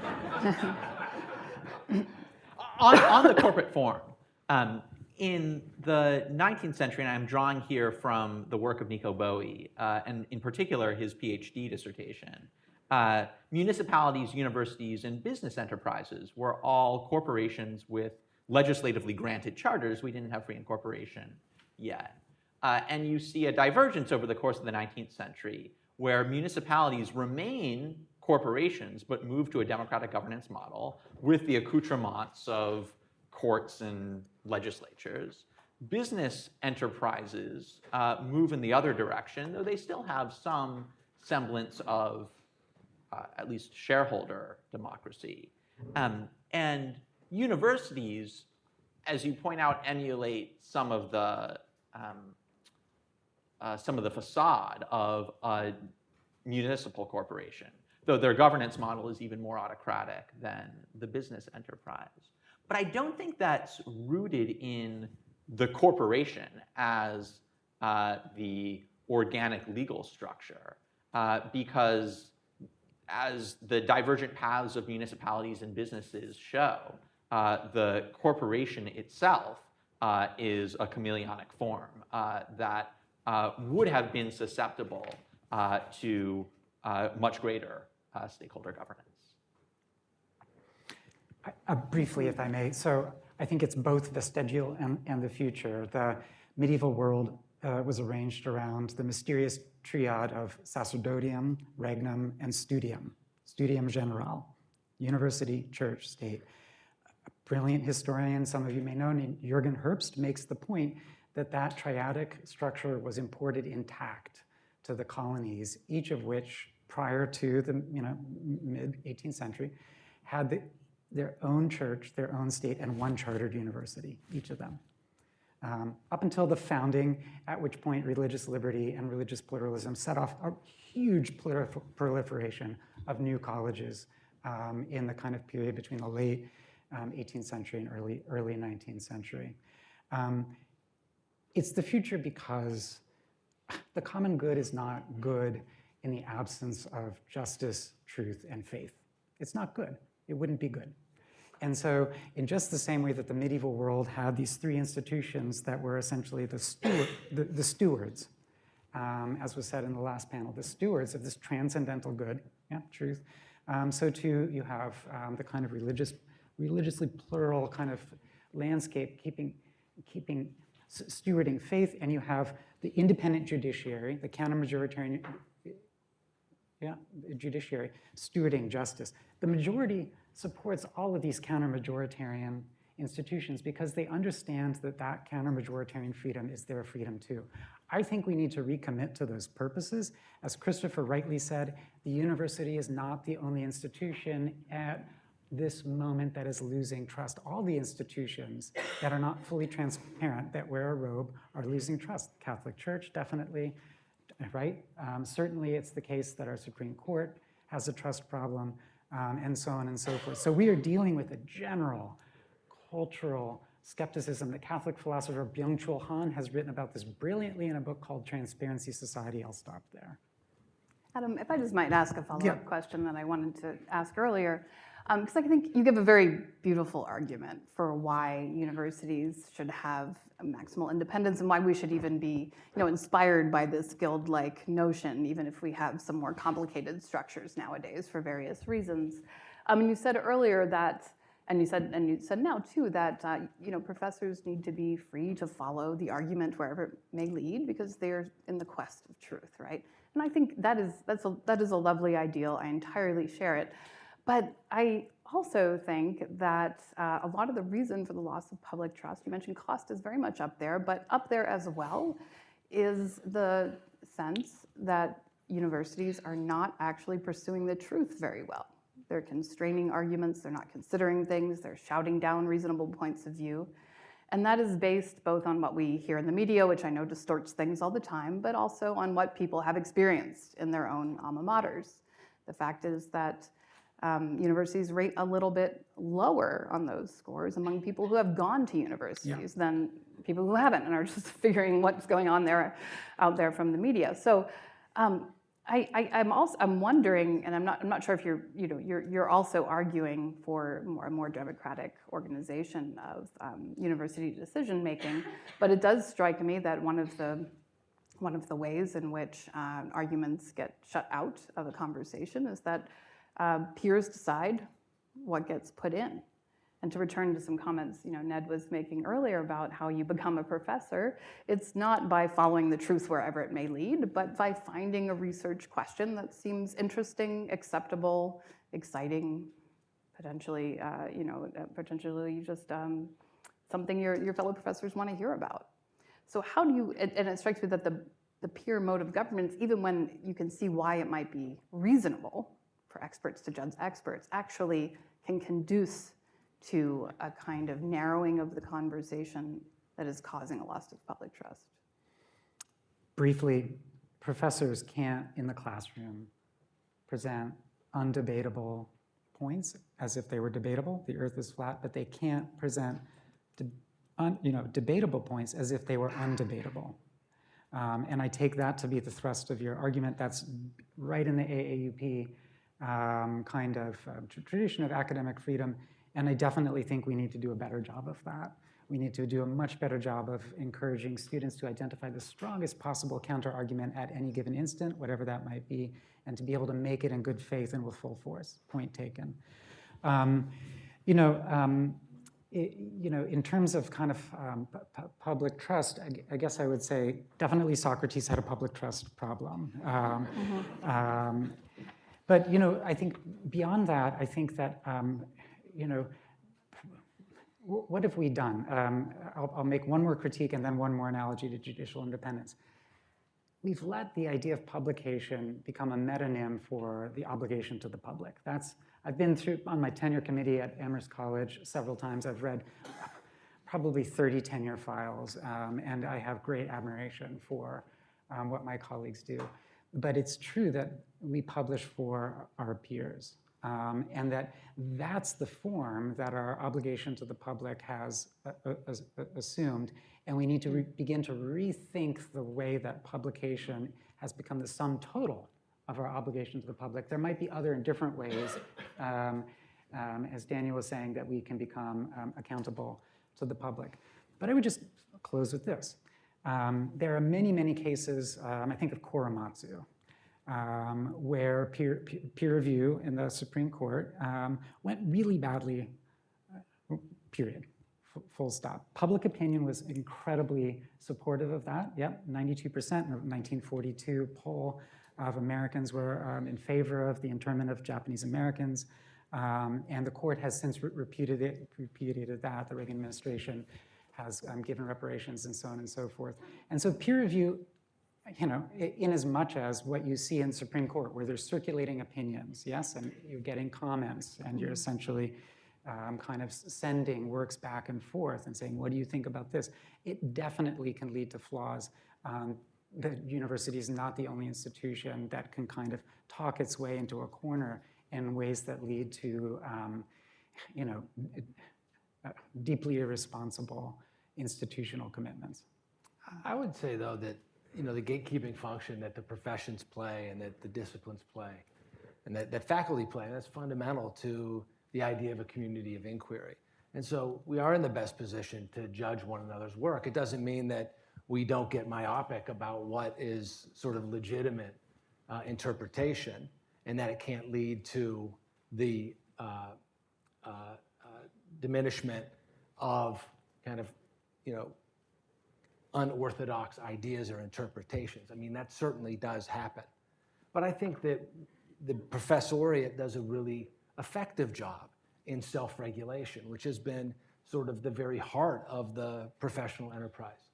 This idea that we are going to self-regulate, that we're going to train future producers who are also going to go in and continue as members of this autonomous self-regulating institution is fundamental to the way that knowledge is produced and certified.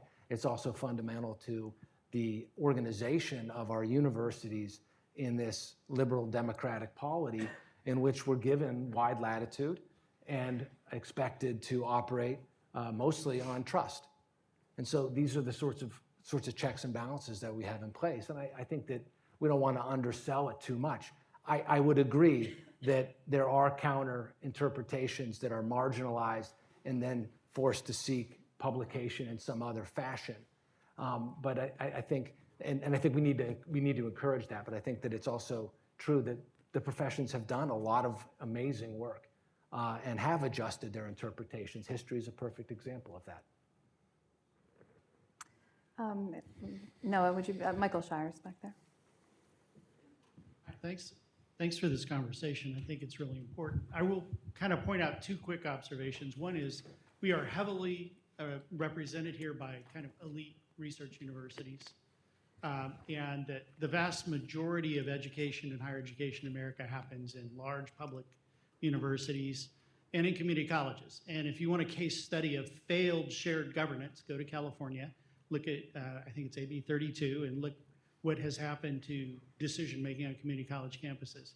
I actually sat in a hearing where the president of the university begged the legislature to micromanage her budget so that the union couldn't get their hands on it. But I think this highlights a bigger question. And it's one, I mean, for example, the recent conversation over intellectual diversity was one of the big conversations in accreditation and rulemaking last week. I don't think anybody in the room would disagree with the idea that one of the core functions of education is to learn how to disagree, how to collect evidence, and how to make better decisions and conclusions. And yet, there's evidence, at least, that those kinds of conversations don't happen on many college campuses in an environment with this kind of strong faculty governance. And it's not by design, it's not by intent, it's history, it's a range of phenomena that have unfolded in the institution. But the public, on the other side of this, is writing hundreds of billions of dollars of checks every year. And the main reason that General Washington and Thomas Jefferson, argued for a national university, and Thomas Jefferson launched the University of Virginia, was this very core function. And yet when the public says, let's do it, you hear things like, oh, well, that violates academic freedom.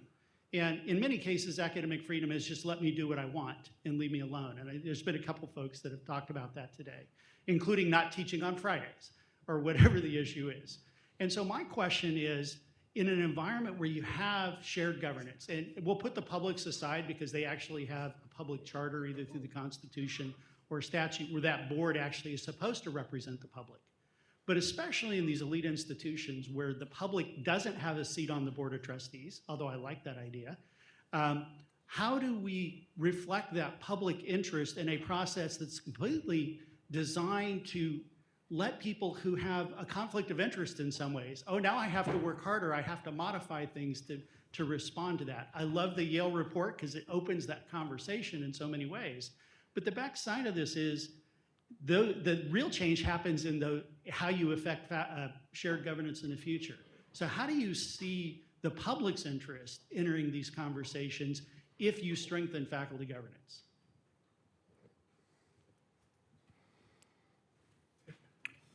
Daniel?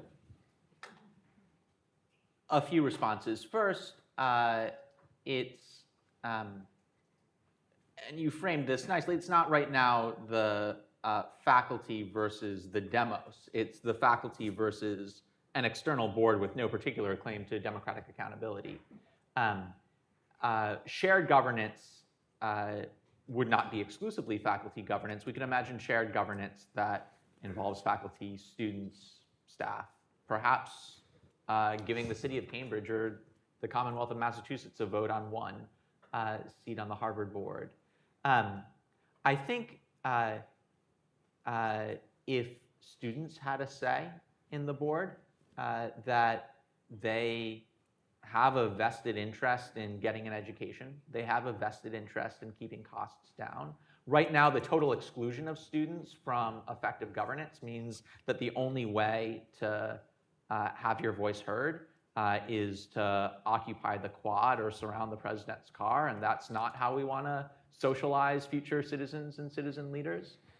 We allow college freshmen to vote in presidential and congressional elections where matters of war and peace are at stake.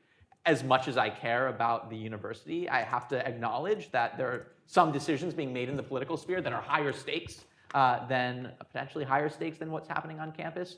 I trust that if we gave students some responsibility, they could exercise it judiciously. The answer to how we make sure that greater stakeholder democracy doesn't lead to faculty domination is just not make faculty the only stakeholders who would have a voice, because they aren't the only stakeholders of the university. A university without students, I mean, I guess there are a few that might call themselves They're called that. think tanks. Right. But I'll stop there. Okay, time for probably 2 more questions down here. Hi, Richard Collenberg. I'm director of the American Identity Project at the Progressive Policy Institute. And I guess mine is a little bit of a follow-on to the last question. My whole project is geared towards teaching students what it means to be an American, to get them to be better citizens. And one thing that's attractive to me about more faculty voice, a more democratic version of governance in university settings, is the example that it sets for students, that you're modeling democracy. On the other hand, as Ibu Patel said, the sociology department is 44-1, a monoculture, leaning in one direction. Do I really want to give the sociology department greater power in governance? I'm torn on this question, and so you gave a partial answer, but if you have anything more to add. I would say that students do get an opportunity to enact sort of democratic behaviors, and that the classroom plays an important role, that they have their own set of institutional forms that condition and shape their approach to their idea of developing active citizenship. Every campus, has student government, and they have opportunities for students to engage. Students, they vote with their feet, and they shape the trajectory of the institution that way. And I think we've seen this, to the question about sociology. I think they're marching from sociology and social sciences into, economics and business and other pre-professional fields. So we could see that I think the students do play a really formative role, and that our institutions, to the extent that we engage and think deliberatively about the role that we play in shaping citizens, I think it's this idea of giving students various options. And that's, I think, what universities are supposed to do. We were talking about the Frankenstein University earlier and the multiversity, which is specific to the Federal Research Grant University. But my sense of the university is that it's like government itself. It's accretive, it grows, it accumulates constituent groups and areas that are very difficult to sort of get rid of. And we make those things available for students to sort of pick and choose. And I realize all of the important caveats that some students don't feel like they have the same opportunities and the same choices. That's real, and that some students self-censor, and that's totally unfortunate and something that we need to work very creatively and forcefully to sort of counteract. But I do think that, at its very best, the university makes these options available, and students get a chance to choose some of the things that interest them.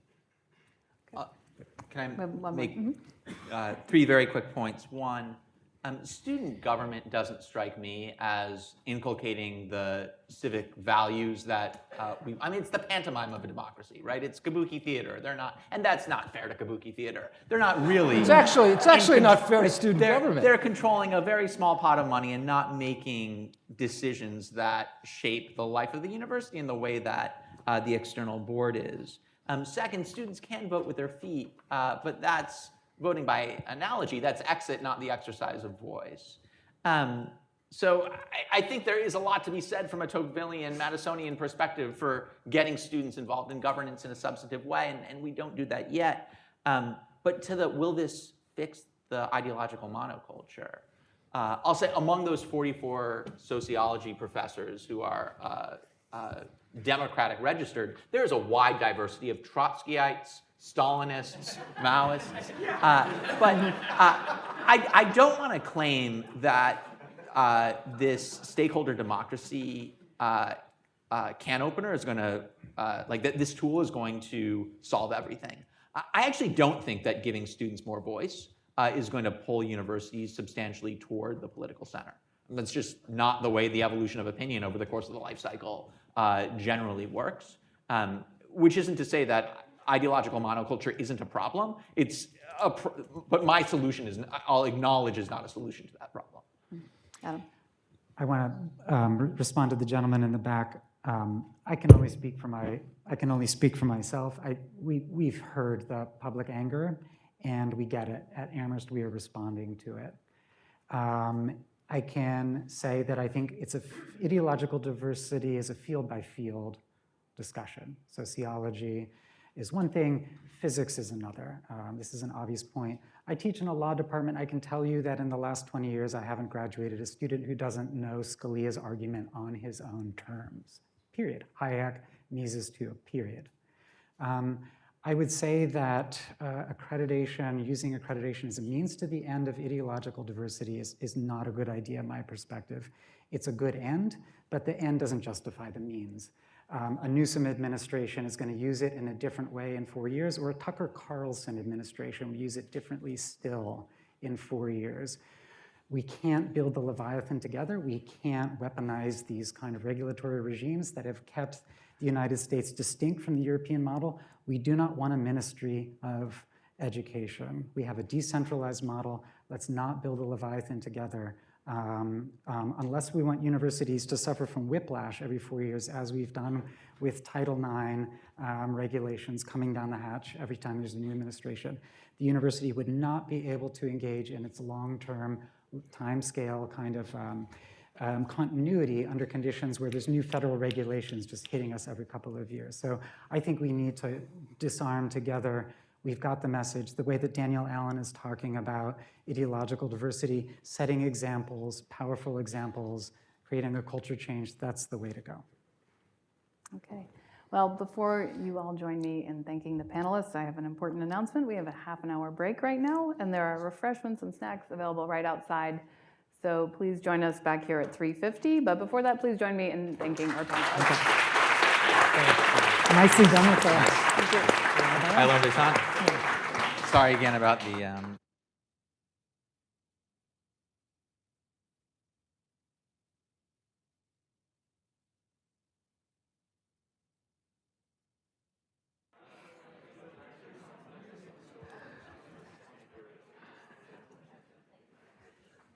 How did that happen?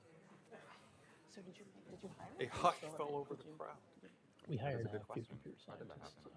Actually, They Are we saw on live your here? face that it was supposed to. Can you hear?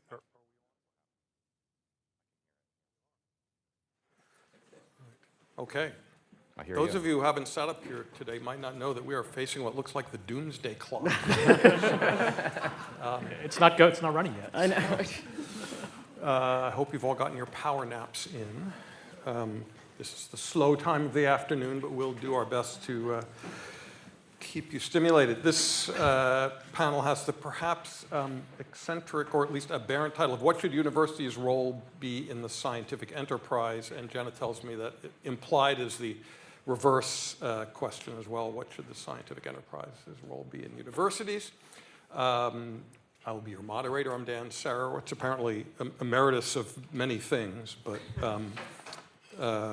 happily retired and wearing shoes today for the first time in 2 years.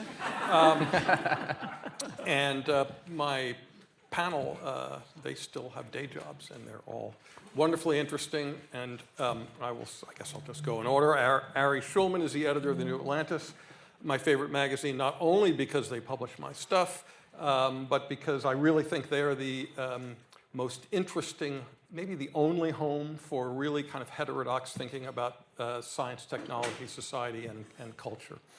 Londra Nelson has had many different roles, from a leading academic social scientist at Yale and Columbia to the president of the Social Science Research Council, to high-level and bureaucratically complex roles at the Office of Science and Technology Policy under the Obama administration, and now at the Institute for Advanced Studies in Princeton, but not at Princeton. And finally, Bhavin Sampat, an old colleague and friend, who is an economist, but who not only believes in measuring things carefully, but also believes in history and context and institutions and politics, works on problems like pharmaceutical innovation, patenting, the history of universities and federal funding, and so on. So just to tee this up, let me just say a little bit more about the question of why is there a panel on science? There wasn't one on humanities or on English or on architecture or fine arts. And let me suggest three reasons to justify that. One is, if you looked at a university campus, say shortly after World War II, there really was not a big difference in the footprint of the different disciplines. You went on the main quad, there were an English building or a humanities building and an arts building and an anthropology building and so on. I think it's fair to say that today every campus of every major university is dominated by science and engineering infrastructure. And that has come along with enormous amounts of money and growth of funding. So universities themselves, their identities cannot be separated from the growth and importance of the STEM fields. A second reason, which is maybe more just speculative, is that I also think and I'm a academic, what should I say, wannabe or something? I didn't want to be. Imposter, poseur. So when I use words like epistemological. I feel I get a little frisson of excitement. But there's You also use words like frisson. But there is something about the increasing dominance of scientific ways of talking about, thinking about, legitimizing the way we know things that I think has accompanied the rise of an importance of science in universities. And then thirdly, and maybe most pertinent to the phenomena that have caused us to gather together to think about these questions, is the increasing inability to separate science from politics. And I actually think all three of these points are very related to one another in ways that I hope we'll explore. So I think what I'd like to do is, and this is not spontaneous, but it will soon become spontaneous, is have our three panelists discuss different elements of this evolution of the role of science in universities. And we'll start with Bob, and maybe in a few minutes, can you just talk about, where did this growth come from, and how did it happen, and what are the roots of it? How did we get here? Yeah, thanks, Dan. First of all, I should say I'm an economist interested in history, and to correct the historical record, I've known Dan for a little while, and you rarely wore shoes, even So, and thanks to AEI also for inviting me here. Actually, one of my initiations into the set of issues that we'll be talking about today was a Claude Barfield edited piece in 1995, Science in the 21st Century, reflecting on the Bush Report, which I'll talk about a bit, at 50 years, and the question was whether the post-World War II model of science policy would work going forward, and here we are 30 years again talking about that, once again in a different context and a different time.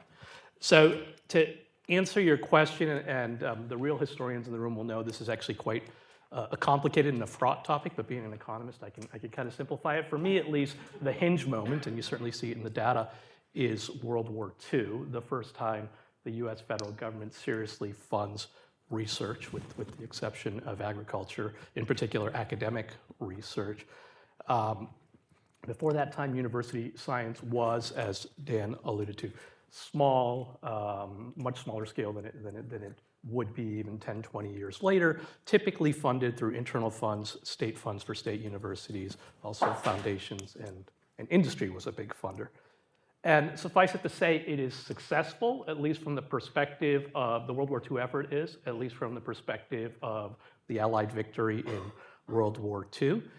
You all know those stories, so I won't go through them now. So much so that even before the war is over, President Roosevelt asked the leader of the effort, Vannevar Bush, to reflect on the lessons of this experiment, to think about what peacetime science policy would look like. There were big disagreements about that, but everybody sort of knew that the era of laissez-faire in science was over, that the US federal government would be supporting research, would be supporting science. The question was just what kind of science and who decides and where and things like that.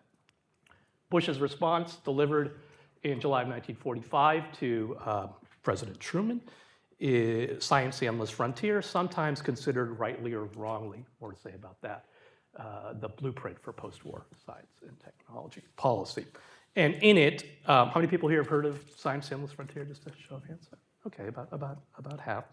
In it, Bush makes the case for significant federal funding of research, in particular basic research, at universities, with the idea that, by and large, university scientists themselves would call the shots and self-govern through institutions like peer review and tenure and others that we talked about throughout the course of the day. And in exchange for this unusual degree of autonomy, science, and by extension universities, promise at least a high level health, economic growth, national security. This set of arrangements is sometimes called, Bush didn't use the term, but sometimes called the post-war social contract, or some people call it the social compact for science. Importantly, there's two audiences there. One is to taxpayers, making the case that post-war funding of research at universities can deliver the goods. But second, and importantly, and related to some of the conversations we've had this morning, the scientific community.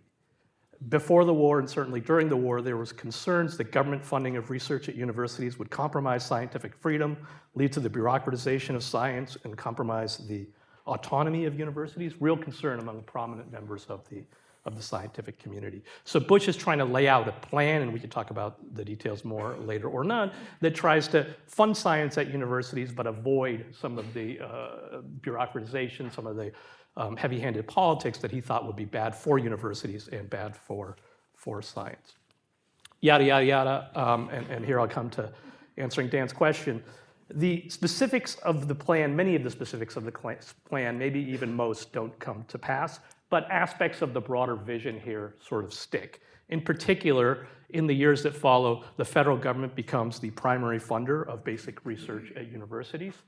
Universities become the primary performers of basic research and science in the US Academy.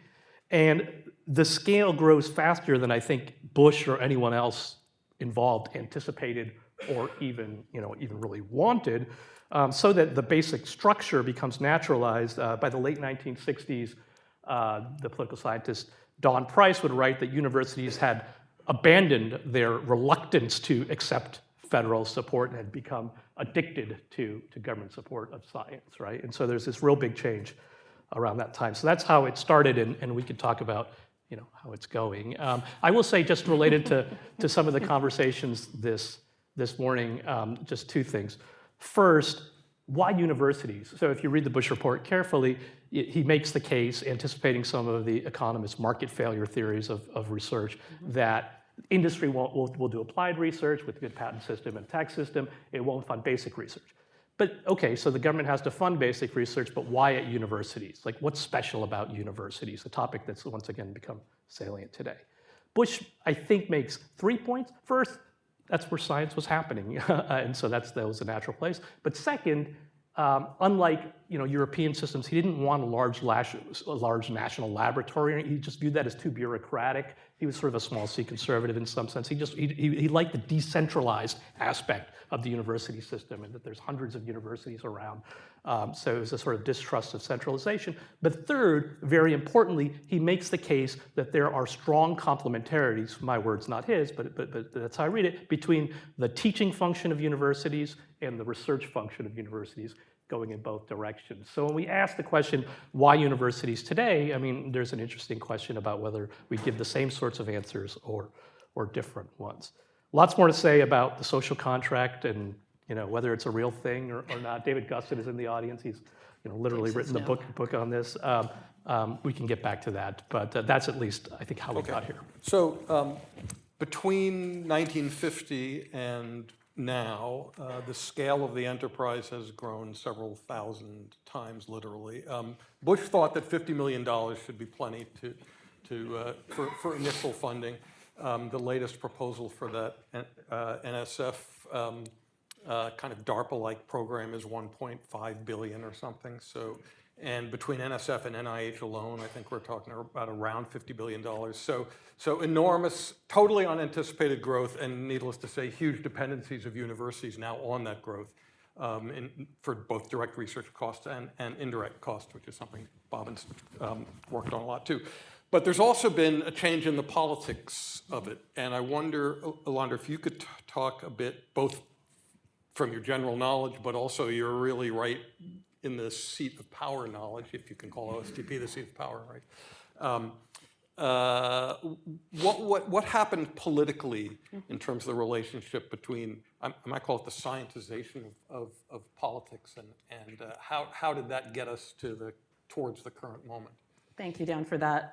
Before I start, I want to thank Jenna and Ben for the invitation to be here today. It's been a really stimulating set of conversations. And to say to Dan, those of you who aren't in the world of science and technology policy, he's really a legend. And I've been reading him for a very long time, and it's my first time meeting him, and it's quite an honor to meet you in person. So when I started my tour, my first and probably, hopefully only tour of public service duty at the White House Office of Science and Technology Policy in the start of 2021, our attention as a country was held by a mostly singular concern, and that concern was COVID-19. Science and research was at once in our public discourse our great hope and also a daily flashpoint in our lives. And I think, I just want us to think back to that moment and think about in my memory, there have been few other moments where we've been thinking and talking about science in the public sphere in that way quite constantly. The same public-private enterprise that produced a vaccine in record time was in those same months a source of suspicion, open distrust, and a myriad other knock-on effects that came from that distrust, that stem from that suspicion and that distrust. I think it's important to say at the offset of our conversation this afternoon that this distrust and suspicion was not made by the pandemic. The pandemic brought to light, amplified, and exacerbating some very long-standing concerns that reformers, advocates, and scholars had raised many, many years prior. Anyone in this room who had worked on the reform of public health or on the research and development ecosystem already knew that there was public foment about science long before 2020, long before 2021. The pandemic turned up the volume on all of this. So we've just heard a bit from Bhavin about this social contract, social compact that we inherited. He laid that out.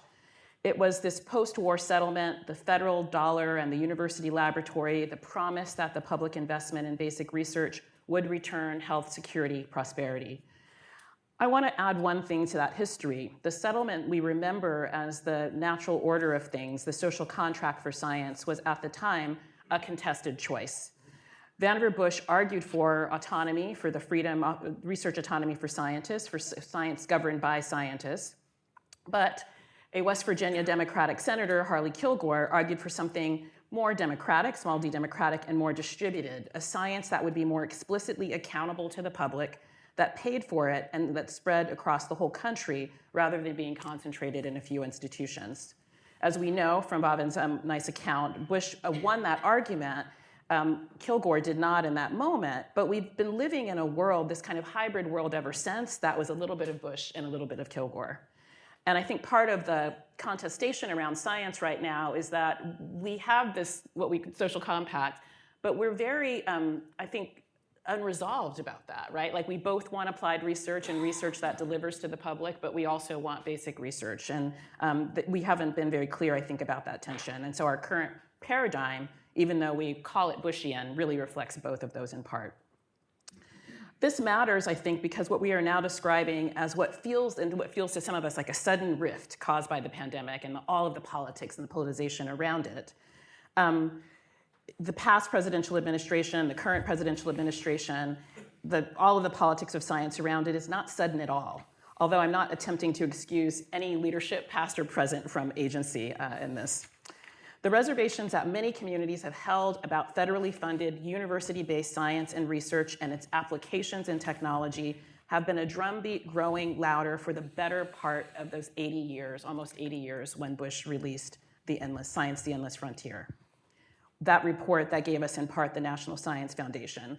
I want to say that we should be honest about that. What feels to us like a break, and I know Ari's going to talk about this, he has been working on this moment of rupture, to many of our fellow citizens is actually the surfacing of some older questions.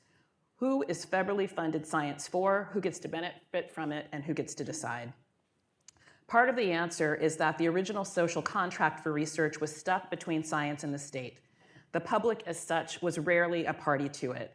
And so it should not surprise us that the public's trust was never fully secured and has declined. I want to be precise about the distrust because I think that matters. What we are seeing is often not distrust of the university as an institution per se. It is distrust of a segment of it or segments of it, sometimes professors, for example. Clark Kerr, who's been mentioned many times here today, called the modern university the multiversity, a single name for many communities and many purposes. He was prescient in this, and I don't think he even fully anticipated all of the uses and expectations of the university today. I think that description still holds, and it carries an obligation because a multiversity answers to many constituencies, and we have not always remembered how many there were, how many constituencies there were and are. And I think the obligation runs deeper than even answering to constituencies. I was on the Columbia faculty for a decade before I went to IAS, And in my last years there, 2018, 2019, now President Emeritus Lee Bollinger began to make a case for what he called the university's fourth purpose. He said alongside the university's familiar purposes of teaching, research, and service, there is perhaps a fourth purpose, and that was the responsibility to take up the great public problems of the age and to serve as a forum where society reasons about itself. He described the fourth purpose as, I'm quoting him here, the advancement of human welfare through the complex systems of merging scholarly knowledge and our distinctive intellectual capacities at universities with groups and institutions beyond the academy. I raise this because much of our present debate, I think, is an effort to narrow the university, to confine it to a scientific laboratory, for say, or a research team, and to ask us to keep quiet about everything else. I want to insist on just the opposite, that the public purpose is not an overreach the university should apologize for. It's part of the accounting that many publics are now telling us are overdue. We as universities, I'm at a research institute, we as professors, as scholars are in debt, and we are indebted to the public. A university that takes public money and addresses public problems has, by that very fact, a public accountability. When universities and its research, including science, came under attack, their defenders framed the stakes too narrowly. We talked about researchers and rankings and laboratories. We did not say clearly enough that the university is an anchor institution of its region, of its nation, of its country, county, of its state often, the largest employer for 100 miles, a hospital, a job, a future for families who will never, ever read a published paper. So as science grew, as Bhavin described, it drew in more people, more places, more livelihoods. One of the ways that the federal government has tried to respond to this is through something called the EPSCoR program at NSF, which still exists as of the last time I checked. Established program to stimulate competitive research program. EPSCoR was built on the recognition that research capacity and the prosperity that might come with it should reach the whole country. As the NSF puts it on its website, they identify targeted jurisdictions, state, territory, commonwealth, by strengthening science, technology, engineering, and mathematics, or STEM capacity, and capability through a diverse portfolio of investments, including research, talent development, and local infrastructure, right? So that the role of science in the university, and one of our preparatory conversations, Dan used this incredible metaphor of an aorta, of science being an aorta for the university and being an aorta for communities, and I think that's true. So I think it's a quiet tragedy that the broader defense of science was so seldom made in those terms. And I'll just use a story from my own personal history, which is that I remember, and I shared this with colleagues here on the stage, being a young person in the 80s and 90s when the Rust Belt was starting to rust, when factories were closing, and you could remember whole families being on the line saying, don't close this factory, right? Not only because somebody works here, but it is an anchor institution in our community. Everyone here, the porters, the food trucks, all of the things around it, if you close this factory, it diminishes our institution. We talk about science, about the research, we talk about the research outputs, but science at universities also anchor whole communities. And this is, I think, similar to what we've talked about, people have mentioned earlier today as the economic benefit of universities, but something much more besides as well.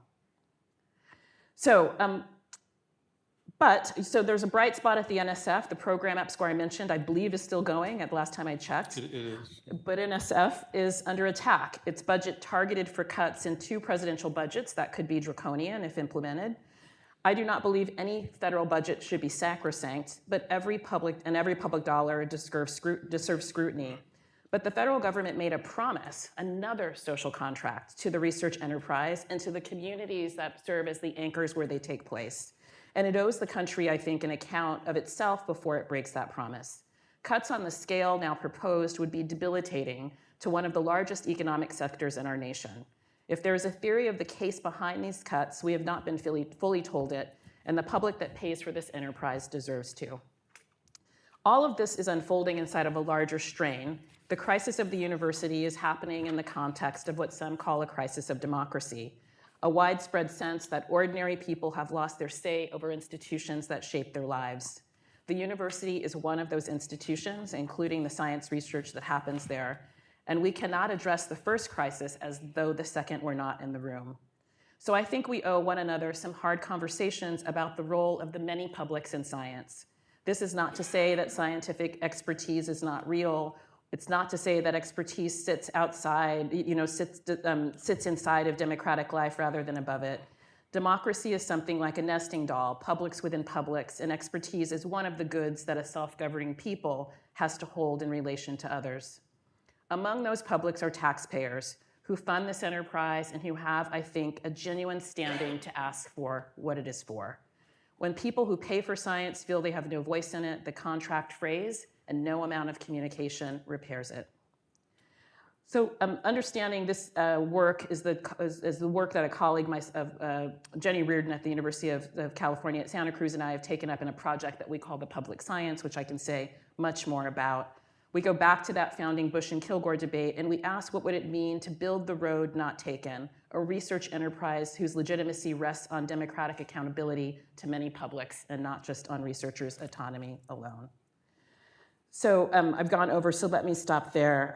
But I want to just say in closing that, lastly, that we've talked about the university, and I wanted to, a colleague raised earlier, raise the point of education not becoming such a luxury good. As we rethink the university, we should revisit proposals, many of them long shelved, for expanding access to community colleges and for education to everyone who wants it. That part of the promise of science is about discovery and about wonder.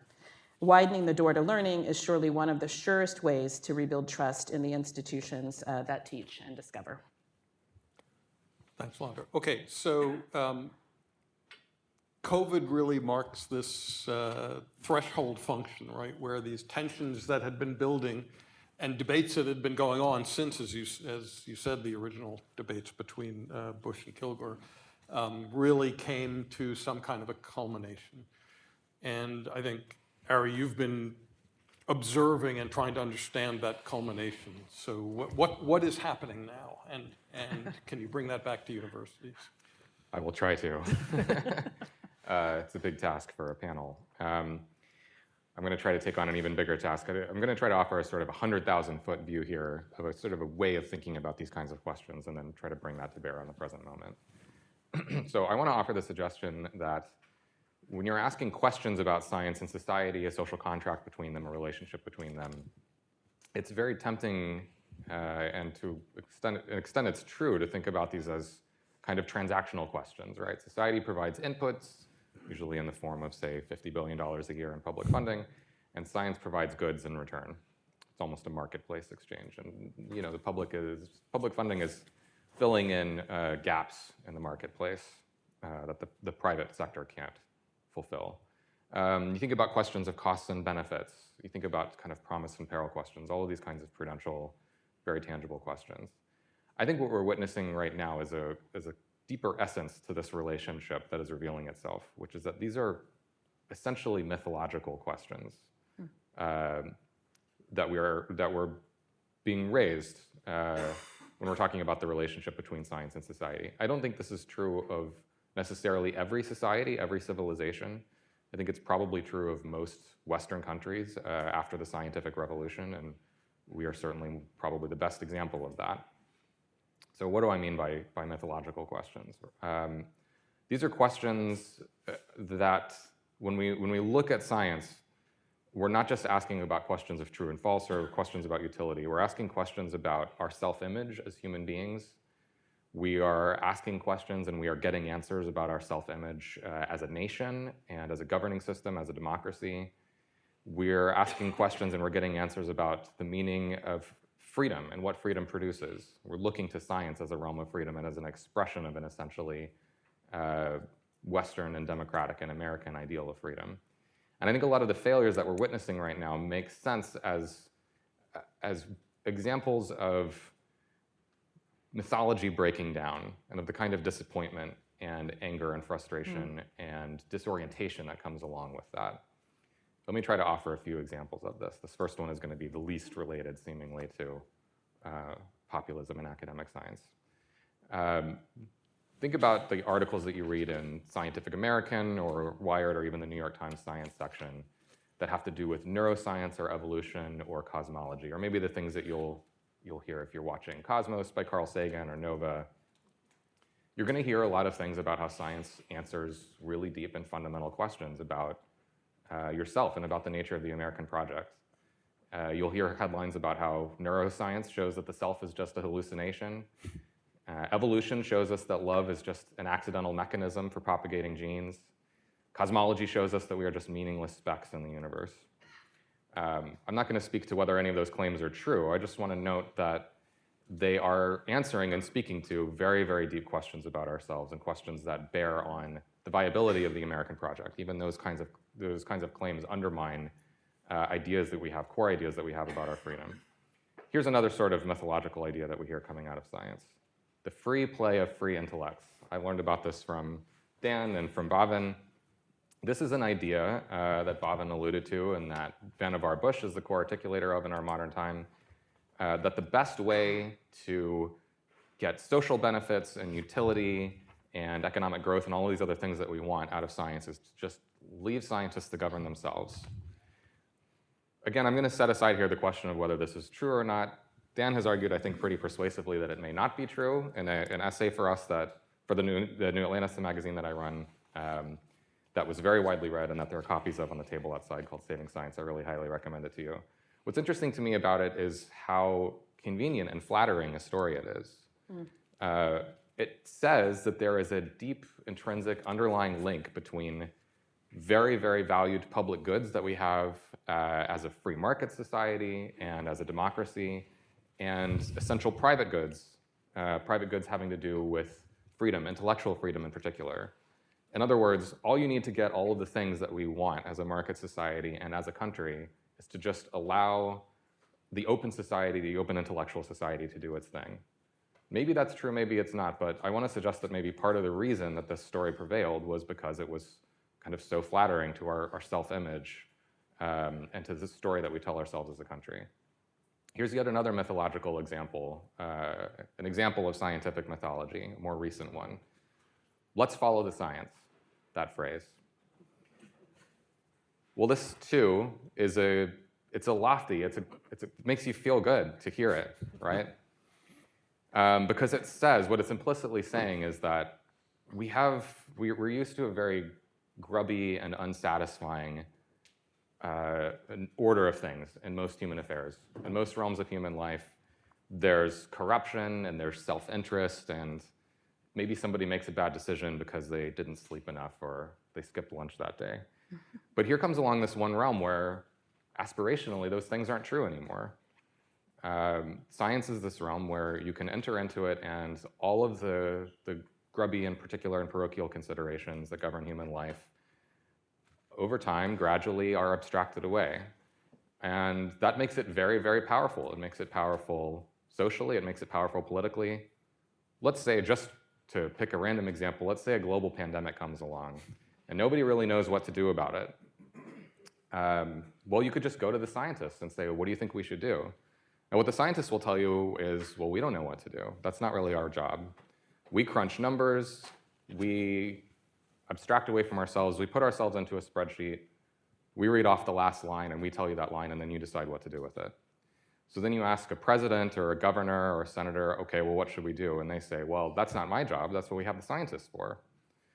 So they're both kind of pointing at each other, and what we're producing is a realm where decisions can be made without anyone having to make them, without any of the political costs that come along with that, without anybody having to fall on their sword if they make a wrong decision.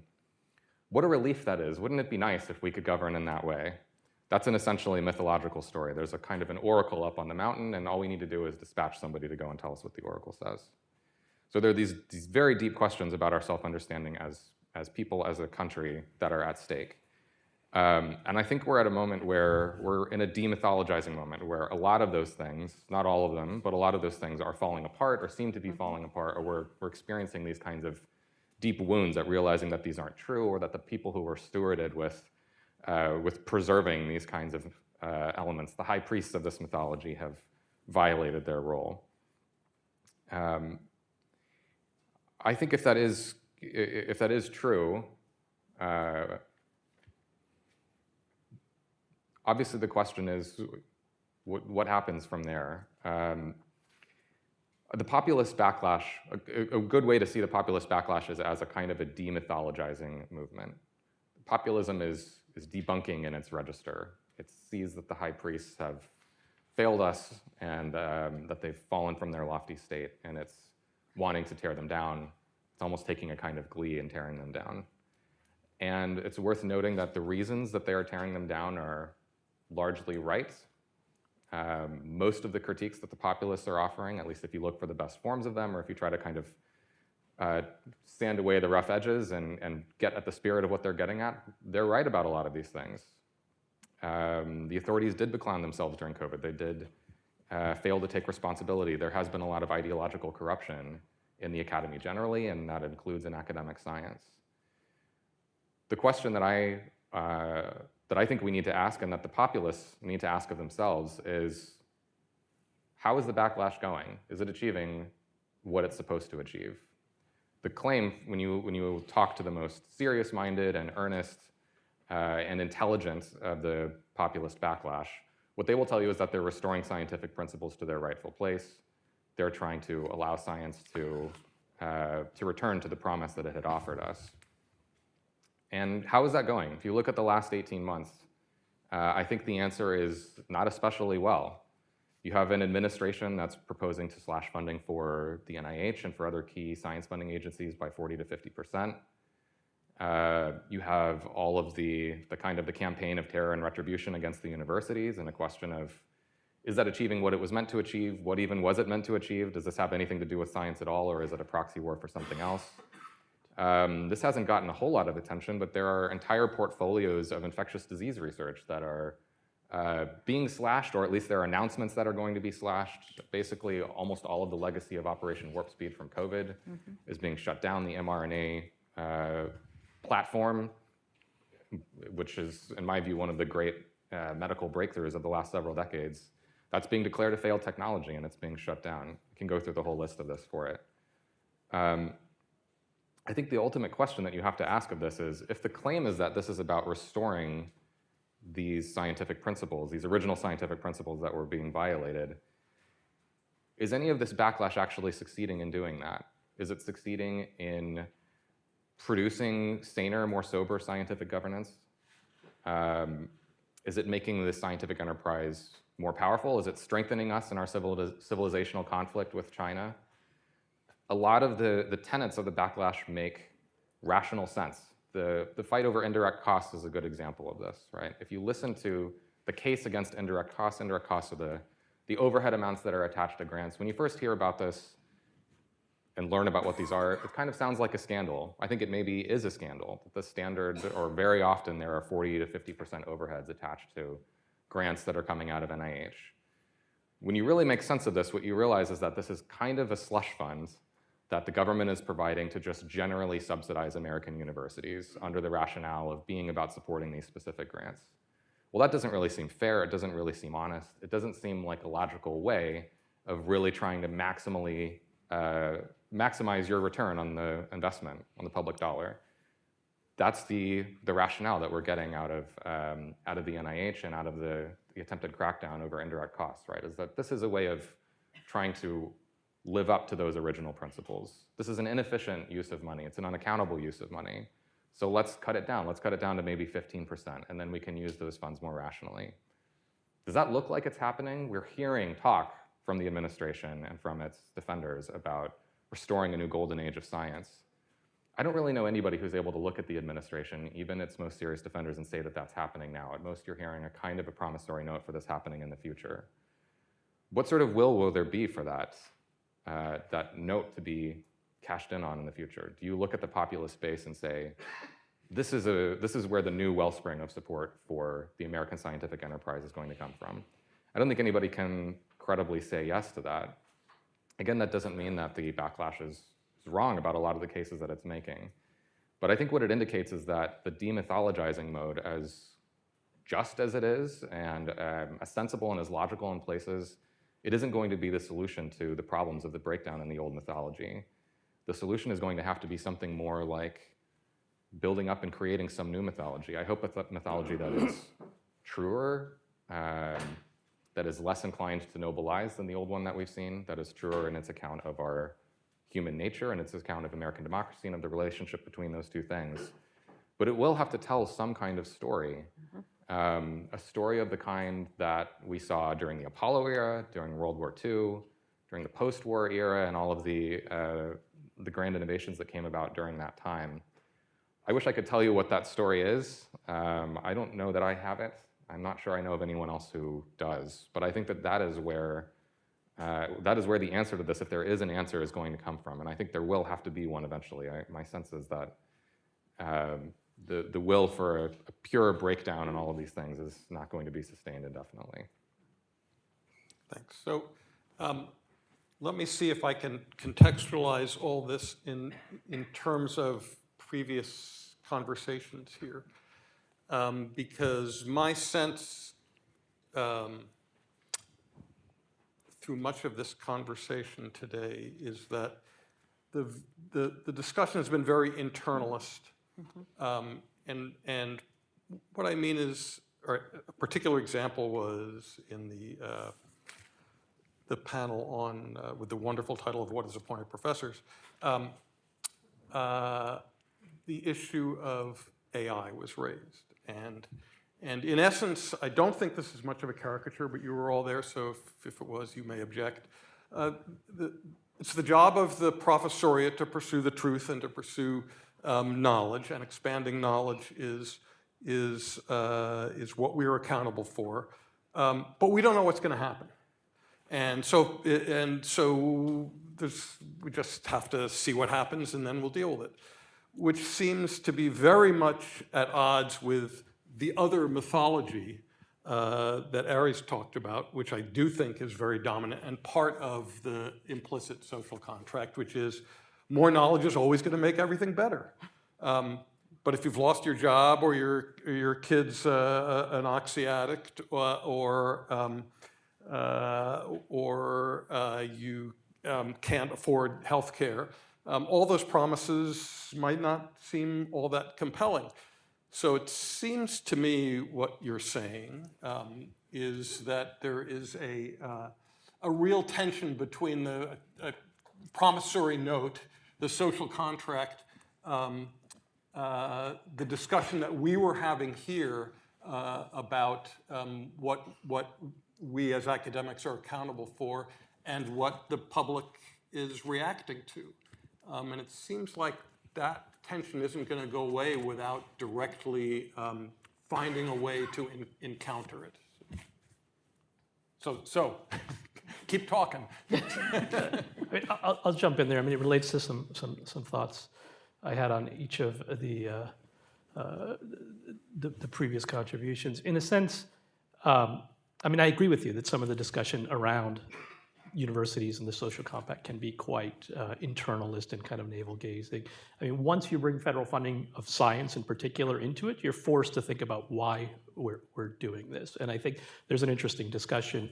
I too have been thinking about Harley Kilgore a bit, and I mean, I think there's an interesting discussion about if you have more of a Kilgorean approach and you bring in more of the publics into the relevant discussions, what that does to the rate and direction of innovation, but also science and innovation, the types of things that are funded and not funded, but also, I think, the support for science and for universities, if these institutions are seen as solving our problems with our taxpayer dollars, with us. And I think that's one of the real benefits of a sort of Kilgorean approach to a number of issues. I will say, just back to the social contract topic, and just to pick up on a point that Alondra made, yeah, I mean, it is a mythology, and we have been fighting these Bush-Kilgore themes for the last 75, 80 years or so. Dave Gustin wrote a book called The Fragile Contract about the social contract, but I think every single article that's been written about the social contract for science since the 1970s, maybe 9 out of 10, is about how it's not quite obituaries, but basically how it's not doing so well. And so I think an interesting set of questions which Ari opens up are like, in what ways are the current challenges similar to and different from previous challenges? And I actually do think there are, and Ari, you and I have talked about this, there are some challenges and some discussions going on that rhyme with previous discussions, including around, how broadly do we want to geographically distribute funding, whether it should be the scientists in charge of NIH dollars, or it's legitimate to have strong second stage administrative review. Questions about whether we want patients on peer review panels and things like that. War on cancer had those same sorts of debates. So there's certain things that rhyme. I think one of the things that's different is that the federal funding is, and there's probably different voices within the administration as well, and I think that's part of it, but the federal funding is used as a cudgel now, essentially, to kind of punish universities for things that are happening on the non-science part of campus that we've talked about earlier today. I will say, I don't have a new mythology, Ari, but in terms of moving forward, I do think it's I'm not sure how useful it is to keep talking about this mythological social contract that never really existed, and instead to talk, at least in the context of federal funding of science, about real grants and contracts. And first missions, what do we want from them? Like, what do we want from the $60 billion that we as a society spend on academic science at universities? And that could be a discussion that involves the various publics that universities serve, and they might be different for different kinds of universities. Then second, mechanisms, how do we get there? Yeah. And but third, and this hasn't come up, but I am, when I'm not pretending to be a historian, I'm an economist, and measurement or meta science. A lot of Bush, a lot of Kilgore was just based on faith, essentially. They just said stuff, right? Basic science is the pacemaker of technological innovation, or if you spread out the money, you'll see more innovation in different places. But let's, treat these things as hypotheses that we then take to the data. Now we have 80 years of data since World War II that we can look at, but we could also think about proactively running experiments and infuse science funding and thinking about science funding with the same sorts of rigor and analytic tools that we do to other sorts of policy debates. And I think we might be able to make some progress on some of these issues this way, rather than kind of esoterically talking about a social compact. So rather than just saying that, let's do more research on it, which I know isn't really what you're saying. Yeah.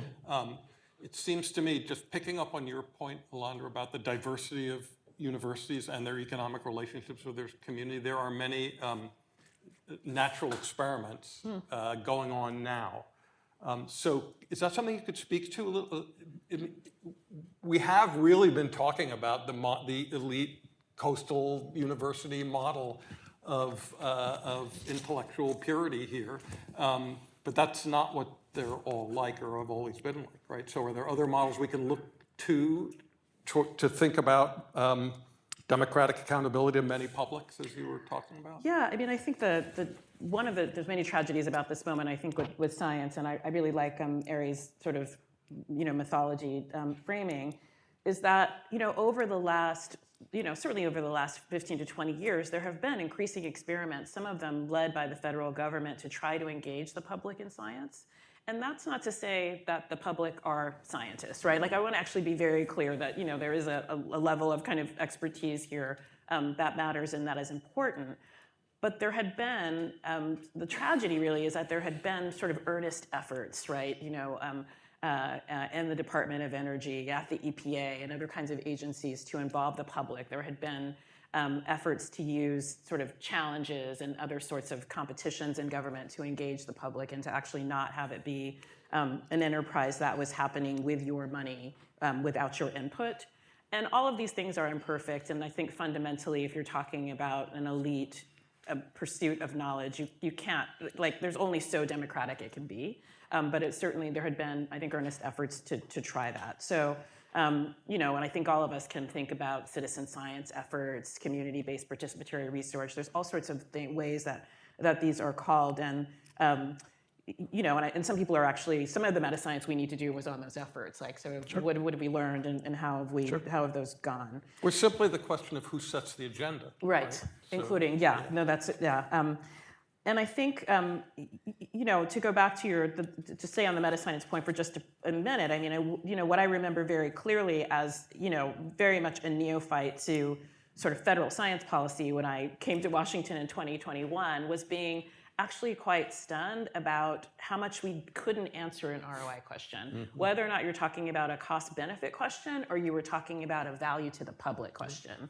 So I think we should have answers for both, but I think there will always be these sort of scrambles. And you saw, I think, even it happening over the last 18 months, sort of what has science done? What has it delivered? The US federal government is like the largest funder of science in the world, like not just in the United States.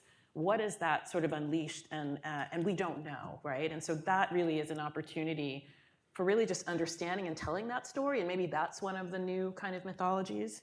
I very much liked Ari's point about, how we think about science and research being a kind of mirror of us in part. And I think, part of that was I was rushed at the end, but, the UN is an imperfect institution, multilateral institution, but one of the things that the UN Charter has in it is a right to science. And I just have always appreciated that that is one way to think about the public. Like, so everyone's not going to be a research one scientist, but everyone, that part of that human mirroring is a capacity for awe at Artemis II, a capacity for asking questions about the natural world. And I think that's where universities, community colleges, other kinds of institutions are important. The last thing I would say, because you mentioned AI, and it's where I've been living my life for the last 5 or 6 years, is to say that AI is another one of these ruptures and these demythologizing moments. And if you look back at the sort of Edelman Trust Barometer beginning in 2022, right after the emergence of ChatGPT as a consumer-facing product, starts asking a series of longitudinal questions about trust. And the United States has always been the most pessimistic and distrustful of AI, and now it's kind of gone to fever pitch. And so you have, I think it's another opportunity for either a new mythology or to, I think, really deepen a sense of people's mistrust of science, and in this case, private sector science, right? So if one of our solutions to the crisis and the federal funding of science and technology was going to be let the private sector do it, well, I don't know. We're living with that right now. The doomsday clock tells me it is time to democratize our conversation. So, and unlike all the other previous moderators, I don't know anyone here, so I'm just going to have to point at people, and I won't be able to play favorites. There is a question in the corner. Thank you very much. It's been a lively discussion. Luke Foster from Hillsdale College. This may be most pertinent for Bhavan, but I think it may concern everyone. I'm thinking about the role James Conant, the president of Harvard in the 40s and 50s, played in the historical story you're telling. And he saw a very close link between cooperating with federal priorities in scientific research and student admissions and selection. So, of course, the origins of the SAT, more broadly, the idea of a kind of content-neutral, aptitude-based way of selecting and recruiting students. It seems to me a lot of the elite popular attention now might be in part attributed to that model of selecting and promoting talented students. Right? They don't need to know anything or be a particular kind of person necessarily. They just need to be really, really smart and gifted. So is there, in terms of reforming this or rethinking this model, is there a undergraduate, graduate student, faculty pipeline? Does selection and admission come into the reform effort at all, you think? Yeah. I confess I've thought a lot about James Conant and the science funding side. I haven't thought about the undergraduate admission side in my own thinking or research, so I'll actually defer to others here for that one. But I think it's a good connection. We have the James Conant professor with us. There we go. Seems like the perfect person. In the back of the room. Seems like the perfect person to answer. Yeah. Yep, please. Sorry, I don't know. Yeah. Hi, I'm Gabriel Rossman from UCLA. So we had some discussion of indirects, right? And the way it works with a 50% indirect actually means 1/3 of the NIH budget goes to paying overhead. So, but it's overhead for whom, right? It's overhead, basically, the amount of overhead you get is directly proportional to the amount of of competitive grants you get, which means you get a big Matthew effect for the big research schools. In a counterfactual where we didn't just say, oh, we're going to put that back in the general budget, but we still explicitly allocate that as overhead, basically like a very scaled up version of P30s and T32 grants. How would that get allocated? Because I don't imagine it going directly to the big research schools. Would it be political patronage? Would it be every congressional district gets, $100,000? Would it be schools that meet some type of social policy goal? And what implications would that have for the efficiency of American science as a whole? Somebody say that. Okay. Yeah, sure. I've thought a little bit about this one. I think the important thing about overhead and indirect costs, as was pointed out, for those who are lucky enough not to be initiated in this system, currently, so the U.S. does not, going back to the Constitutional Convention, as was referred to earlier, we don't have a national university, right? We also don't, have huge kind of freestanding laboratories. We've got the national laboratories, but that's a different thing. Instead, we fund science in America at universities through project-based grants. But science has both fixed costs, or kind of just infrastructure costs, as well as the costs of doing an individual research project. So in order for the enterprise to be whole, somehow we have to pay for those infrastructure or joint costs of research. And the way we have decided to do so, and this too goes back to World War II, and Vannevar Bush basically decided the rate should be 50% for universities because firms charge 100% and universities don't have to pay taxes, so it should be 50, right? Things evolved since then. But was to actually tack on this indirect cost rate to each individual grant. And so now there are discussions, and again, there have been since the 1980s, about, we moved in the 1960s to a negotiated rate system where each university negotiates its own indirect cost rate with a cognizant federal agency. The median rate right now is between 55 and 60%, and there has been a lot of discussion about how the system is not sufficiently transparent. The rates might be too high, subject to all sorts of gaming. It's a scam. And there's a lot of the indirect cost rates are too damn high. But on the other side of that, universities have argued that because of various sorts of cost sharing and administrative caps and things like that, actually they lose money on every single grant they bring in. By the way, I just started studying this, and I sort of shifted a little bit towards the second position as being plausibly correct, that actually universities are doing quite a bit of cost sharing right now if you looked at data that are available, however imperfect. Okay, Trump administration comes in and jumps in and says 15% max at the NIH, other agencies as well. Because why? Because all these foundations pay 15%, and they're free. All these woke foundations are free riding on the federal government. Lawsuits, all that stuff happened. As far as I know, there's been, the administration has lost those lawsuits, and Congress has pushed back with some language in bills saying you can't do this stuff without congressional approval. But there has been this reopening of a question of what it is, how are we going to pay for the infrastructure if there are pathologies that have been recognized by many actors for the last 10, 20 years. One move, which is what I think you're alluding to, is there have been proposals from the university sector, the Association of American Universities, the JAG group, that try to bring a lot of these indirect costs above the line, essentially, and charge them directly as direct costs. And your point, your question is, how do we make those decisions? And I agree with you very much. I mean, in a sense, I actually think the transparency part of this makes a lot of sense, which is making everything that was previously invisible to the public, bring it above the line. But who's going to decide? Is it peer reviewers that are going to decide whether this is right? And so there's no free lunch, right? And I think it's a complicated set of issues. I generally believe that this move to bring things above the line and be more transparent is a useful approach to dealing with this age-old, going back 80 years problem. But there's questions about who's going to do the counting, what kind of administrative burdens it's going to create, and how to think about the system fairly and how that compares to the current extant system. A very good question for meta-science if some of the universities would make their data available to us.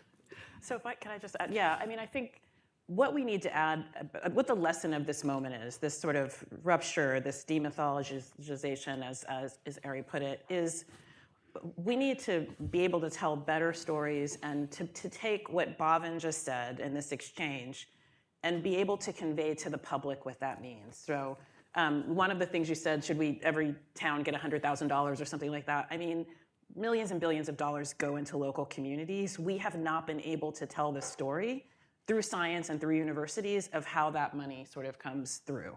And so as we're thinking about the transaction piece, to Ari's point about above the line or not above the line, what is the public accounting and story? So it's not just a transparency about the transaction, but like where is the money going in the community? And to make that more visible, I think would do a world of good to help people like have a different kind of perspective on what science and research and universities and colleges mean for their communities. So I would encourage us, as we're doing our meta science, to also do our meta social science. I'm going to admit to cop to being a sociologist of science and technology here. A boo hiss for the sociologists. I know we've been talking down about the sociologists all afternoon. So there's just more that we need to do, and I think a better accounting of the above the line or below the line is actually insufficient. That's just the beginning, I think.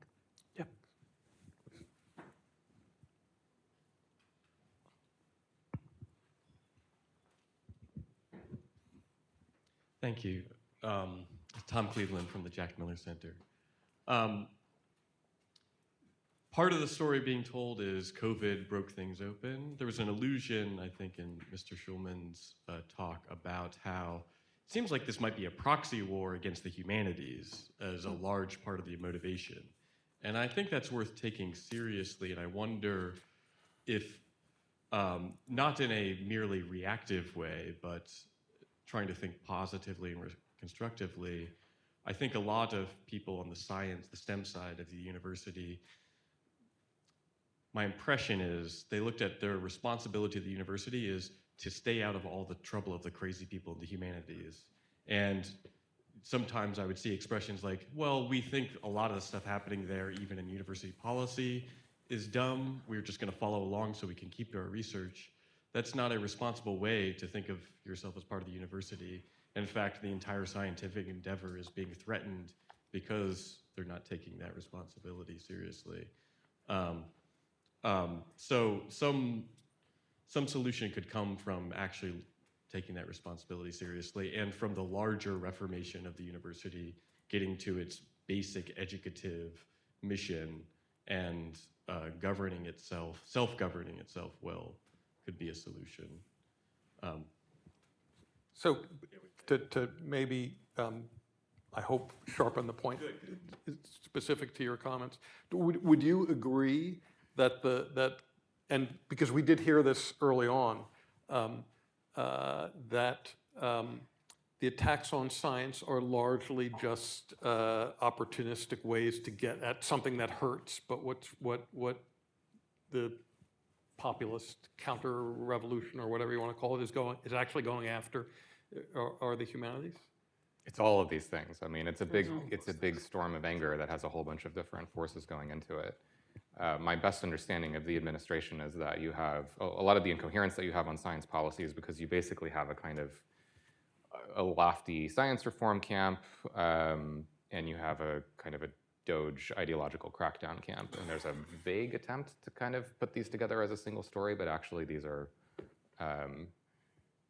largely conflicting aims. It's very, very hard to coherently reform the scientific enterprise and say that the reason you're doing this is that you want science to be more effective and you want the dollars to be spent better, while you're also threatening it with 50% costs across the board and you're freezing entire grant portfolios.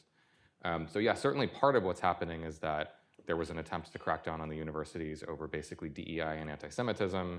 What levers are available to the administration? Well, we're giving them a bunch of money.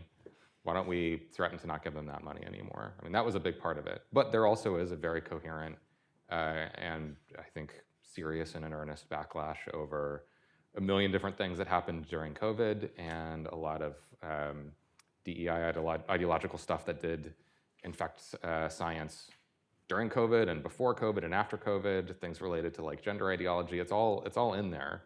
So there are earnest claims being mixed with cynical rationales all at the same time. I would just add, I mean, I think it's likely backfired in ways I think that were unanticipated, in the sense that, when you shut down people's labs, you cast them out of their laboratories and their work. Even if on a particular campus you had not solidarity amongst the faculty and the different divisions, I think this has been something that's created a more solidaristic energy on campuses. And you can think about other moments, the kind of moment, we were talking about the doomsday clock, where you got the Association of Atomic Scientists or the Federation of American Scientists. They come out of these other moments, perhaps, of demythologization of science, but in a different, there's kind of different kind of institutional structure happening in those moments. You certainly had, in the first Trump administration, March for Science. You now have Stand Up for Science. So you've got mobilization of scientists that we've seen in prior generations when we've had these other kinds of ruptures with science in the state, around the Vietnam War, around nuclear bombs, et cetera. So it's created its own kind of centrifugal force that I think will create unintended consequences on university campuses to some regard. Can I just follow that up and ask, is that a problem, though? Because again, isn't there a tension between the internalist view where academics, scholars get to be the experts about the things they have expertise on, and they have self-governance in those domains. But the minute they're talking about this is a bad war, they're no different than anyone else, right? So isn't there the high priests have lost their robe or something kind of thing. Exporting the authority of their narrow expertise and just reinforcing the types of things, Ari, that you're observing? Is that a question for Alondra? Well, it's for anyone. I used to think that.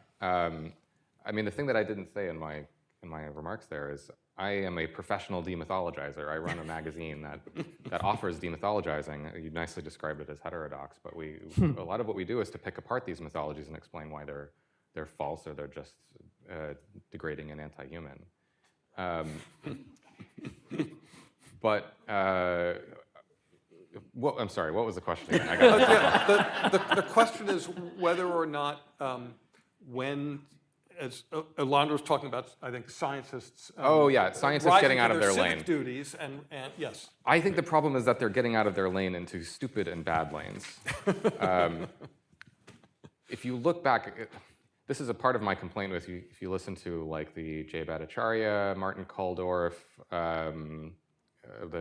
what is it called, the Brownstone Institute, a lot of those people, they speak the language of doing exactly what you're talking about. So these are, we could say, contrarian scientists who emerged during COVID to offer alternative views that I think were seriously offered. They were very I think they would resist the label contrarian, and they would say, no, we're the ones. I mean, weirdly, they're almost offering Obama-like language of we're restoring science to its rightful place. They mean something very different by that.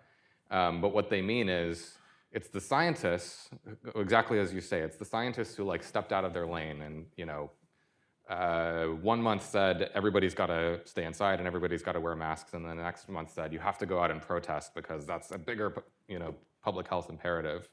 So you can look at that and say, well, this is crazy, and they're violating their professional roles and they're stepping outside of that. I do think that is true, but it is actually hard to look back in history and find an example of a scientist who successfully engaged the public and offered some vision of what science is and what science is for, who wasn't, to some extent, by the nature of what they were doing, stepping outside that lane. Carl Sagan stepped way outside of his lane as a scientist. Neil deGrasse Tyson steps way outside of his lane. Albert Einstein stepped way outside of his lane. I think a lot of those figures did so in better and more fruitful ways than the scientists that we have now. And I think it's as much the specific ideology that they are offering that is the problem, along with the failure to recognize the difference between what is properly their role and what it means to step outside of it. Like the sense, the inability to recognize the laughability of you have to protest because this is actually the way to end this public health crisis. Bob, did you want to? I just want to go back to the first part of the question, the proxy war question. I mean, and then as I think Alondra's comment, and I'm not, this is not like a silver lining thing, but I mean, I think just where we are right now, we are going to be forced to rethink and rebuild more resilient and robust and perhaps democratically accountable, more effective institutions for supporting science and including supporting science at universities going forward. We're not going to go back to the way it was, I don't think, in the next 5 years or so. The second thing that's kind of interesting is that, and it goes back again to the end of World War II, why were university scientists concerned? They thought that they would lose autonomy, right? And they thought, I think, maybe there was some wisdom there, right? Maybe there was some wisdom there. And they were particularly concerned that the aorta would kind of end up running the show, and all these, fingers or whatever, capillaries would, there we go.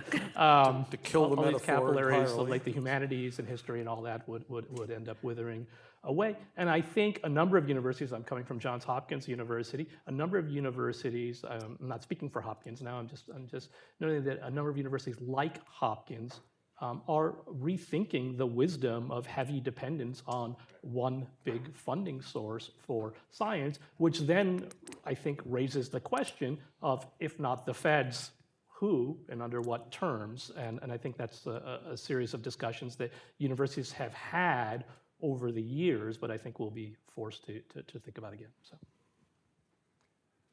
Now I want to say that, there's a question in the back.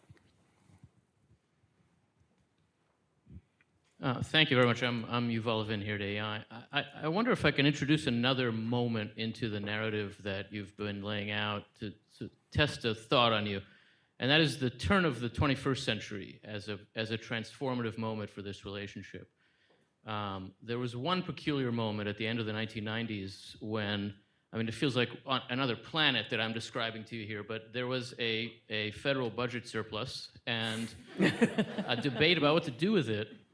And the only use of it that the two parties could agree on was to spend a lot of money on science, to double the NIH budget from then about $15 billion to $30 billion. It was an idea that came from a senator from Iowa, Tom Harkin, but the Clinton administration loved it, and Newt Gingrich loved it. And then George W. Bush loved it. And it happened. They doubled the budget of the NIH. To me, what was striking about that moment, I worked for Newt Gingrich then, and then for George W. Bush. What's striking to me in retrospect about it is how little talk about universities there was in those conversations. It was about science.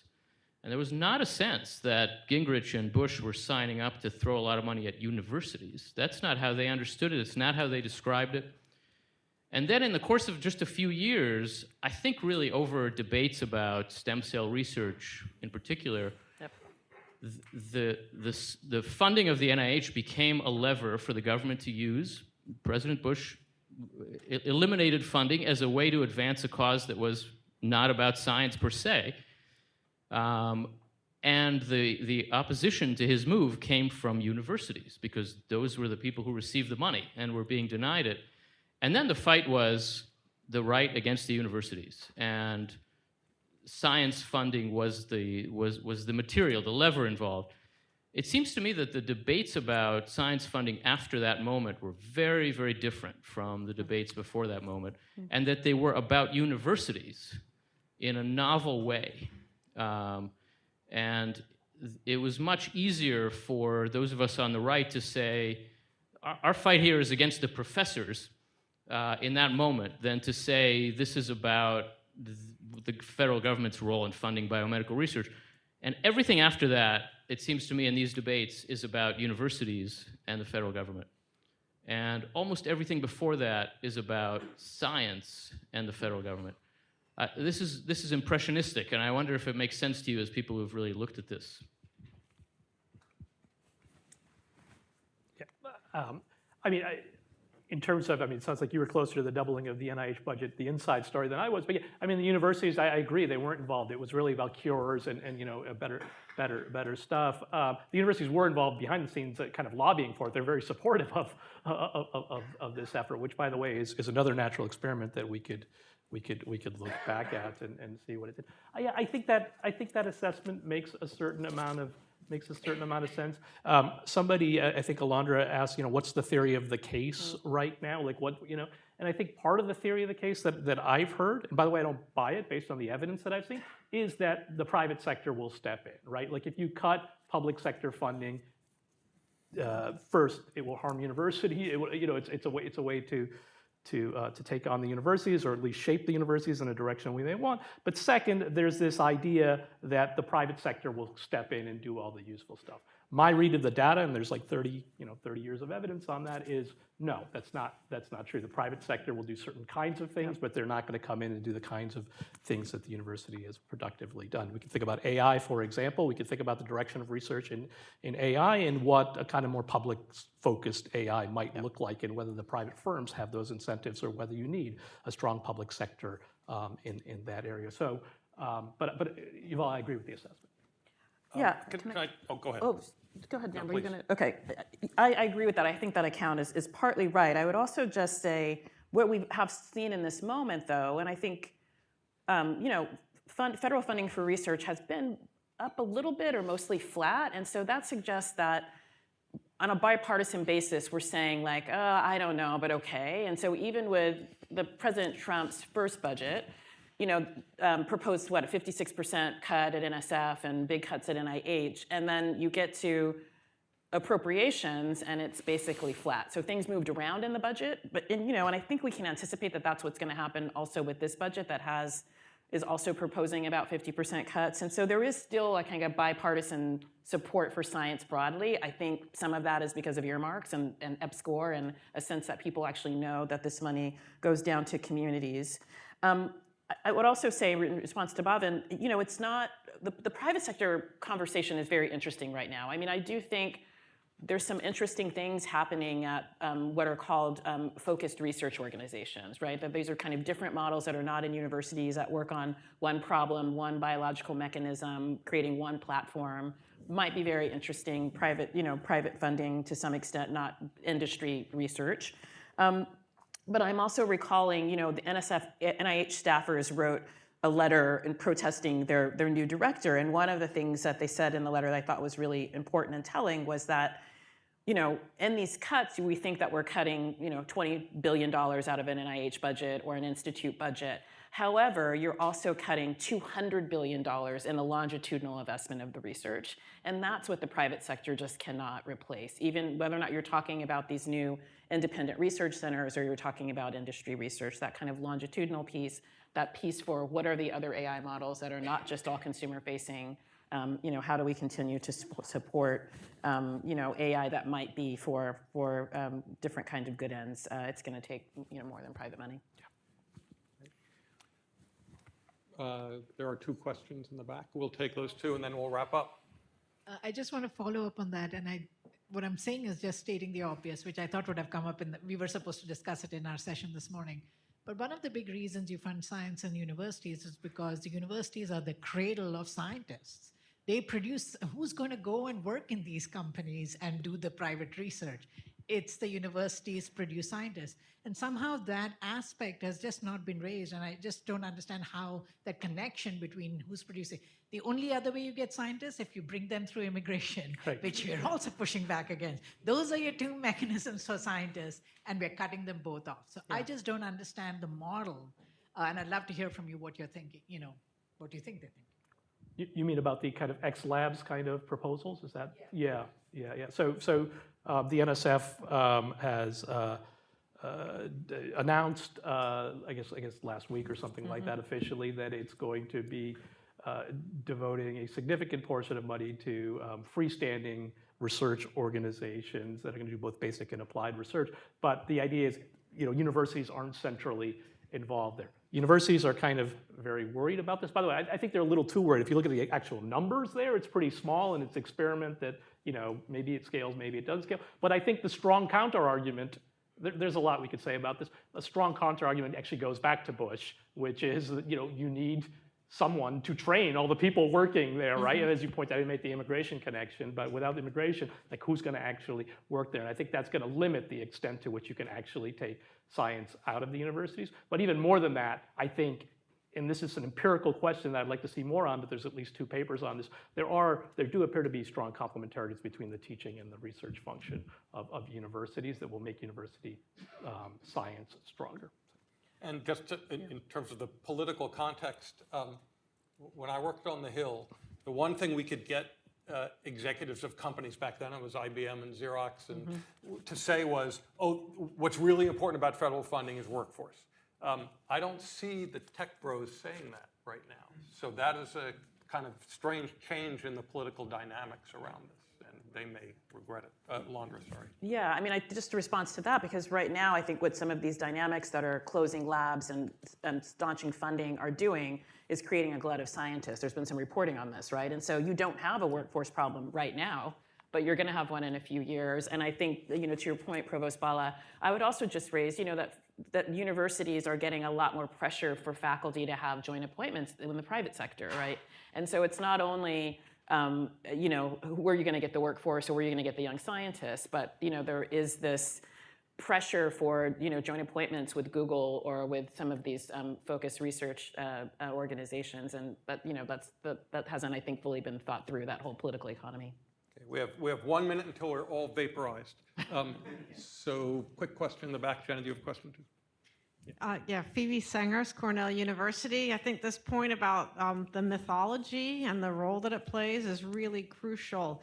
And one of the roles that science and the whole STEM field has had for decades is to sell futures and to give ideas about really attractive futures that we're building towards.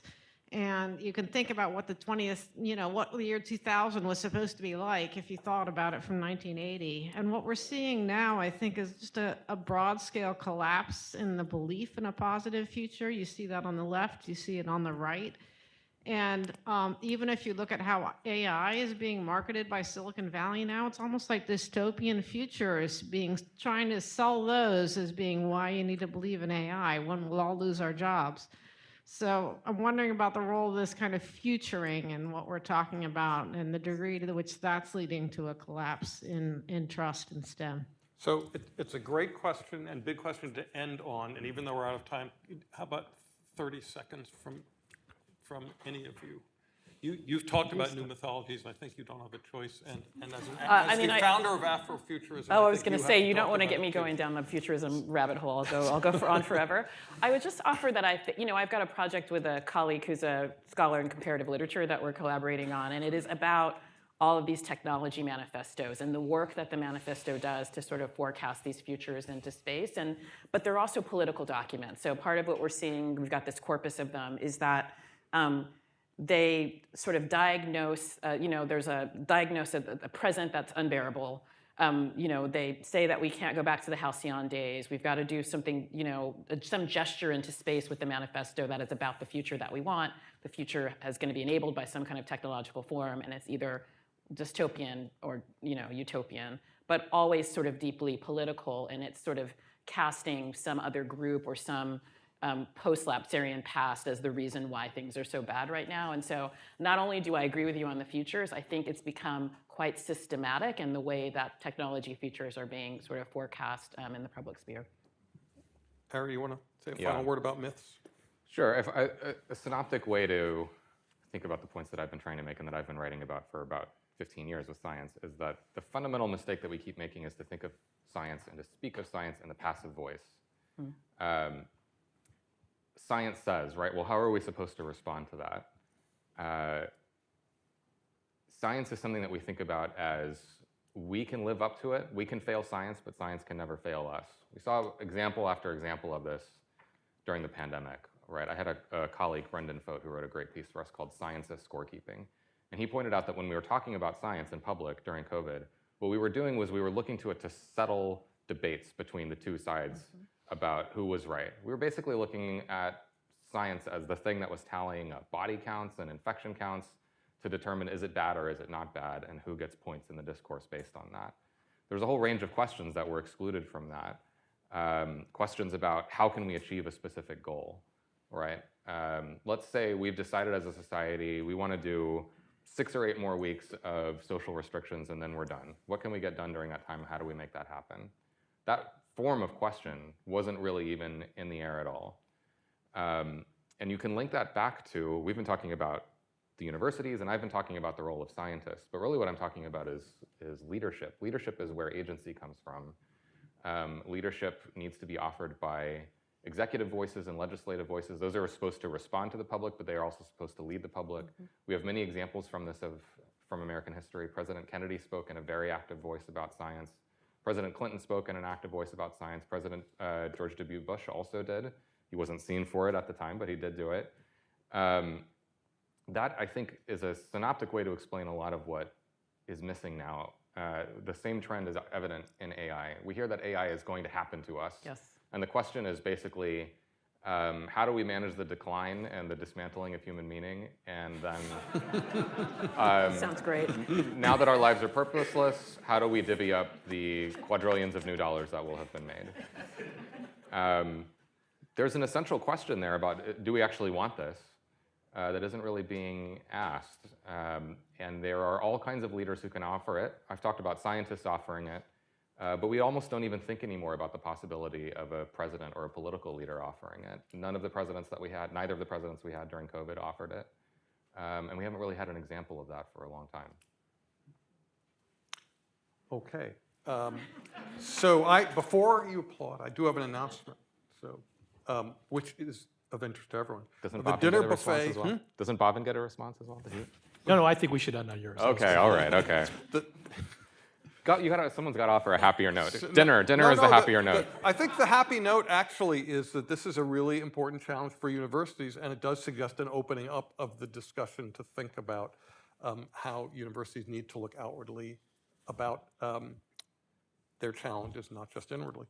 The dinner buffet is available in the hallway. You are welcome to enjoy our dinner either in this room or in the rooms across the hallway. We ask that you do not eat in the library.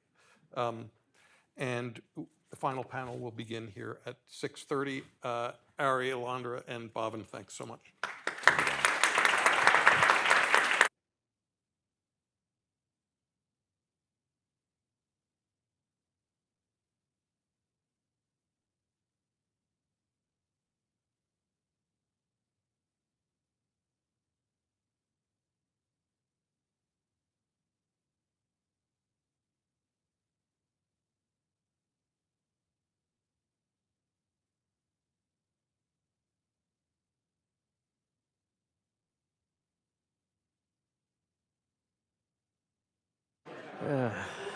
So, yeah, it's.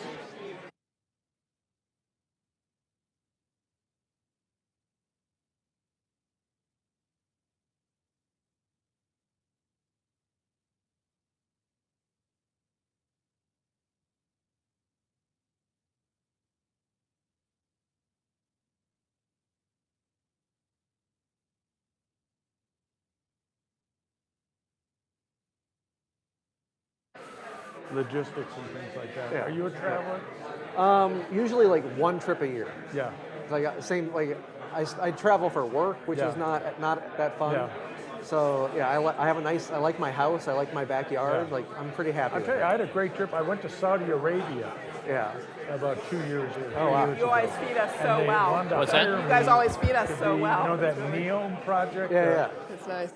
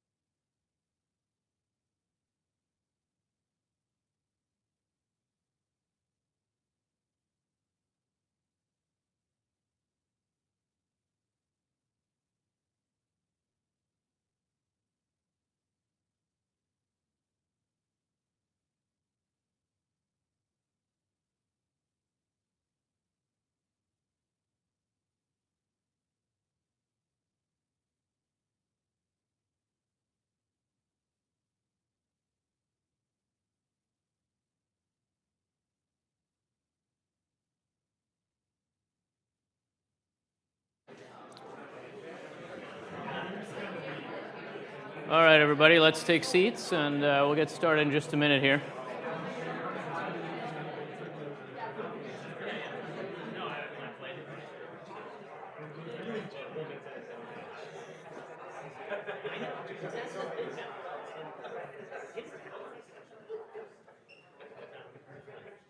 All right.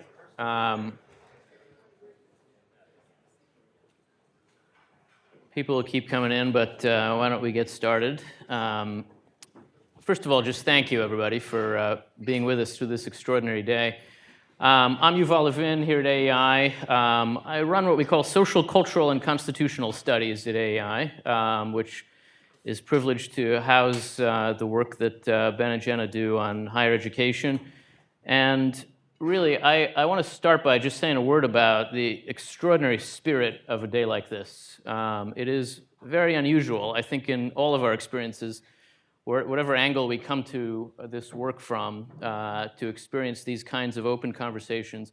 Walking into one of the earlier sessions, I walked by an administrator at an important university having a conversation with a Trump administration official, and my first thought was an intense curiosity about what they were talking about, and I did resist the urge to just slowly walk by and listen. Not that I didn't feel the urge. But my second thought was really to marvel at the environment that makes it possible for that kind of conversation to happen, which is so rare and so necessary now. And seeing a little bit behind the scenes of how these conferences happen, it's not a mystery to me why it happens here. And it's because our work on higher education is imbued with a kind of spirit of generosity and intellectual openness that is the spirit of the stories. And I didn't want to let the day end without our just recognizing Jenna and Ben and thanking them for doing all that they do.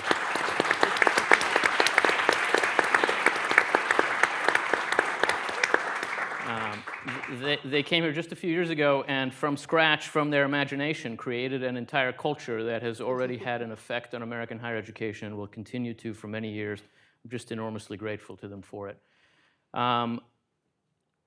There's another way in which the way we're ending today is very much in the spirit of AEI. This place used to be run for many years by a wonderful leader named Chris DeMuth, who had come to AEI from government. And I once heard him say that his job as president of the place was to storm the stage after a very high-minded conversation and say, "What are you going to do about it?"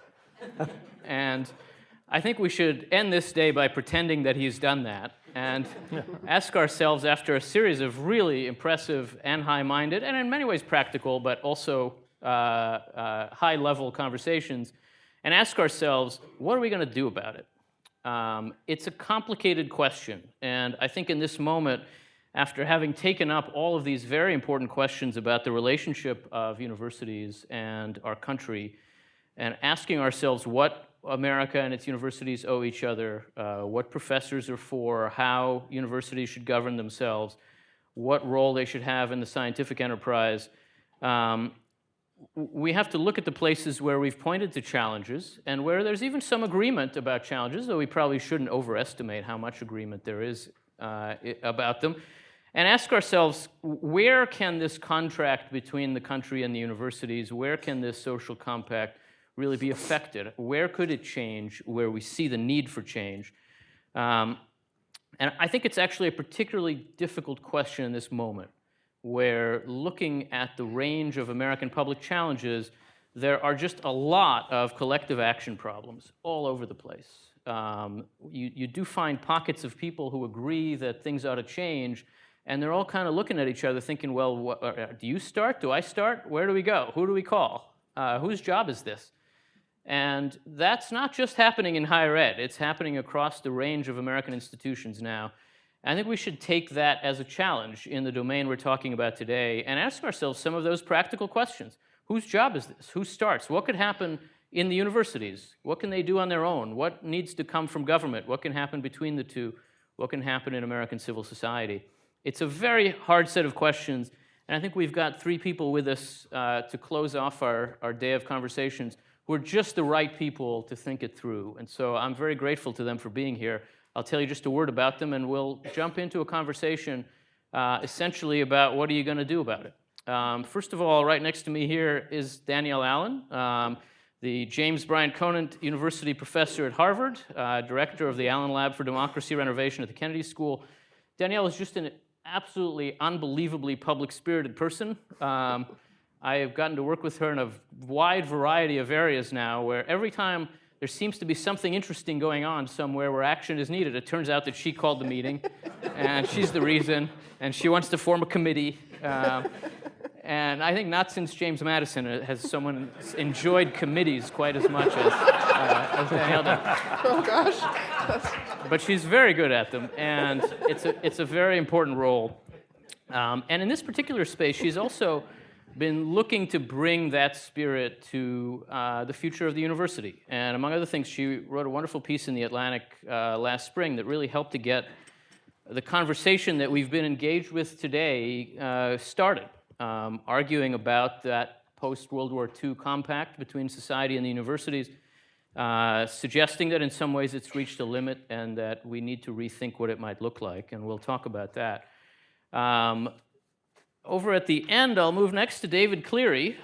David is a big deal in Washington. And this is one of the few audiences in DC where I would have to say that, because most people would probably know you, David, because David, for a very long time, was the mover and the shaker in the Senate Help Committee. He was the staff director at Senate Help meaning Health, Education, Labor, and Pensions, one of the most significant policy-making committees in the US Congress. David served as the Republican staff director there for longer than anybody in the committee's history. He worked for Chairman Lamar Alexander and then for Chairman Richard Burr. And really, I would say if you've encountered any significant piece of legislation on education or healthcare in the last 15 years, the Every Student Succeeds Act, the 21st Century Cures Act, all of those have David's fingerprints all over them. And he knows more than most people about how these things happen, because that committee is really one of the few places that has actually functioned in the 21st century. And David has a set of skills that are just enormously valuable for thinking about the kinds of questions we're taking up today. And in the middle here, who probably doesn't need an introduction in this room, is Nick Zeppos, who served as chancellor at Vanderbilt for more than a decade, a tenure during which he had to operate simultaneously as the head of one of the country's leading research universities, a manager of a vast scientific and medical enterprise, a public figure, really, navigating a sometimes complicated political environment. He was a tremendously effective and successful university leader, and really thought a lot about the way that universities are run and what that has to mean to people on the inside and the outside. It's a tremendous privilege, really, to have the three of you together with us. Thank you for being here. It's the best way I could think to close the day, and I'm glad we can do it. I want to start with you, Danielle, and in a sense, to ask you to reflect a little bit on where we are at the end of this day, but also to reflect a little on where we are in this moment on the question of the future of the university. Your Atlantic essay, which I mentioned, argued that that Vannevar Bush Compact that we heard about, which was focused on science as the organizing principle of the relationship between universities and the country, has in some ways run its course, or at least needs to be rethought and amended in some ways. And you suggested especially that there was a place for thinking about civic strength and the formation of citizens as at least an additional element of that relationship. To begin, I wonder really just how do you think about this moment in the relationship of the universities and the country, and where's your head after a day like this? Well, first of all, my head and heart are just full of gratitude to you, Yuval, and also to Jenna and Ben. The fact that this conversation is happening is very encouraging, and so I've been very glad to be part of it all day.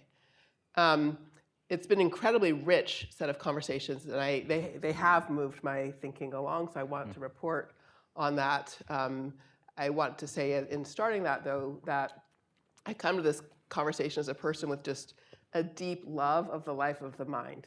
And I know I share that with everybody else here on the panel and with so many other scholars and academics in the room.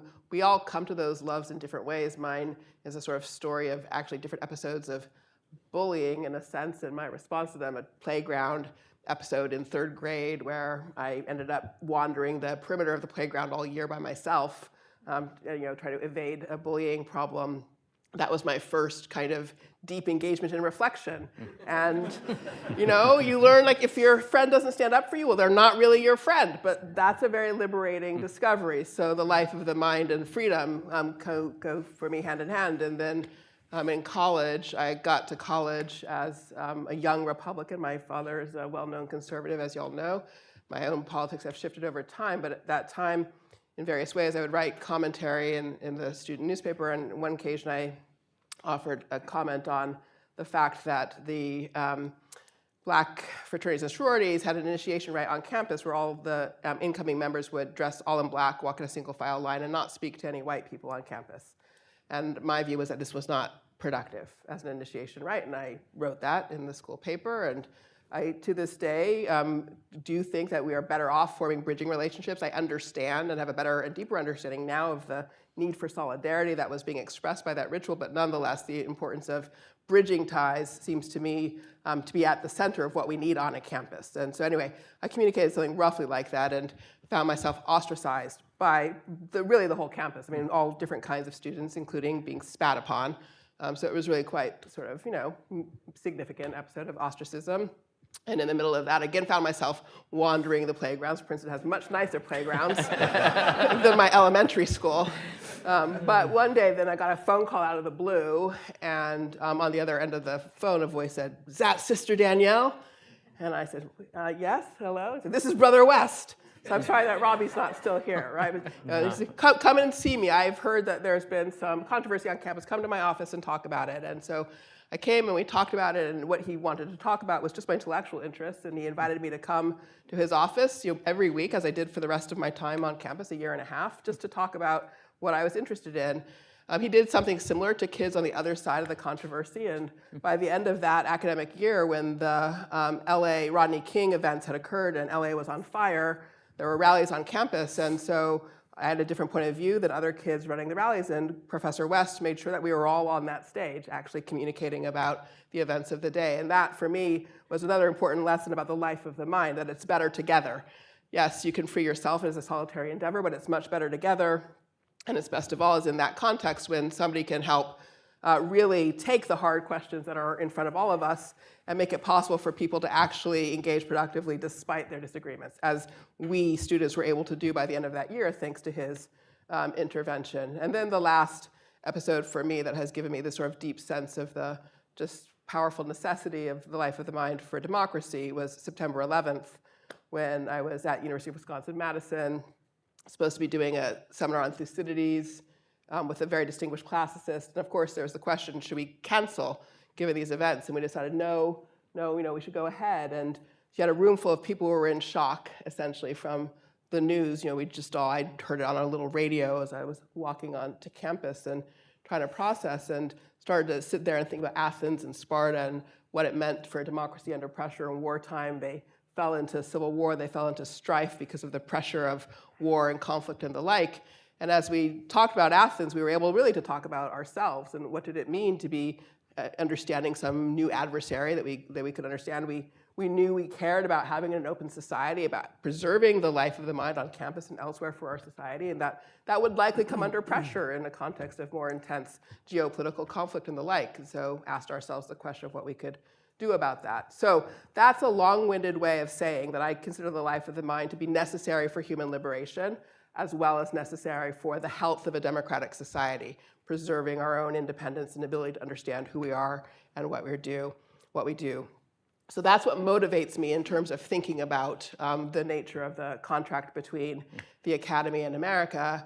And of course, when the sort of crisis hit with October 7th and then follow-on events between the Trump administration and universities and the like, one could not but feel the collapse of an incredibly important treasure. And so coming out of that, I wanted to sort of answer the question of, where can we go from here?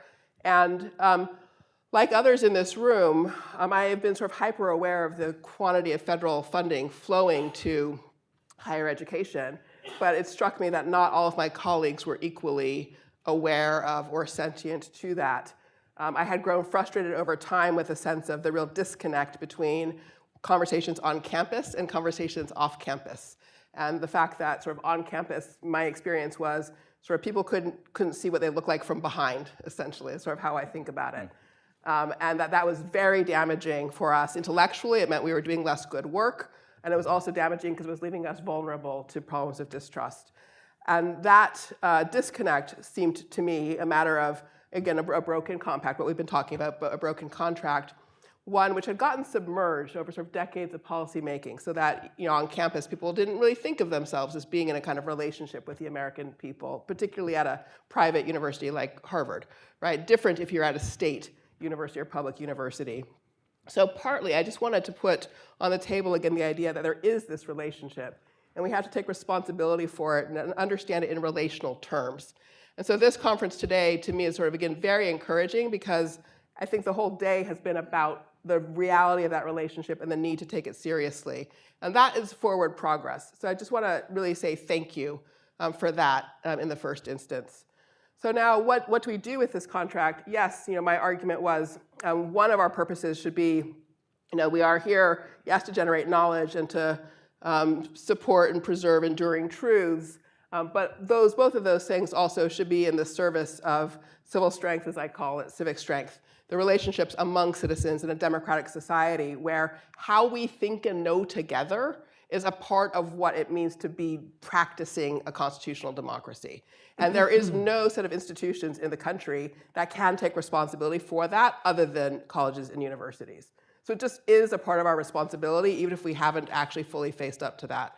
And so then the question is, like, how do we take responsibility for that aspect of it? The fact that, again, in a democratic society, we have to think and know together. And that's just part of what we do as citizens.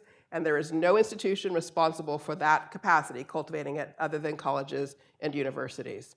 So that would be the sort of second point that I would want to put kind of front and center in thinking about the compact.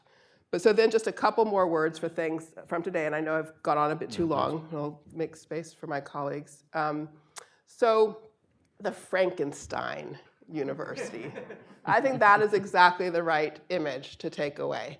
And of course, you say Frankenstein, and you think, well, should we really be Frankenstein, or should we pull the pieces apart? And I think there are two answers to that question. One is we do have to stop thinking about the university and just be honest that the sector has multiple types that have different relationships to the American public. Community colleges, HBCUs, regional publics, right? You're going to talk about this more as well, Nick. Research universities, liberal arts colleges. And I would say that actually in those last two categories, we might now be at the point where we want to separate out another category, which are those who now are subject to the endowment tax. And just consider them a separate category from the rest. All right? And you might think of like slightly different compacts for each one of those categories. And we can, I hope, talk more about that. I could have more to say about that. So that's sort of the first move. It's like you can undo Frankenstein by just realizing we do have to talk about different parts of the sector. And then the only one that really counts as Frankenstein is the research university. And today has convinced me that that's okay that the research university is a Frankenstein. That we do want, let's just take those ones that are highly endowed, okay? Let's call those like the nation's honor colleges, right? They have a sort of special role to play. They should have a meritocratic basis for admission. The best kids, best academic achievement should go there. And really, we are going to expect leadership, contributions, and service out of the kids who go to those schools. And they're going to be supported by those endowments. And for them to get the best possible education, it does matter that they are being educated, for example, in the sciences side of it, by people who are also at the cutting edge of research. That just is true. And so Frankenstein is the right thing for that small subset of institutions, but only for them. And then we have to think through what exactly is sort of the shape of the other ones, and how do we think about the different kind of compacts and contractual relationships. So. Thank you very much. Nick, you ran one of those Frankenstein universities, and I wonder how... I loved every minute. I wonder how the day has struck you, but also how you think about this moment as a moment for rethinking the relationship between the country and the university, and where you see opportunities for action, for change, possibilities. Yeah, I felt really lucky to go in every day and have a purpose to what I was doing that had benefit for humankind. And that made a big difference in, how I thought of the university and whatever role I played. I think that the university, I think it needs to, the private universities in particular, I think we have to think of actions and not just words. And I think it's important to, when rewriting the compact, to not simply say, how do we tell our story better? How do we ramp up our marketing departments more? Or how do we get more TikTok hits? I think we have to start to engage in actions that ordinary people can relate to. And I felt very lucky at Vanderbilt to have a fairly big arsenal of tools to make my case. The one thing I will say is, I think you really need to think locally too before you think nationally. And I think we're looking at these pressures that are coming from us nationally. But one of the things that I focused on a lot was, what was my relationship to Nashville and to the state of Tennessee? And here we are, a wealthy private university, but I just thought it was really important to be visible, engaged, supportive, and proximate in the community. And even though there is a University of Tennessee, we beat them in football last year. But that's just a side point. I think you had to think of yourself as, how can I be the University of Tennessee? How can I be the University of Nashville? The other thing, so I think you have to kind of be proximate, active, engaged, visible, and serving your community. And we talked a lot, I thought it was a very interesting discussion this morning about, what does the university owe society? And I think I have a little different view of federal grants than most of you in the room that I won't go into, maybe we can get into later. And tax policies. You can't just say that and not go into it. Well, another conference. I think that universities need to flex their economic muscles a little bit. And I did an economic impact report every year, and I would break it down. Someone talked about, well, break down, where does the money go? And I would actually show, here's where all the money that Vanderbilt generates goes. And I would actually show that. We were the largest private employer in the state, and that was something that I touted quite a bit. So I believe very, very strongly. I think the day has been incredible. I tend to be a hopeful person about the university. I tend to view them as very, very flawed, but very, very precious. But I think that you've got to get engaged in actions. Another point I'd make is those actions also need to be local in your faculties and with your deans and with your department chairs. And I think it's great to have the Board of Trust talk about these things. I think boards of trust are phenomenal stewards of universities. I think they look at the faculty and they're like, who are those weirdos? And you know what the faculty says about the board? Who are those weirdos? I mean, it's just, there's a big gulf there, but you've got to get your faculty much, much more engaged in these questions about hiring standards, standards of excellence, viewpoint diversity. All of these issues need to be very, very local in the university. And if, I used to say my job was working in a graveyard. A lot of people underneath, nobody listens. But you need to create a culture. And I tend to be an optimistic person about the university. really optimistic about what the Yale report did, what's going on at Cornell, talking to people at Johns Hopkins. Obviously, we're doing things at Vanderbilt, but I think you need to get your faculty and your students much, much more engaged in actions and less rewriting a set of contract principles. Because contracts like this sometimes are tough to enforce, and they're non-contractable, as some people say. But I think it's got to be actions and not just words.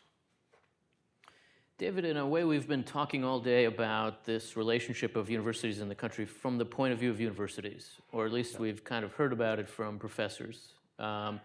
How does Washington see universities? What's the place of the academy in the thinking of policymakers here?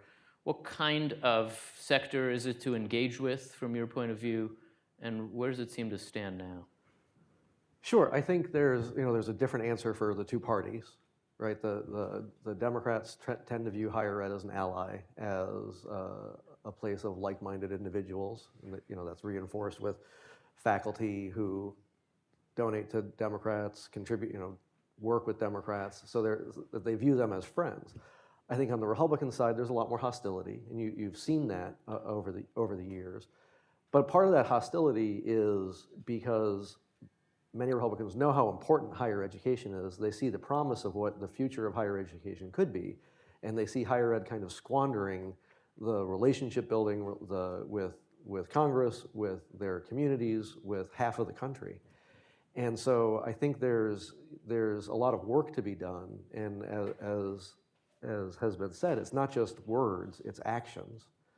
I think your average Republican staffer who cares about education policy has kind of a villain origin story from their time in higher education of what made them care about education policy or higher education policy, because they were confronted by other students, by faculty, because they were a conservative or a Republican thinker on college campus, and that was kind of shameful, and they shouldn't be allowed to do that.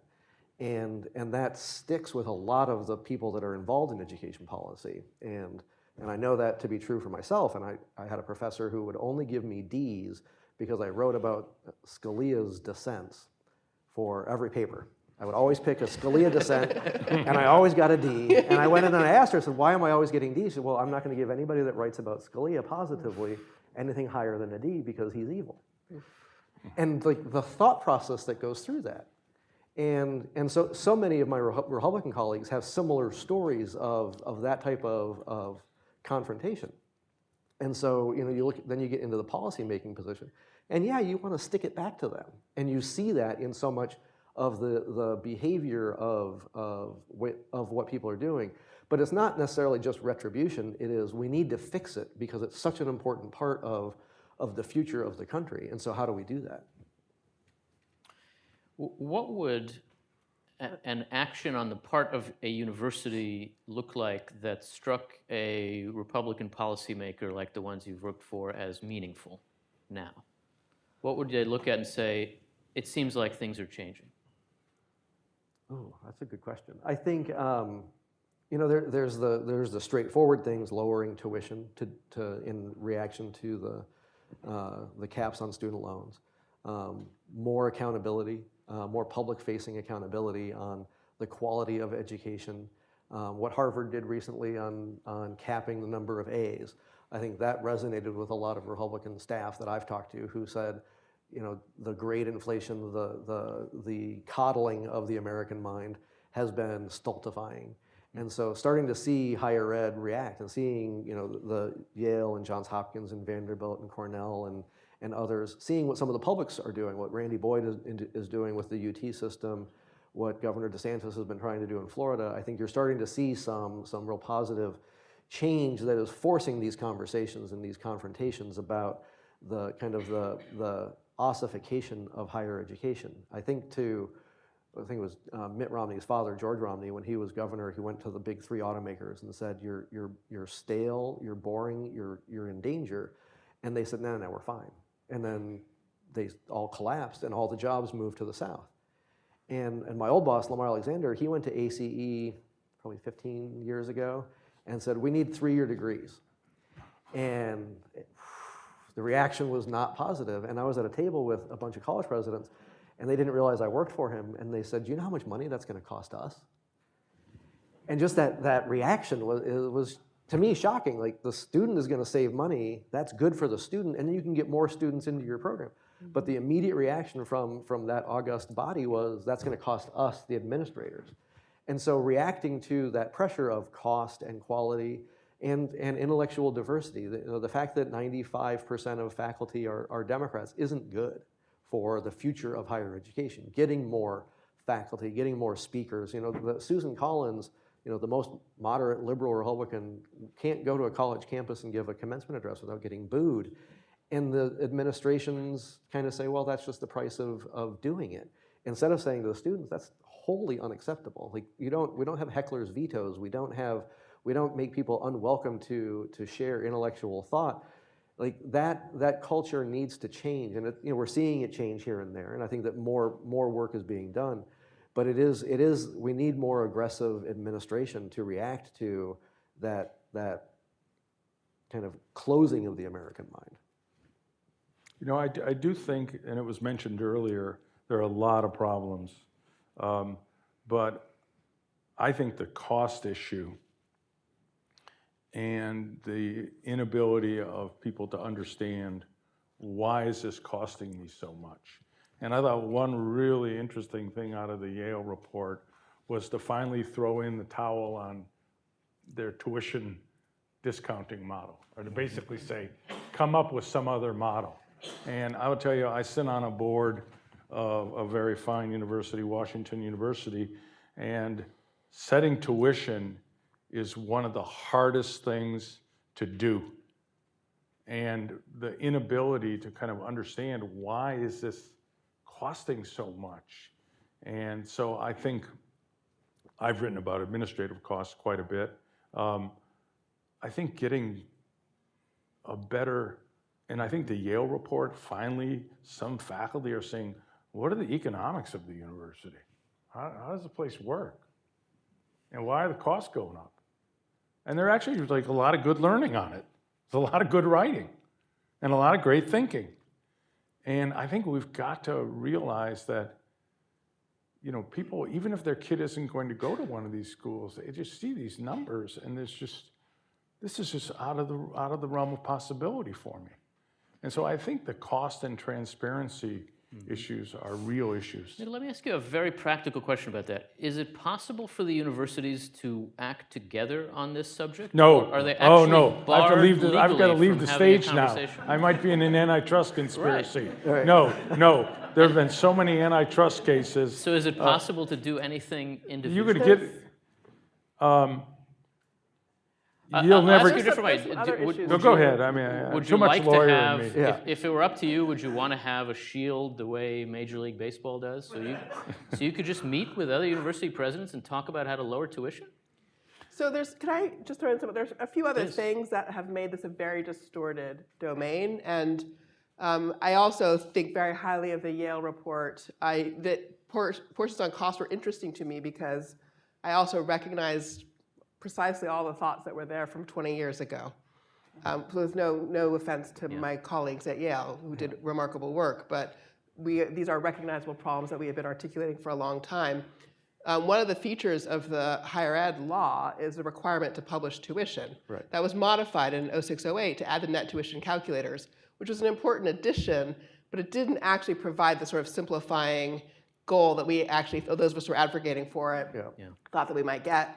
I mean, I've actually long thought that we need to pull out that requirement to publish tuition, because that specific view about how to communicate about cost is like distorting the entire field of the activity. And so, for example, if you could pull that out, or maybe you have some different guidance for the different sectors, basically the nation's honors colleges are at this point quietly, slowly moving to a model where a heck of a lot of the kids are just free. Like, tuition is irrelevant. They shouldn't even have to think about tuition. And then so you have like basically your fully funded students and your partially self-funded students. It's just that two categories, simple income threshold cut, the institution needs to understand how much they're investing per student. Liberal arts colleges can figure that out in a way that research universities can't. But I've always thought that like liberal arts colleges numbers, like in Amherst, is a really good benchmark for a thing that the research universities could then measure themselves against from a cost point of view. Anyway, so they don't need tuition to communicate about what they're doing at this point. And so like the whole thing is just like hocus pocus. Like no wonder everybody's confused. But then you do want clear tuition communication for your community college, for your public universities and the like. So that's where like letting the sector come apart and having somewhat different regulatory structures for the different models would I think be very beneficial, would actually help communication. I agree with that. I think you see huge confusion, and I think every college administrator should be required to go monitor parent blogs on how to apply to college. Yeah. And all of the information that parents communicate with each other, and the confusion, and then the scheming, and the tips on how to navigate schools, and the financial aid, and all of that should be mandatory reading, because parents are confused, they're angry, and they're terrified because they know that a good education is the future for their kids. So they're at the mercy of this complicated, confusing, broken system. And it is a little, and Congress tries to help and makes it worse, makes it better. There's all these confusing tricks there. But the idea of the high sticker price so that you can, con a couple wealthy dumb kids to go and pay full price, so that you can then shift that money around. Sure, it's a great economic model, but the trust that has decimated for the vast majority of families, I think, is not worth it. Is there a place for government action to deal with some of the other issues we've talked about today, things like hiring, things like intellectual diversity, admissions, the kinds of governance questions that seem to be a focal point for the administration now? Is part of what you mean, Danielle, by rethinking the compact a legislative change that takes up some of those questions? Well, I do think that we are at a point where we should renew and rewrite to some degree the higher education law, the basic legal framework for that. And I do think that there are some of the challenges that we can tackle through that. I mean, I actually think cost is one of the ones we could best tackle through it. There was work done in the last renewal, reauthorization, that was never completed around improving accounting methodologies inside colleges and universities, for example. And just, again, the fact that we've been kicking the can down the road on that for 2 decades is, an embarrassment. And so I don't know, this is where I get kind of stuck, what would it take, and maybe it is a sort of certain kind of shield for people to do more collaboration, to sort of even break through on trying to sort of simplify and clarify accounting methodologies so that we can do a better job of tracking cost and controlling costs and things like that. I'm not sure, but I think a lot of it is there, and I do think the trust issues really fundamentally come down to that confusion and opacity around cost. I think we also need a firewall with regard to the academic enterprise. Somebody earlier today made the point about the sort of whipsawing nature of federal policy with colleges and universities right now, and I think we should all recognize that that's bad for building any kind of intellectual enterprise. So in that regard, I do think that the engagement around sort of viewpoint diversity, intellectual pluralism, and things like that are better tackled through sort of civil society organizations like this one. So AEI and others sort of forming networks of allies, working in partnership with universities. I think there is enough appetite internally in universities right now to build structures of alliance to drive change. And so that part is not something that I think that one would want to do sort of through legislation. Yeah, I would strongly agree. I think that Congress and the federal government can do some of the mechanical things, accounting, transparency, that they can come to that. But because Congress is so hard to get things done and takes so long, the idea that Congress or the federal government through the executive can kind of dictate or manage intellectual diversity of campus speakers, of campus faculty, of administrative staff, I worry. I would try to, whenever I would write legislation, I would try to think, what's the worst possible thing that my opponents would do with the language that I've written? And if I could come up with scary things, I would try to avoid writing that in the statute, right? Like, I love him dearly, but James Quall and I are good friends. But I would think to myself, okay, what is James going to do with this language when he's in charge? And if I didn't like that, I would try to make sure that that wasn't in statute, because I didn't want to give the executive that authority. I'm an Article 1 guy.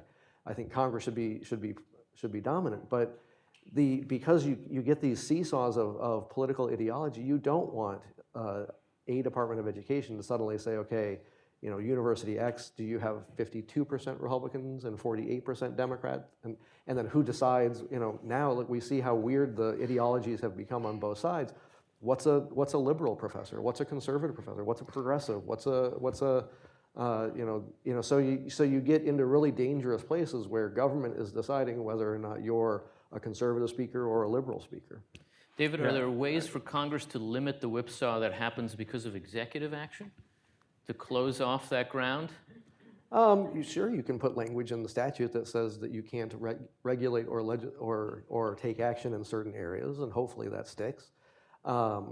You limit the authority of the administration of the department to take action in certain spaces. In a post-Chevron, in a Loper-Bright world where deference to the executive is greatly diminished, Congress needs to be more clear in statute. And that is hard because of how divided we are. And so the idea of, you know, trying to go to a big, grand higher ed reauthorization isn't going to work. We probably need to start thinking about what are small, discrete things that we can do that we can get some consensus on. You need 60 votes, at least for now, in the Senate. You need 218 in the House. But so instead of trying to cover Title I to Title IX of the education amendments and do student aid and accountability and all of that, you know, what are some individually discrete things that you can do bite at a time? And I think that would be a way for Congress to try to regain some authority over legislation. Yeah, I would like to see, I tend to, and again, I've written about this and studied it and tried to make my case to Congress. David's old boss was kind enough to ask me to do a study. The regulatory costs on universities are just crippling. And I did a study that showed my regulatory costs were 11% of my budget. They were higher than my net tuition. So basically, I couldn't even if I wrote a check from all my tuition to cover the regulatory costs. Now, keep in mind, I didn't even do the health system. One grant rule cost me about $40 million a year. $40 million is one rule. And, you know, we could argue about the rule. I'm always open to that. Animal care. You know what I called our mouse house? The Rat's Carlton. And I'm not saying we don't need animal care regulation, and I'm sorry, I'm probably stepping on some toes here, but you got to figure there's some incentive to take care of your animals because you're breeding transgenic mice, and like that's your career right there. And so the regulatory costs, and then the idea of the government, I tend to have a very, very skeptical view of the government regulating our universities, imposing more costs. They'll always get it wrong. It'll always be more costly. They'll want more reports. I'll have to hire more administrative staff. My board will get bored because we'll take up so much time on compliance and audit that they can't even spend time on academics. I think that's a real crisis in boards right now, which is spending a lot of time on, you know, compliance issues and not on the academics. I think that's kind of shifting back. But I would love them to write something into law that basically says, you know, these are the conditions under which you give away federal money are captured in statutory law, and the executive shall not add any more conditions on what the spending is for. And we've really lost sight of that. And we've talked about the whipsaw effect. It's going to come. And I think even if the House turns over, it could be a political nightmare as well, and a whipsaw there. So I really think we have to start to fix this ourselves, because they will do something. They will, and that will really be, I think, unfortunate and expensive.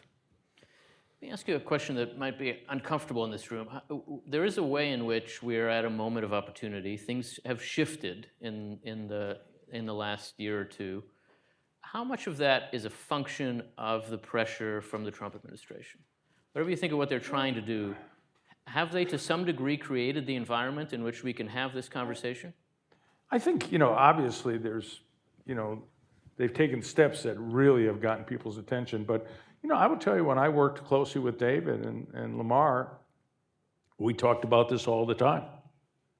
I mean, this has been an issue that has kind of been in the discussion for, 15 years, maybe longer. I think the Trump administration has kind of really upped the ante by using the federal purse to say, we're going to basically put your research enterprise under, or we're going to kind of really, really, really, really hurt you. And I think that has greatly enhanced people's attention on the matter. So whether you agree with it or not, it's really, I think, created the moment. Yeah, I would agree with that. I mean, it's not on its own, in the sense that people have been paying attention to the declining, poll numbers, right? Sort of how much do people trust universities and the like. But I think it is the case that we have been tracking difficulty, aware of its increasing urgency, without there being that kind of fillip that actually generates action. And yes, the fiscal crises provoked by radical action were a fillip to action. I want to turn things over to the room here in a minute, so think about what questions you might have. David, a question to you about the way in which universities communicate with Washington. There's a way in a moment like this where the instinct of academics is to produce documents that express principles. And there are statements, and there are all manner of declarations. Do those matter to policymakers? How are they understood in Washington? What's the role they play? I think there's limited value. I think it depends on, it's the sincerity. It's as Nick said, it's the action behind it. And I think the Trump administration deserves credit in forcing conversations that heretofore higher ed has avoided or poo-pooed.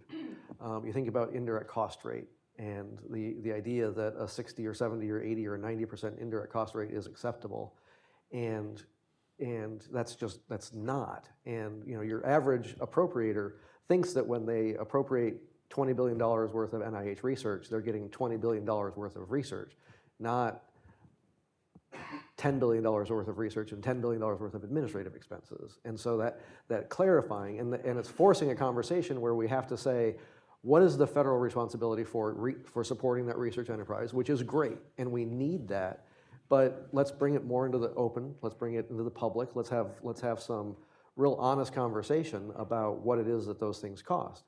And so a statement of here's what we think indirect cost rate should be, fine, but policy items that Congress can act on or the administration can act on of here's how it needs to be changed. Here is a concrete thing that, hey, executive, you want to do it this way. Here's 5 things that you can fix about the definition of indirect cost rate, and you should do it, and we will support you. Or, hey, Congress, we don't like your Title IX policy. We want you to do X, not just, women should have access to sports and to facilities, but moving beyond just the theoretical 30,000 foot to here's things that you can do in your zone, in your regulatory zone, in your legislative zone, I think are are critical. And it's nice to have the Chicago principles, it's nice to have the Yale report, those are important signals of movement, but that can't be the end of the conversation. I think, I think really interesting when I looked at this topic, when it said, how can it be rewritten? I kind of thought, are they talking about how would we sit together and draft it? Or can it be rewritten? I mean, what is the possibility? I think one of the interesting questions that the faculty and the university leadership needs to take up really is how do you move quickly into action to hire diverse viewpoints? And I think that, kind of saying we're going to work with departments to do that, and we're going to kind of try to coax them into hiring. And I had a test, which was if I offered money to a department and they rejected it, I knew there was something really wrong with them, because usually it's what's yours is mine and what's mine is mine. And so I think you've got to decide, are you going to create separate schools, separate institutes, separate tenure lines, or are you going to try to work within the system?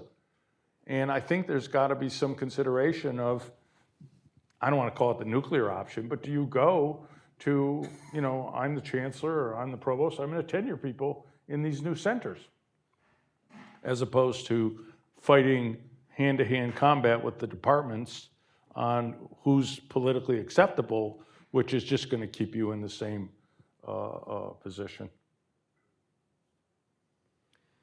Let's take questions.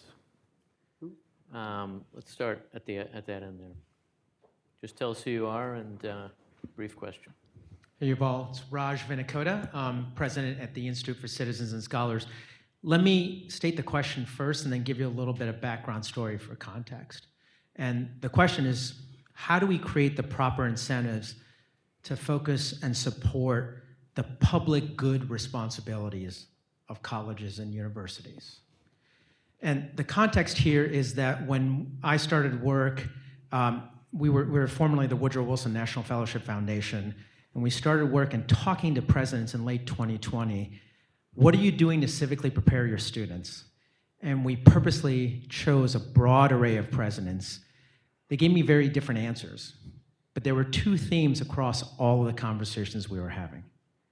The first was that the pendulum had swung too far to colleges and universities focusing on the private good responsibilities and not enough on the public good responsibilities of how do we develop citizens, what's our responsibilities to our communities, how are we bulwarks for democracy. The second theme, related but separate, was that when presidents wanted to take bold action on this, that the pushback from stakeholders made it nearly impossible to sustain that work. Stakeholders could be different in different environments. It could be students, faculty, administrators. They could be boards, alumni, donors. They could be policymakers, legislators, community leaders, parents. But that was one of the major challenges that we're dealing with. And we finally said, is there value in creating a coalition of these presidents to work together on their civic commitments to their institution? What started out with 14 presidents in 2023 is now more than 140 presidents, part of the College Presidents for Civic Preparedness. And we still continue to figure out, how do we create societal incentives to actually support the public good responsibilities of higher ed? What should we be doing? There's a real tension going on campuses right now that I think presents a particular challenge, which is this kind of bias toward the vocational. And I want to get a job. And at my university, it's kind of, I want to go to consulting. I want to go to investment banking. I want to go, and then it's kind of like, what's G2? I want to do a startup. And so I think that the pendulum on the preparedness side has swung so much that we need to get back to civic education. I do my little part. I teach a seminar on the Federalist Papers. And I think we have to kind of recommit ourselves to that important citizenship and create carrots and sticks, because those are the only two things that really work in universities, and create carrots and sticks to further that.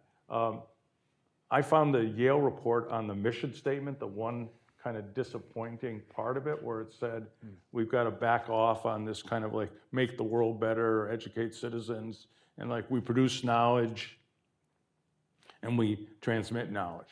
I think that's giving up the question of civic education and civic leadership. That is unfortunate, but I think there could be this retrenchment to careerism, and the way to survive is to keep our head down. Danielle, I'd be really eager to hear your thoughts about this. The one critique that I've heard in rooms like this of the Yale report is on that point. The emphasis on what a university does is create knowledge. How does it strike you? No, I mean, I had a similar reaction to the mission statement. That is to say, what I appreciate about it was the focus on academic excellence and not wanting to be moved off the mark on that. And I agree with that, and I think that was really salutary. I do think that, I mean, we came out in the conversation earlier today when we moved from knowledge to understanding as well. And the understanding side of it is really the part that's about civic preparation. That's not the only aspect to understanding, but it is a fundamental part to it. And so I do think knowledge and understanding together are really the mission here from the kind of educated point of view. And it is the challenge of when the research framework kind of drives the mission conception, then you land on the knowledge formulation.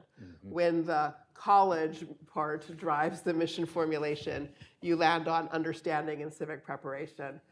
That's what brings us back to the Frankenstein, and I really do think we need that double commitment, essentially. In terms of societal incentives, I mean, to some extent, I think this comes back to the leadership question. We were talking about this over dinner.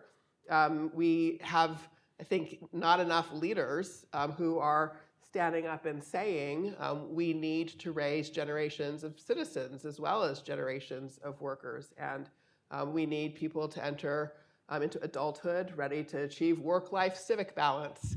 And that asks things of employers as well, that in fact, you go ahead and give people time off to vote, right? So you sort of build into the culture the idea that we need to steward our institutions, that we have a responsibility to our institutions.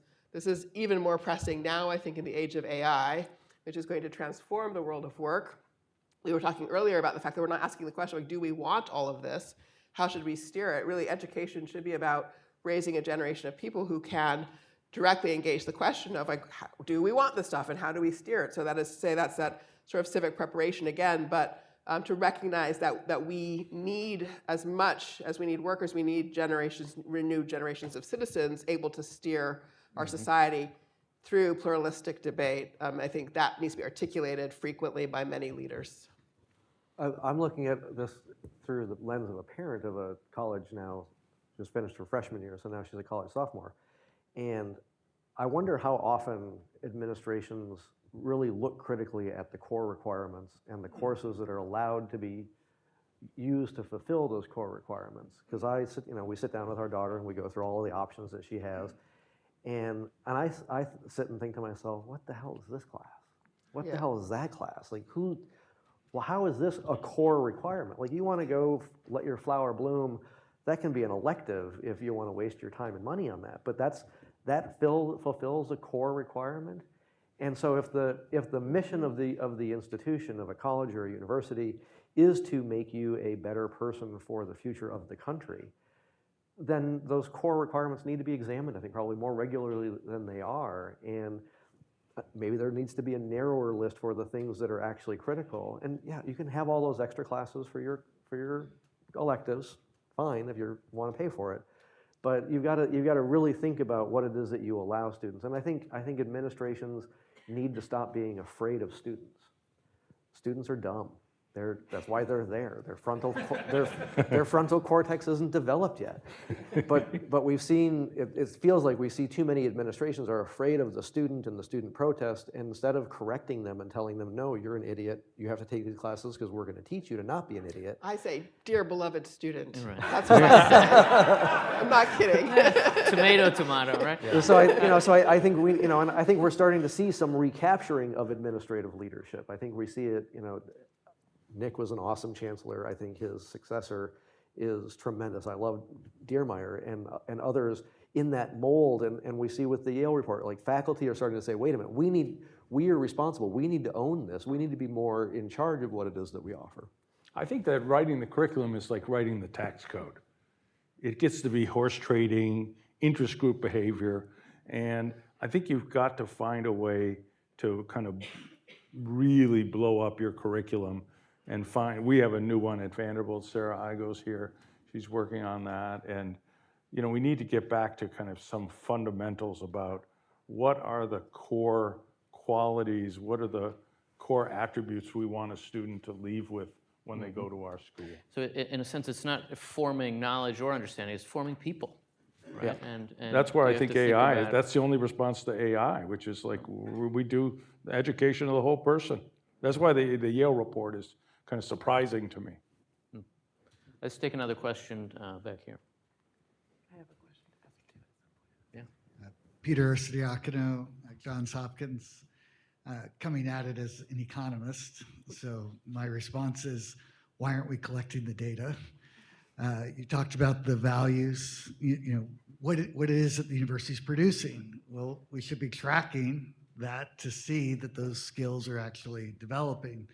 We think about the pluralism and importance of the civic education. We should be tracking that to see that that the programs actually work. And yet I find that universities are the most opposed to actually having their data looked at or collected.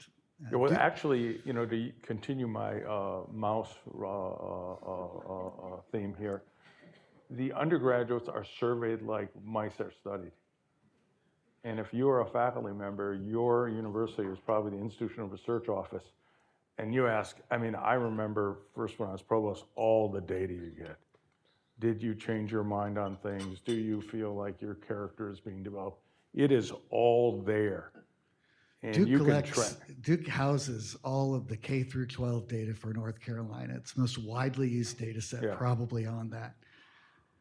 They do not want me looking at that. Yeah, no. I would go to your institution if I were a faculty member, I'd say, I want to see what the survey data shows about these questions, about viewpoint diversity and heckler's veto, all those things. But I think one of the things I will say, I'm very proud of my help in authoring the prohibition on the student unit record system. Yeah. Virginia Fox, Richard Burr, Lamar Alexander, they were central in blocking that, because every time you get into a room to negotiate, whether it's on Capitol Hill or with the Department of Education, negotiate rulemaking, every idiot has a stupid question that they need to have asked of every kid or every adult, every person in institutions of higher education. And the cost is overwhelming. And you think about, the fact that the Higher Education Act has fire safety standards. Yeah. The fact that the Higher Education Act, I know why, I know the political story behind it, but it's ridiculous. The idea that we have vaccination policy standards. There was, in the 2006-2007 reauthorization, Congressman from New Jersey had a terrible incident where a student got meningitis because a fellow student came in with meningitis and they didn't have vaccines. So he proposed that we had to mandate a vaccine. Every student had to get a meningitis vaccine for free at the university expense, and the universities had to have a policy about it. And Lamar lost his mind. It's like, we are not imposing that. So he made me go in and fight and fight and fight. And I finally got everybody to back off, and just that the universities had to have vaccine policies on their website. And I was very proud of myself, and I went to him and I said, look at what I got. He said, do you know how much that's going to cost every institution of higher education to deal with? And so every idea in every data record system has a huge burden. And so if we could come up with an actual consensus on what the data should be looked at that actually makes sense across all the different sectors of higher education, then I think that's a conversation worth having. But we've got to be careful about understanding how big that burden is on institutions of higher education. There is a data set that comes out of the University of Southern California. And you may know every fall there's like, kids in college are smoking less pot. And you're like, they're smoking less pot. Are you walking down the hallway? What are you doing? And there's a survey done out of USC that collects a lot of national data on all of these things. Danielle, you had a question of your own. It's in a different direction, but I would love my colleagues to respond, or anybody in the room. This came up at the end of the last panel on science. I want to just go ahead and sort of take us back there for a moment. One of the challenges around science is exactly the sort of story that you've all told, and the incredible increase in funding that the science has got in the early 2000s, essentially. And it's sort of taking funding to the sort of historically unprecedented levels. And I think just as a matter of economic realities, there's a real question of whether that's a sustainable level or not. I mean, even leaving politics aside. And so if one thought it weren't economically sustainable, then how do we have a conversation about weaning ourselves from that degree of investment in science? When we know that like every additional dollar is more acceleration towards cures, more acceleration towards innovations and the like. I don't even know how as a society we have a conversation about what the right level of scientific investment is. So how do we have that conversation? The polling on biomedical research is pretty strong. There's pretty good data that show the public supports biomedical research. And so right. That's interesting. I don't but know we how can the right support level. it infinitely, right? Yeah, like no, we can no, invest no, but infinitely in biomedical Well, stuff. the appropriators struggle with that all the time. And we doubled NIH funding, and then we came close to doubling it again. And now we get you get the criticism of you're not keeping up with the cost of inflation, right. and so all of that is very real. I mean, we have an unsustainable debt. We're near a crisis in Social Security that's going to then tap into the general fund at some point. I mean, we have to be mindful of that. I think this is where the indirect cost rate conversation comes in for the Trump administration, where like what is biomedical research versus what is a cruise ship for the chancellor at Stanford, or the flowers for the wedding, something like, I forget the story. But so there is the what is it that we're actually spending our dollars on, I think is very critical. And we have to make sure that we're spending on what it is that we think that we're spending it on. Should we spend more on biomedical research? I think yes, because we need more cures and we need more innovation. But we've got to make sure that the science is good, and I think that becomes the political conversation. Let's take a question in the back there. Sarat Sangha from Yale University. My question, going back to cost and the whole gaming of the tuition system. The current model is a very high, or at least for the honors colleges and many others, the high tuition, high aid model. And the question is simply, why not one low price? So the current system is extremely price discriminating, and it's hard to come up with other examples that are so discriminating in price. Airlines. Well, ask what it's people not paid for means their seat tested. on it. You don't have to apply for. Yeah, but I'm just saying price differential is not. Sure. So, it could be done like that, but still the price of an airline ticket is instantly known. And then you just pay that price and that's the end of it. You could imagine giving grants or such things through the tax code directly to I just students. meant price discrimination.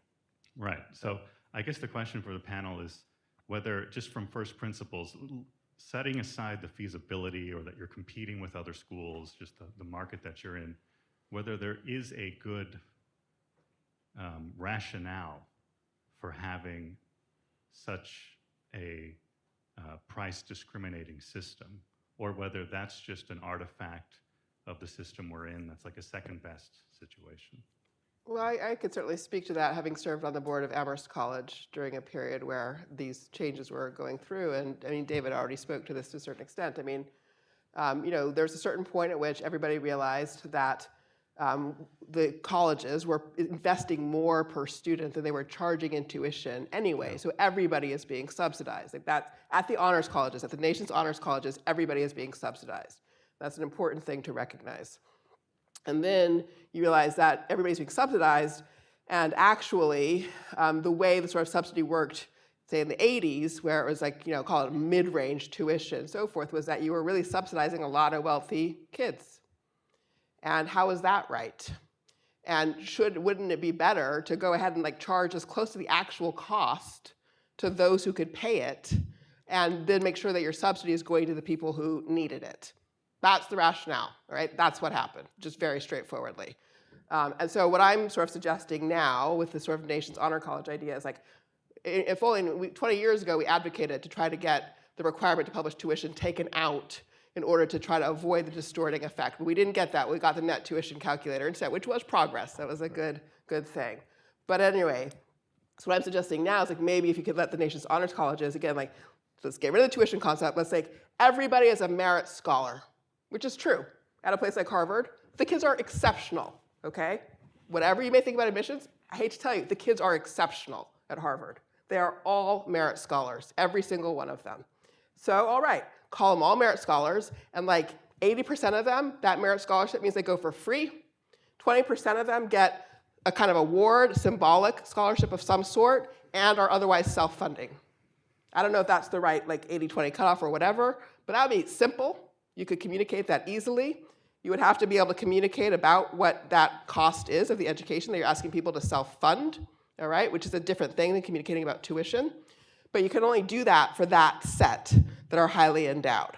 And so then that's where if you try to do the same thing for everybody with different economics behind it, it just like turns into this like complete pretzel, complete crazy, makes no sense, nobody can communicate about anything kind of system. Yeah, I used to go to my football practices, and I always liked to call trick plays. So I'd always tell my coach, here's a trick play, let's run it. And he's like, I don't run the chemistry department. Don't tell me what plays to call. But I thought what I might do is basically just say, you go for free unless you got $1 million adjusted gross income. And it would be kind of wacky, it'd be a trick play, but it kind of is real simple. And there's something, and Danielle made it, in a certain set of schools, everyone's on scholarship. Everyone is getting the benefit of the endowment. There's something about me that feels like people of higher means should pay more. Maybe it's just the progressive income tax in me or something like that. But I would just say, $1 million, you come for free. And the Yale report actually kind of said, maybe we need to raise our income caps. Mm-hmm. And you get perverse incentives, cliff effects, but maybe something like that. You basically say, under $1 million, everyone comes for free. Nation's honors colleges, and then there's a service obligation for those kids too, yeah. I think. I don't think there's any type of federal solution to it. Get Congress involved. God knows what they, now I can say they would come up with. And who's paying it? Kids are going for free. The endowment for 80% of the kids. It's already happening. For the well-endowed. It is happening. It's just not, we don't say it. We say like tuition and net aid and. Do you know how much I'm paying going to Vanderbilt? Right. It's cheaper to go to one of these honors colleges up to certain pretty high income levels than go to your state flagship. But so the game that gets played. I mean, but people don't understand this. I mean, I used to tell this to Lamar, and he's like, "I don't believe you." Right. Yeah. I mean, he's like,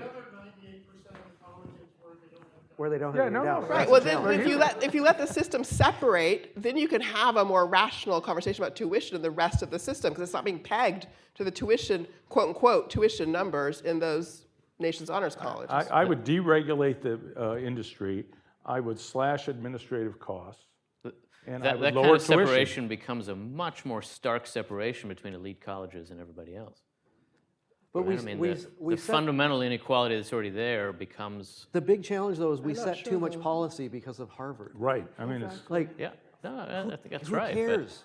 So it's one school with a couple thousand kids, and everything is about, that small sector of the top 50, 100, 70, whatever the number is. And we drive so much policy debate around that. The elite are going to be the elite. It doesn't matter what we do. Unless we go into confiscatory tax policy, they're going to have their endowment forever. So we can't make policy based on what Harvard's going to do. I think there's a lot of skepticism every time a college or a university says, oh, $250,000, you don't have to pay any tuition. how many people do you actually admit that make less than $250,000? Or is that just a PR stunt? And so there's a lot of skepticism there.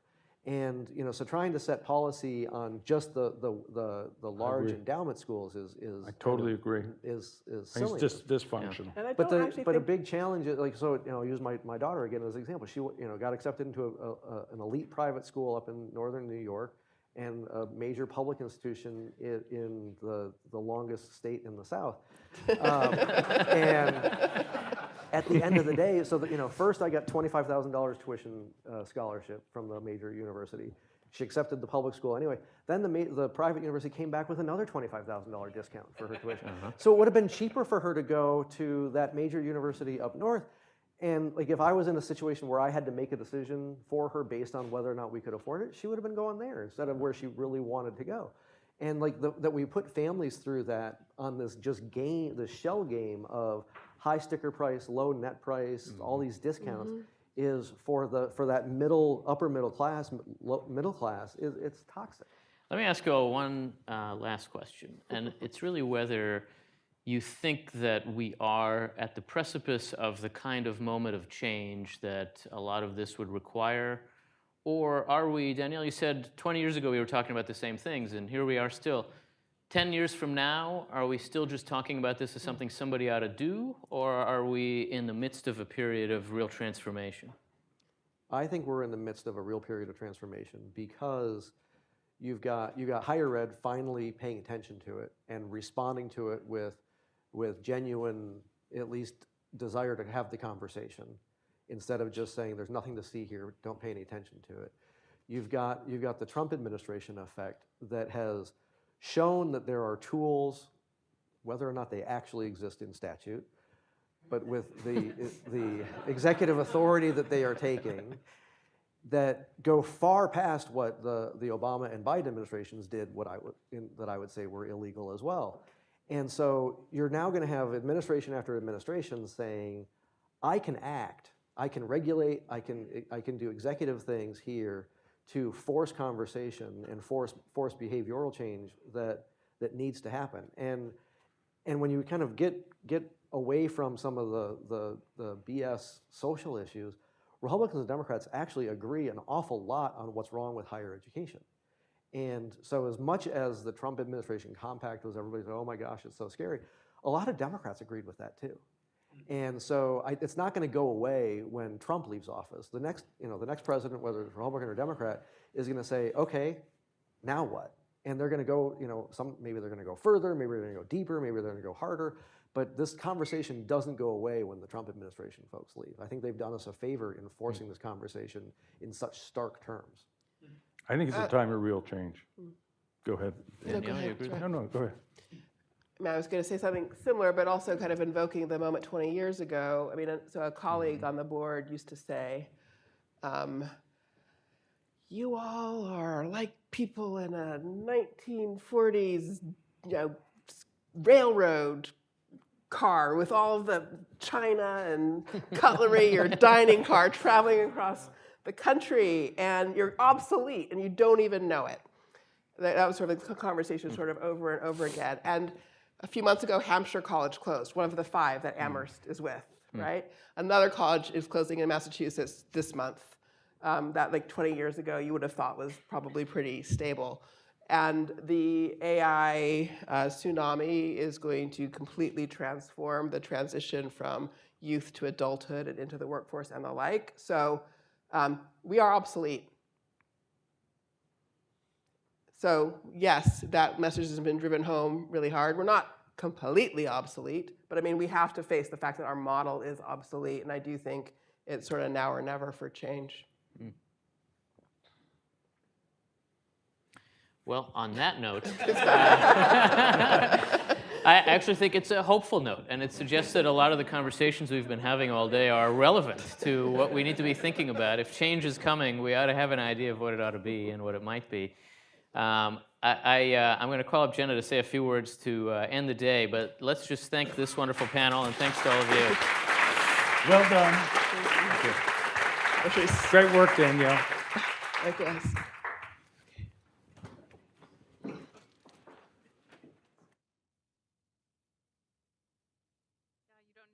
Okay, so thank you all for coming. Thank you all for staying. When the programs were printed yesterday afternoon, I took a look at them, and the reality hit me that I planned an 11-hour conference. And I realized I had a very self-selecting audience, those who think long days are perfectly normal. But I think maybe you were all, I think and hope that you were all motivated to come here because you perceive this is a transformative moment for higher education and you really care about that. I was really inspired by what David Cleary just said a few moments ago, that he finds it significant, and I find it significant as well, that higher ed is finally willing to have this conversation, finally wanting to have this conversation. So anyone who knows professors knows they're always willing to have conversations, but maybe not this conversation that brings you here to talk to some people maybe you haven't spoken to before. I'm also, there's so many good things were said today, but I want to bring up something Ari Schulman said that also resonated with me. He said for scientists to speak to the public, for scholars to speak to the public, they have to get out of their lanes. And so I want to thank all of you, particularly those who are up on our panel, the scholars and the scientists who made the effort to get out of their lanes and speak to a DC audience. And I also want to thank all of those who represented a DC audience or an off-campus audience more generally for doing your part to pull the academics out of their lanes and for us all to have a real conversation. Because as Danielle Allen says, the reality is that we are in a relationship. And I think it's very important that we took the time today to realize that and to talk about it. So in closing, I just want to thank again Lauren Collins, Noah Swank, Elise Amsler, and all the people who did so much to make this very long day possible. I want to thank Yuval and Robert for believing in our projects and helping us to make them happen. And I'll close by remembering why we came to AEI. One of the reasons we came to AEI is spend some time with Yuval. We thought we were only coming for a sabbatical to hang out for a year. We ended up staying. But when we were thinking about this decision, my husband said, you know, we ought to spend some time with Yuval. He's one of the people I know who is most likely to do good by thinking. And I find that really inspiring. And I hope that's a charge for all of us today. Take all the thoughts that have been bandied about in our conversations and go out and do something good with them. Thanks again.